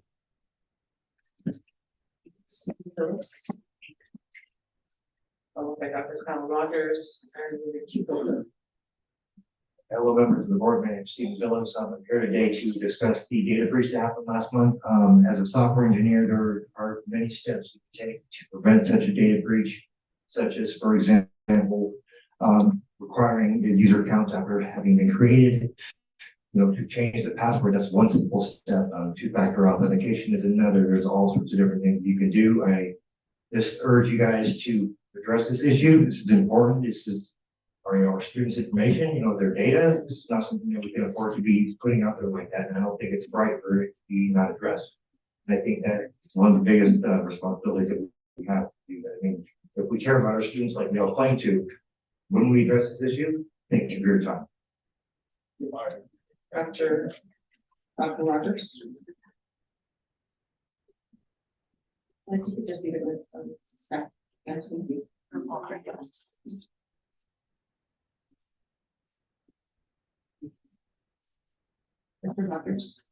Mr. Rogers, yeah, please don't argue with our staff. I was just asking, so we're not gonna be able to have papers out anymore? You will receive what production. Okay.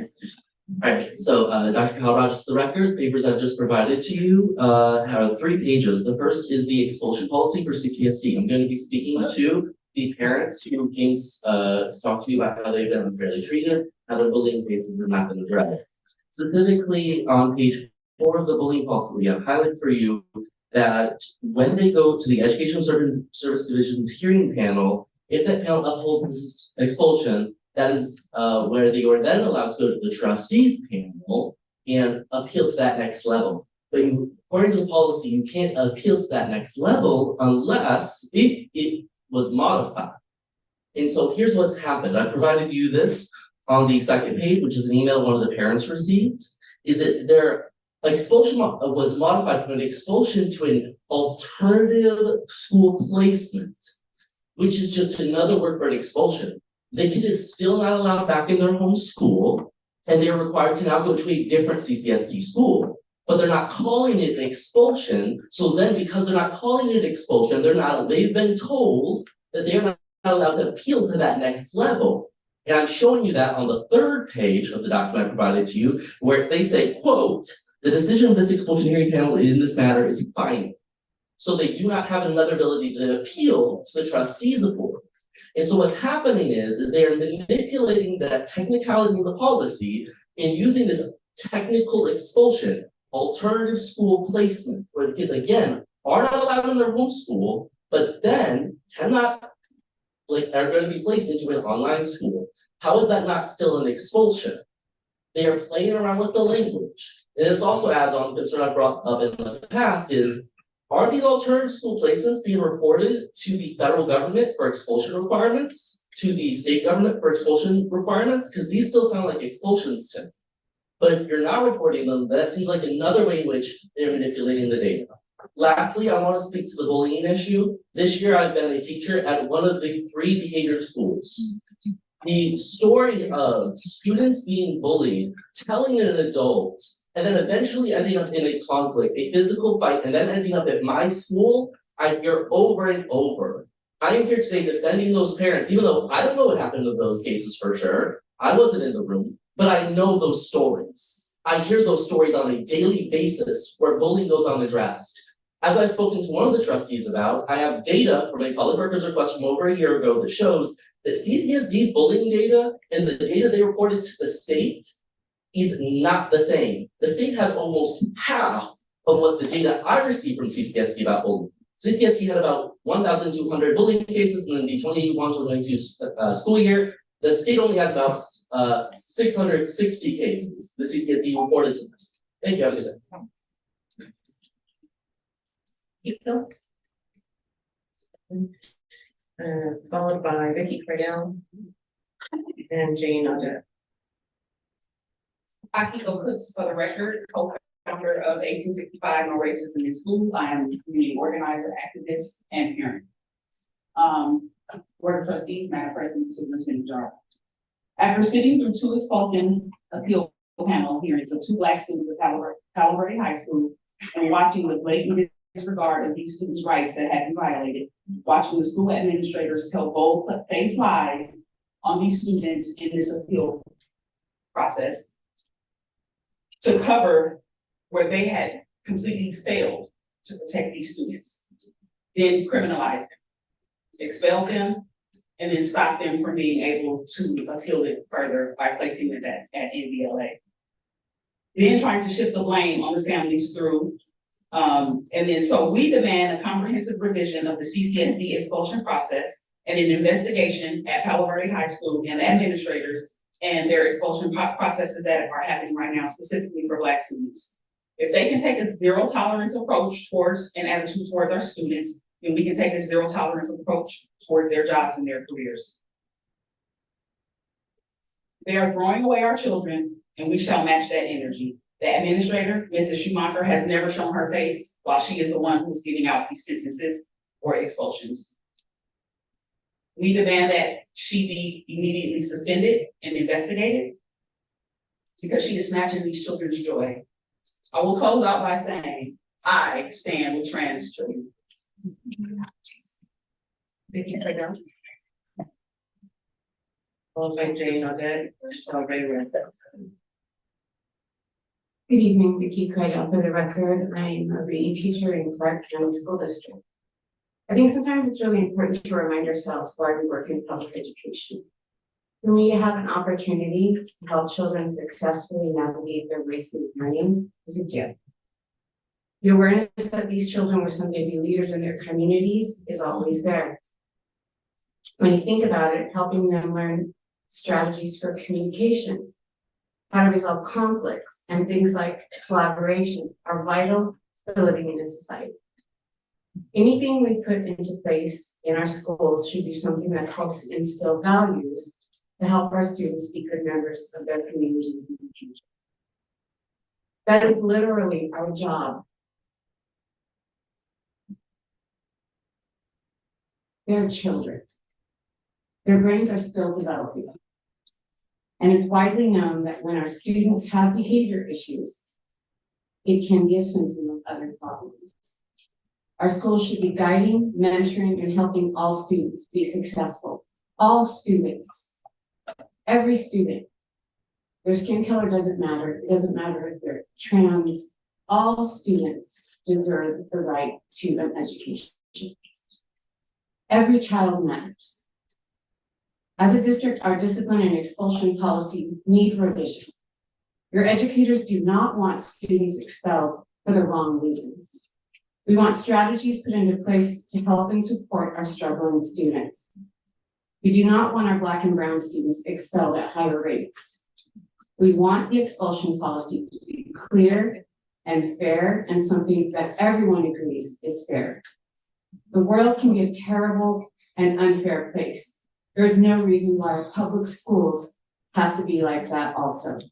If we don't start remembering why we're here and ensuring a fair policy is in place, we will be dealing with a much bigger problem later. Thank you. Jane Audette. Look by Del Ray Rose and Karen Lowe. Good evening, Jane Audette for the record. This will be brief.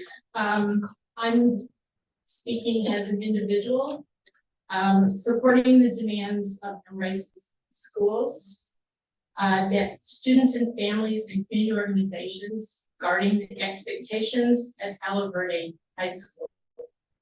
Expulsions should be recorded. The expulsions given to these students should be reversed. After I heard their stories, I don't see how anything else can be done. I stood up here a couple of weeks ago and talked about the bullying policy. And I almost feel stupid standing here because I made the statement that y'all have policies to protect students in the schools.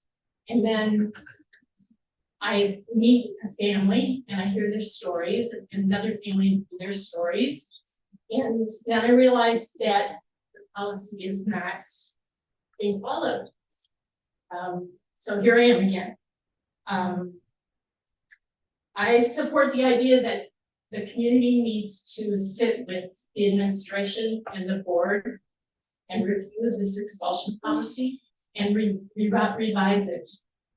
It appears that the procedures and the policy itself is racist and particular is taking place. The current expulsion procedures are atrocious from what we're hearing Captain Albert. And yeah, I hope I don't come back again and have to be feeling like I'm stupid because I support something that you all are supposed to be doing but not doing. It's embarrassing. Thank you. Valerie Rhodes.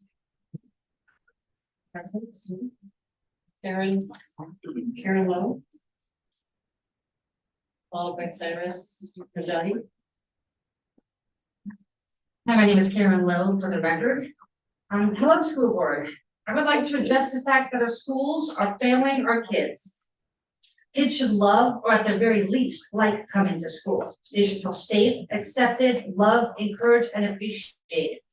The first step in accomplishing this is to make sure the teachers and the support staff in the classrooms love coming to work.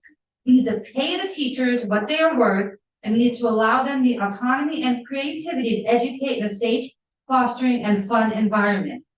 We need to ensure that every student feels safe and appreciated at their school, regardless of color, religion, sexuality, gender, musical taste, and hair color. The fact that we have a terrorist hate group, I'm sorry, Moms for Leave, to indoctrinate the public school system to their religion is ridiculous. Clark County is a public school for all walks of life. Transgender, LGBTQ+, straight, neurodivergent, neurotypical, and whatever, all deserve to receive an education based on facts and science. You can homeschool if you do not agree with this. This hate group is currently targeting less than 2%. Please do not reference group, do not. Okay. Just. There are people that are, transgender students are less than 2% of the student population. Why are we targeting them? What is next? Book banning, curriculum banning, girls can't go to school anymore. We have to stay at home and wear skirts and bow to our husbands. Transgender children are still children, and I don't understand why we let these bullies bully children, these adults bully children. We also need leadership that will actually lead, not send a sexist tweet and then delete the account or spend the county's money on anything but the teachers. Where is the money for the teachers? Will it be spent on actual teachers and support staff or assistants and admin? Will the money be spent on supplies and materials or to pay law firms we don't need? Knowledge, understanding, empathy, and tolerance are the backbones to a thriving society. Without education that focuses on facts and not fiction, you will crash and burn. In closing, we need teachers, and the best way to recruit them is to pay the teachers. Give them the supplies, support, and structure that they need. To teach. Give them the benefits they want and deserve. Give them the autonomy to be creative so that they may teach in a way that makes the kids want to come to school. This isn't rocket science, it's just common sense. Thank you. Members?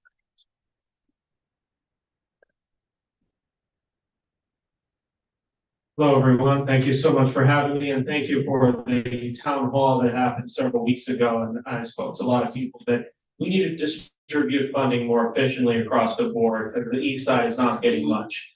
I do support the pay increase, but the heart of the issue is the cost of living. We pay among the highest gas prices, highest car insurance, above average home prices. Dr. Jara, you pushed for the higher sales tax. This is very, very concerning. Where did all the money go? And not to mention the COVID measures, eviction moratoriums jacked up the cost of living. This is the same mention I mentioned to the culinary union. Now, when we talk about race, there's a lot of concerns about systemic racism. Same thing can be mentioned about the police, even hotel security. But the harsh truth is that some people have a higher rate of offenses. If you look at crime rates all over the world, Central Africa has above average violent rate, and then the lowest is found in Northeast Asia. Northeast Asia have higher test scores along with Iran, and they're significantly higher than Guatemala and Congo, and you reflect similar patterns of performance in the test scores out here. It's interesting now, speaking of Iran, country where my parents came from, they abolished black slavery in the 1920s from the Arab slave trade. We need to talk more about that. And by the way, differences among performance existed for over thousands of years. Think about it. I hear a lot of people talking about there's less population growth. You know, more people are instead choosing Idaho and Texas. Perhaps the school performance has a lot to do with it. Now, there's been a lot of concerns about Dr. Jara, and I really don't like to see the division. I don't really like to see this tug of war, but it does concern me. You know, when I see you're with organizations that represent unauthorized immigrants. I'm gonna ask you to keep your remarks to the entire board. This is not a public comment for Dr. Jara. Okay, just want to let you know what I see, and I do think it's a concern that this system, and we have problems with it right now, that it's affecting our overall school performance. And there's a reason why so many people are going to other states, because when they look at these schools, many companies and businesses, and there's a lot of other factors. We have poor mass transit, many different issues why it's affecting our long-term economic growth. But other than that, these differences that we see in behavior and school performance exist all over the world. And unfortunately, no matter how much we try to address it, no matter how much funding we try to do, it's going to have a similar pattern of behavior. Thank you. Saline Chang, followed by Aaron Sebastian and Christine. Good evening, Madam President, Superintendent Dara, and the rest of the board of trustees. Hello, my name is Celine Chang, and I'm a sophomore currently attending at W Park High School. 10 years ago, when I first began my journey in CCSD, I was told that an education would open the doors to new opportunities, and that still remains true. Yet, 5 years ago, I learned that Nevada was 49th in the nation for education. And just a couple months ago, I learned that my teachers are being heavily underpaid. In order to guarantee our students equal access to education, it is crucial that our teachers get fair compensation. Everything has gone up, including the price of living. In fact, the average cost of living in Nevada itself is over $61,000 a year. Yet, teacher wages are average only $59,000. I know you guys heard the teachers' opinion, but today I'd like to offer the students' opinion on demonstrating how dedicated our teachers really are to our education. With the most recent cybersecurity attack on CCSD, our teachers had to get creative and flexible to make our curriculum still work, despite the fact that we did not have access to internet or campus. And it's because of their creativity and their dedication to our education that we didn't lose a week within our study time. I'd also like to talk about the fact that our teachers are dedicated outside of school as well. One time, I was working up until 2 a.m. finishing homework, and I received a Canvas notification from one of my own teachers, who was also up at that time grading my work. This showcases their dedication to my education and to the education of all CCSD students, because they truly care about us. And finally, I'd like to discuss how the teacher board has impacted my own friends. Some of my friends who go to Cashman Middle School, who end up going to the high school at W Park High School, did not have a math teacher. This frustrated them because when they ended up going to W Park High School, they felt that they were left behind in the math curriculum. This is largely due to the teacher vacancies within CCSD. As a student of CCSD, I personally felt the positive impacts my teachers have left on our community. As a member of the school board, I'm sure you guys are interested in helping the education of CCSD students. If you're truly committed to the school, please give our teachers fair compensation. Please compensate our teachers fairly. because the future of my education depends on it. The future of all of my peers' education depends on it. And the future of Nevada's education depends on it. So if we grow together, then CCSD can grow all together as well. Thank you. Yeah, Aaron Sebastian. Present. Christiane Rich.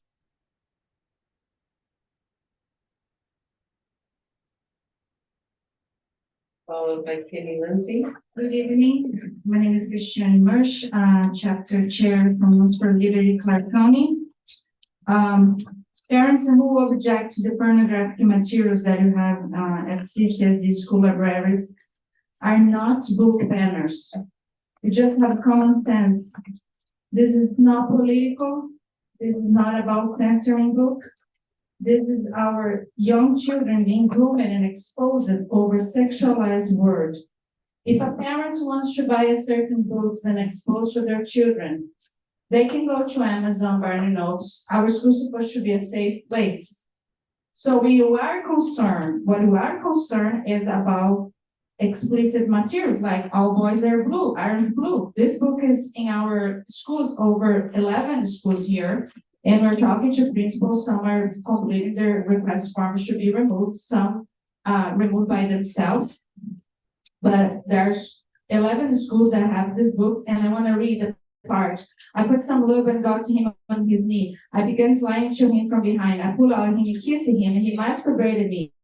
This was my ass, and I was struggling to imagine some inside me. He got her bike and is starting self inside me. It was Please pause your public comments. I'm going to pause. You don't have the right to stop me. You don't have this is the book you want to give to kids like this kids are here. Why are you stopping me? You are violating my right to speak. I still have time to speak. You have plenty of time. Pause your time. All right, And then I'm gonna ask you one time. This is a public channel. Okay, we have a responsibility to uphold language.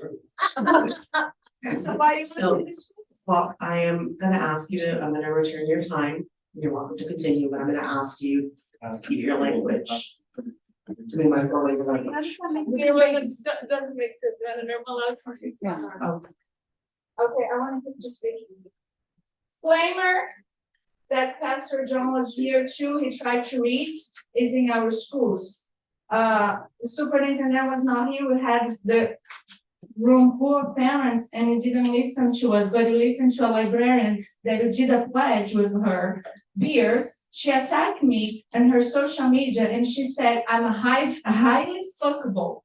That's the language of people you guys choose to choose our books. Yeah. And she attacked me and you guys called me hate group.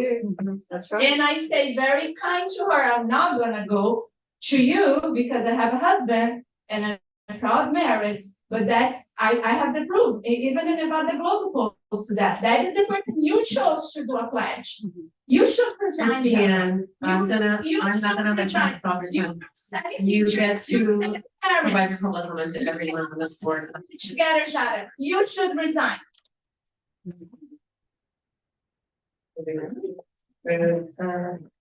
That's the really the librarians they called. Is that you? Is that me? Oh, sorry. So much. There's. You do. Love you.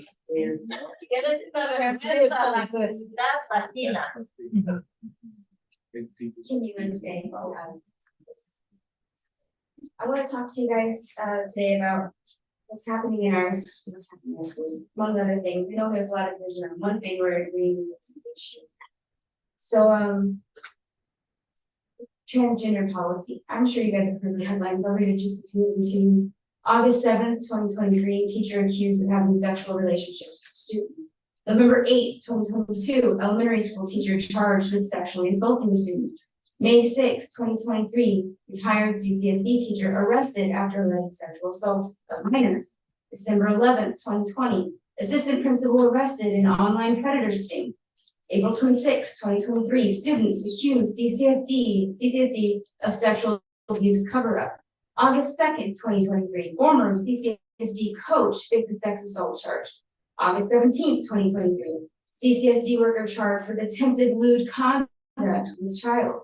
And then 6 years ago in 2017, Las Vegas Review Journal was, their article was titled Sex Misconduct in CCSD in a System-Wide Crisis of Broken Trust. These are just a few headlines. There's over $60 million in the budget, from what I understand, for lawsuits that stem from this. And just a few weeks ago, a teacher at Legacy Traditional School, which my daughter goes to one of these schools, made her 2 sixth graders kiss. There's an over-sexualization grooming problem of our students, and I'm not a terrorist.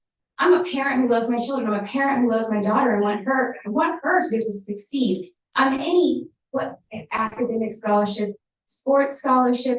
That is something that needs to be protected.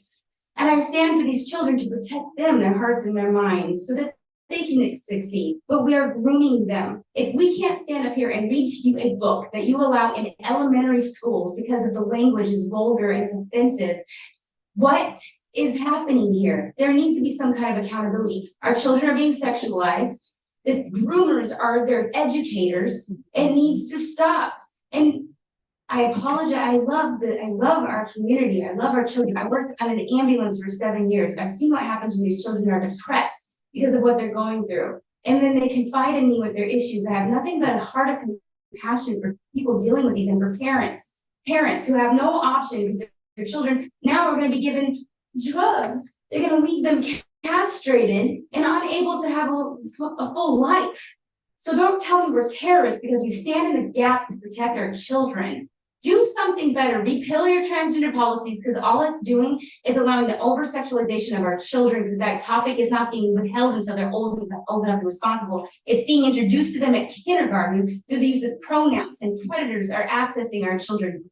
You have principals, right? Assistant principals that are in sextings. Are you kidding me? Something needs to change. Have some accountability, please. Just to be clear on the record, Legacy Traditional Schools is not a CCSD Charter school. Still part of your. Not a school that belongs to Clark County School District, Legacy Traditional. Oh, but don't worry, the other headlines didn't matter, right? None of the other ones matter. I'm just. You're done with your public comment. I am. We're gonna move on to Leslie Quinn. Followed by Carla Wilson.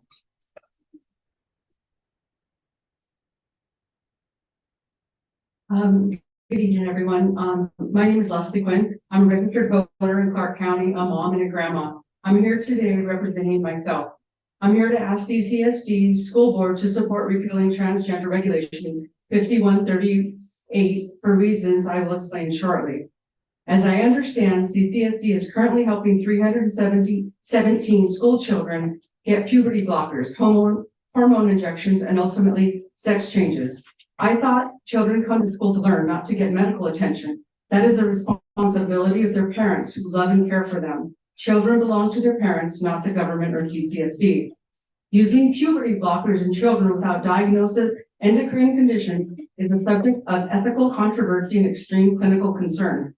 There are several issues as well as physiological, psychological, and social implications of giving these drugs to minors without a legitimate medical indication for a true physiological or endocrine disorder. The use of puberty blockers can have profound implications for physical health. Bone density can be compromised potentially for life, leading to osteoporosis and bone degeneration at a young age when the child's bone should be forming strong. The interruption of natural pubertal progression will negatively affect growth, development, and future fertility. There are extreme psychological repercussions of delayed puberty, which are not yet fully understood. Finally, there can be a serious impact on neurological development in children and young adults. The evidence, both clinical and empirical, strongly suggests that the non-indicated use of puberty blockers disregards the sanctity of the physiological maturation process. These drugs were originally developed for conditions such as central precocious puberty. They are being misapplied in a manner that betrays the first principle of medicine: do no harm. Some puberty blockers interfere with bone density. These drugs may compromise peak bone mass. This can set a young individual on a path toward osteopenia, osteoporosis, and a future riddled with skeletal fragility. Also, the impact on the neurocognitive development is an area of great concern. The brain undergoes significant developmental changes during puberty, and the role of sex steroids in this process is critical. The notion artificially halting this process without irrefutable cause is to gamble recklessly with the child's future cognitive abilities and mental health. The ethical dimensions of this issue cannot be overstated. Children and young adolescents cannot fully comprehend the long-term consequence of such life-altering medical interventions. Therefore, prescribing puberty blockers without a solid clinical indication is not only a breach of medical ethics, but also a potential violation of the rights of the child, as stipulated by the Convention of the Rights of a Child. In conclusion, the practice of administering puberty blockers to minors without legitimate medical indications. Please stop doing this, guys. There are To be clear, policy 5138 is not called a transgender policy, since you does not have a It's still wrong. document that has transgender policy title in it. 5138 is a policy, 5138 is a policy that addresses the rights and needs of students with diverse gender identity questions. It is a direct result of NRS, various NRS requirements that are of the school district. Raymond, you are not Raymond. You do not look like Raymond to me. The same. Your website. Behavior breeds behavior. Mr. Underwood. Please remember that behavior breeds behavior. Your behavior is breeding the behavior you're getting in return. And you don't like it. Warning. Actually, this is your second warning. Would you like to excuse yourself from the board? And Mr. Underwood, you're welcome to also leave. No, you're welcome to leave. You're disturbing a board meeting. I don't want to leave. Sir, please, I've already asked this gentleman in the front to submit his name. Please, please escort him out. He's disturbing our meeting. I'd like the police officers to come inside, please. This gentleman is being. He does not want to leave the room. Mr. Underwood is resisting the request of security and resisting the request of the trustees and asking them to be quiet. No, this is not a negotiation, Mr. Underwood. This is a legal order. I'm telling you what's going on.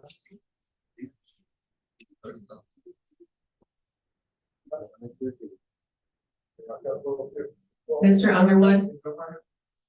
Mr. Underwood is being asked to leave. He has been warned twice. Supposed to be a trespass notice, aren't you? If the notice that should be a trespass notice.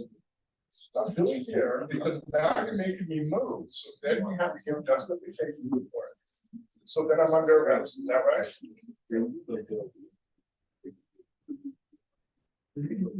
Trespass notice.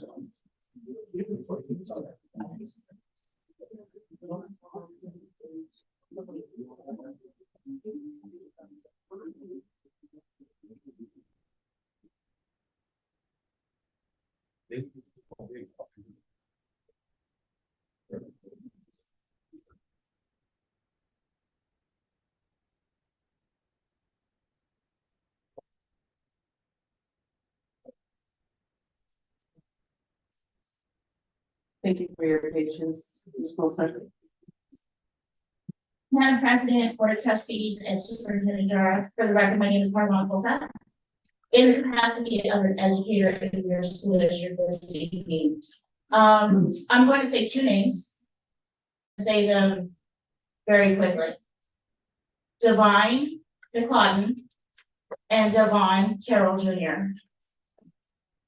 The families have shared with me their experiences within their expulsion process, and I have to say, as an educator, I'm appalled at two things here. The first thing is that we have two students, one that stood up in self-defense and one that was a bystander that jumped in to help when one student was outnumbered by many. The other issue we have here at play is what is going on in a school where there are a group, a clique of young females and young males feeling the necessity to bring on fights for no purpose at all, other than to fill them and put them on Instagram and TikTok. We have big issues with mental health and social emotional learning in our schools. This is not even my school, and my heart hurts for these families because they have no recourse at this moment. They're victims. Devon McCloudon, Devon Carroll Jr. are victims. No one has said that once tonight. They are victims, and they're being treated as they're the ones that started the fights. This has got to stop. It doesn't just happen at Palo Verde High School. It's happening in many of the high schools and even in our middle schools. Something has got to give. I have come to this board since June 2020, asking for more resources in mental health and social emotional learning in our classrooms, not as a team, a social committee at school for social emotional learning, not the MTS team that are of 5 people that are going to regulate 2,500 kids in a school. We need them in the 4 walls each teacher teaches in. We need them in the walls of every special needs classroom. We need them in every single classroom in this district, 330 schools across the district.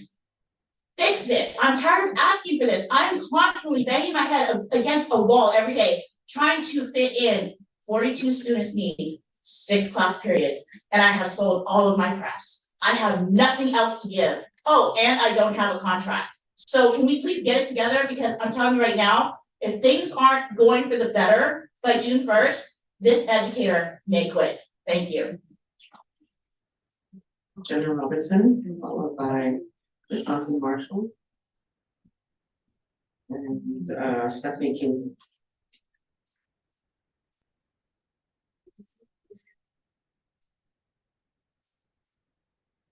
Jenna Robertson for the record. I have so many things to say.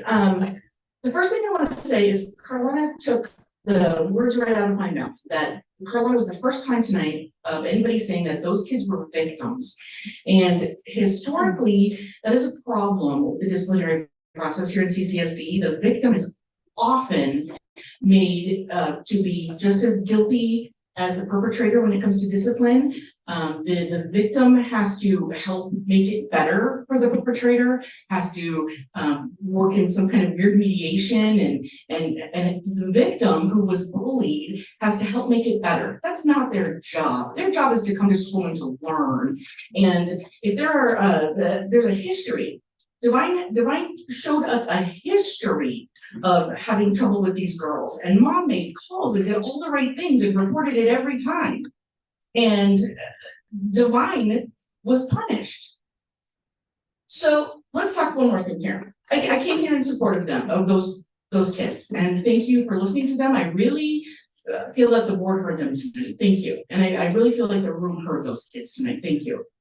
The other thing I want to talk about is I have to take my daughter to Utah to get puberty blockers. So if the school is pulling out on me and you've got blockers that I'm not getting, I would like to talk to y'all, because it's not easy going to Utah every 6 months.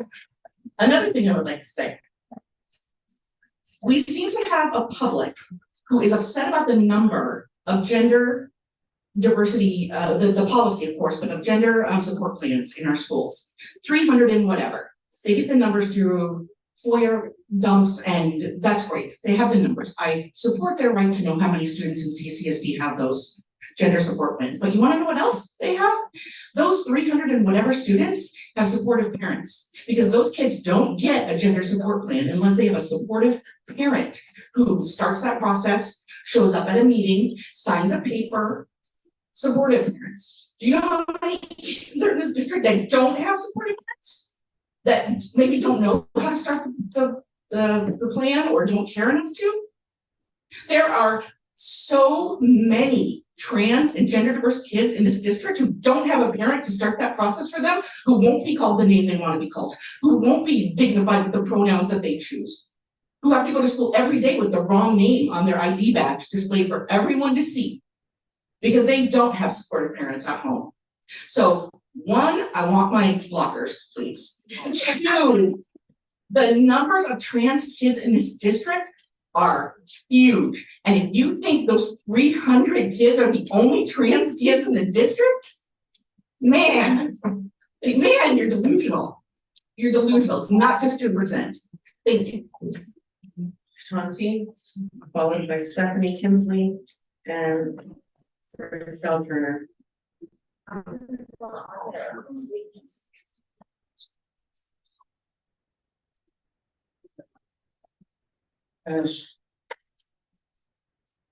John T. Marshall, for the record, co-founder of 1865 No Racism in Schools.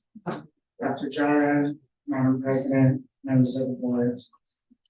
Today I am here specifically to call for the repeal of the expulsions of Divine and Divine students of Palo Verde High School. More so, I am calling for the revision of the expulsion policy. I believe it's 5114 and 5114.2. This request, I'm also asking that this item be added to the agenda item for review, discussion, and action to be taken by the Board of Trustees. And then I want to give a personal statement. You all know that there are extreme disparities in suspensions and expulsions. We have a federal regulation for school-based behavior programming that's not happening. We have significant challenges with restorative justice not happening. I have volunteered my time in the behavior schools or academic centers. And I can tell you over and over and over and over again, we have so many students in these behavior schools on their first offense, they're being expelled. Some of them didn't even get into physical altercations, they're verbal altercations, and they're being expelled. The OnStar program is not being facilitated across the board at every school. Restorative practices and interventions supports, it's not happening. It's not happening. I'm here to tell you the biggest issue is in middle school. That's where I see it the most.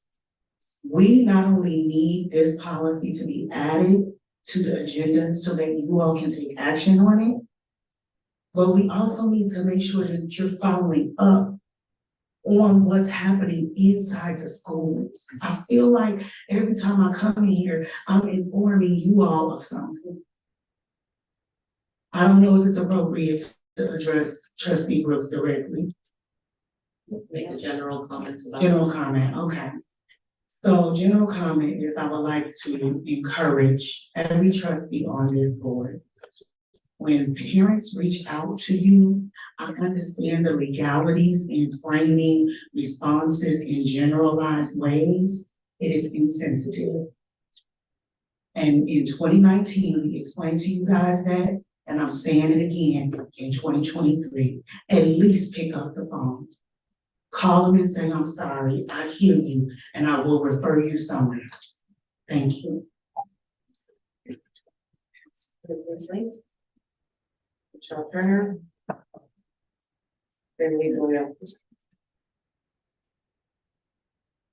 Hi, my name is Stephanie Kinsley. I'm one of the terrorist moms who don't want children's genitals mutilated.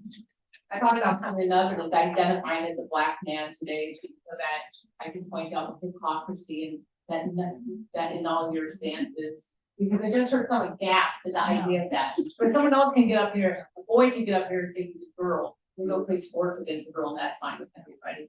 So what I'm asking is the general concept to the board is just to kind of back up your stances. So I don't have a doctorate in biology, but I know we need oxygen. I know masking kids is bad. I know masks are stupid and do nothing but harm you.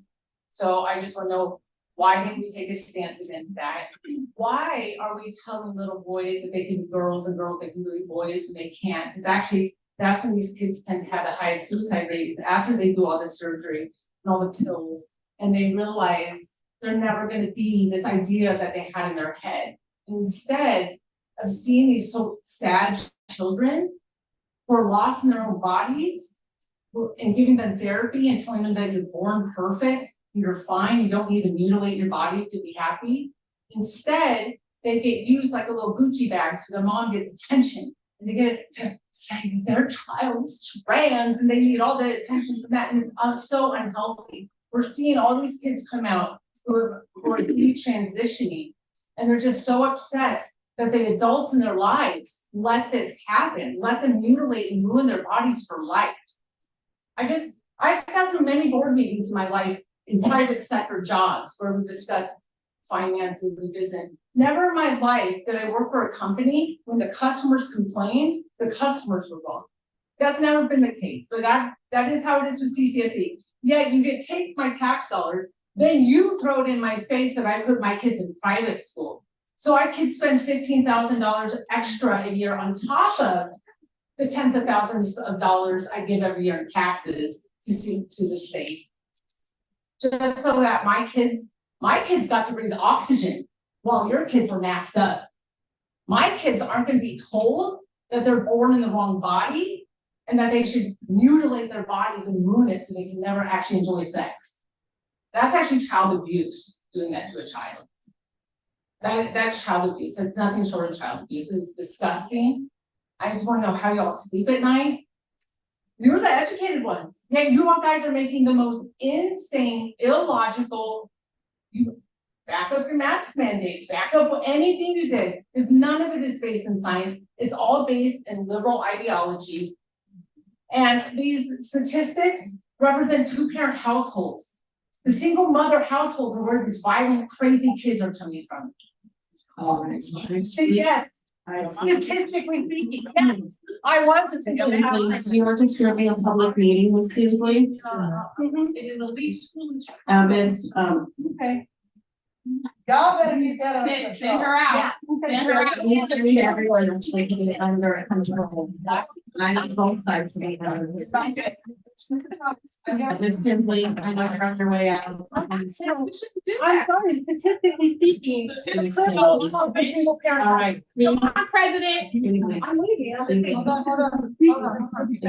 If you are not leaving, we're gonna ask you to leave. I'm waiting for my Like escort you to leave. Oh, the violations don't answer. See,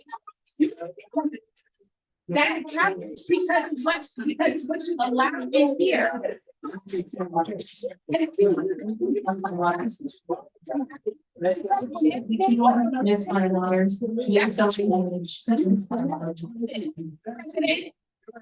If Marvette Lewis was here right now, you would never let us do that. Miss Waters, I'm gonna ask you to leave. I'm leaving.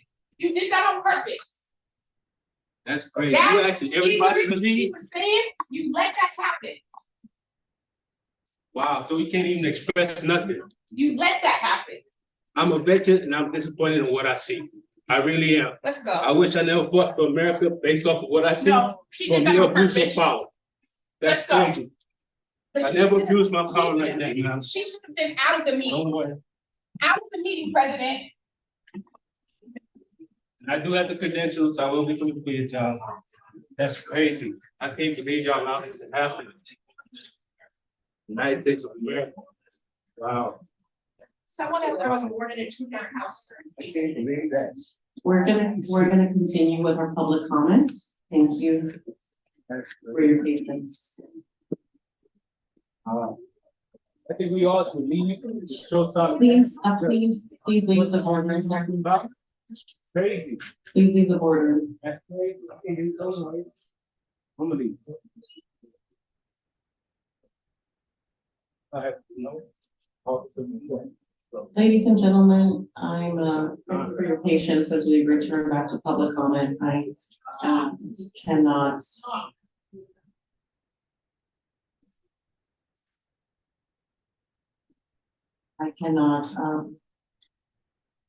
Miss the opportunity to share that it is very upsetting for everyone and sitting in this room to hear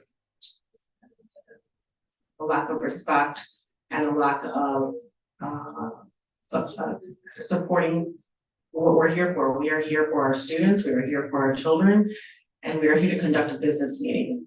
And I understand that the people in this room are trying to get through public comments so we can get out, but it is incredibly important. We're not gonna stand for disrespectful or hateful remarks We're here to conduct business.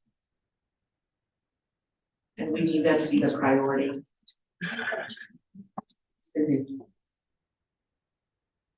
Madam President, members of the board, Superintendent Jara, Rachel Turner for the record. I am a proud mother of two CCSD students. The first Sunday of November, if you didn't know, is Transgender Parent Day. Being the parent of a transgender child is both a privilege and a responsibility. Being the parent of a transgender child has opened my eyes up the critical importance our voices have at the local level in creating and supporting policies that impact their mental and physical health. So I thank you for being a supportive board, despite the negative rhetoric and hateful words that are spoken in your every meeting, which unfortunately we witnessed most recently. Currently, I'm pursuing a license to become a approved foster parent in Clark County, so that I can take in those children that don't have an accepting parent. As Jenna Robertson pointed out earlier, we have probably a lot more transgender or gender diverse children in this community than we know because of that lack of acceptance in the home. I want to provide them with a loving, safe home and a caregiver that advocates for them. I ask that you all continue to provide them with a safe space for their education, something I believe all children should have. My child has been watching at home tonight, and he really wanted to come here, and thank you all personally for supporting 5138 and share his story with you. I didn't want him to see what we just saw. I didn't want him to be videoed, photographed, and put on the internet. And that's why I'm standing here, is to protect my child from the voice that I don't feel is safe for them. And that's a sad statement, that I don't feel I can bring my child here to advocate for himself because of this. He doesn't understand why a group of moms want to hurt kids like him. Quote, that's more childish than you know. He texted me that tonight after hearing comments by others. I don't know why either. And I just want to close by saying, I'm glad to see that there's been some effort made in what's happening at Palo Verde High School with those two students. And I'm glad to hear that we as a community can come together and hopefully speak up for those who don't have a voice. Thank you for your time tonight. Emily Doyle.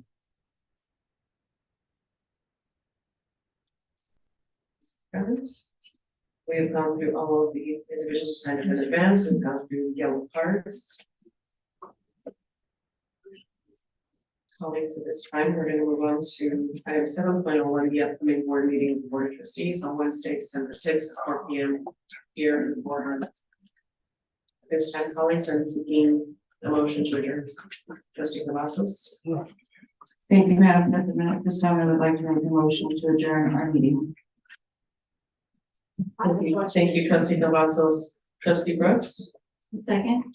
Thank you, Trustee Brooks. Colleagues, we have a motion by Trustee Cavazos, a second by Trustee Brooks. Please pass your vote. Trustee Williams, are you on the phone? I am. My vote aye. Thank you, Trustee Williams. Okay, colleagues, that motion passes 7-0. The time is 10:07 p.m. Have a great evening. I have a question. How racist are we gonna let people be? How transphobic are we gonna let people be? How horrible are we gonna let people be before we ban them from coming here?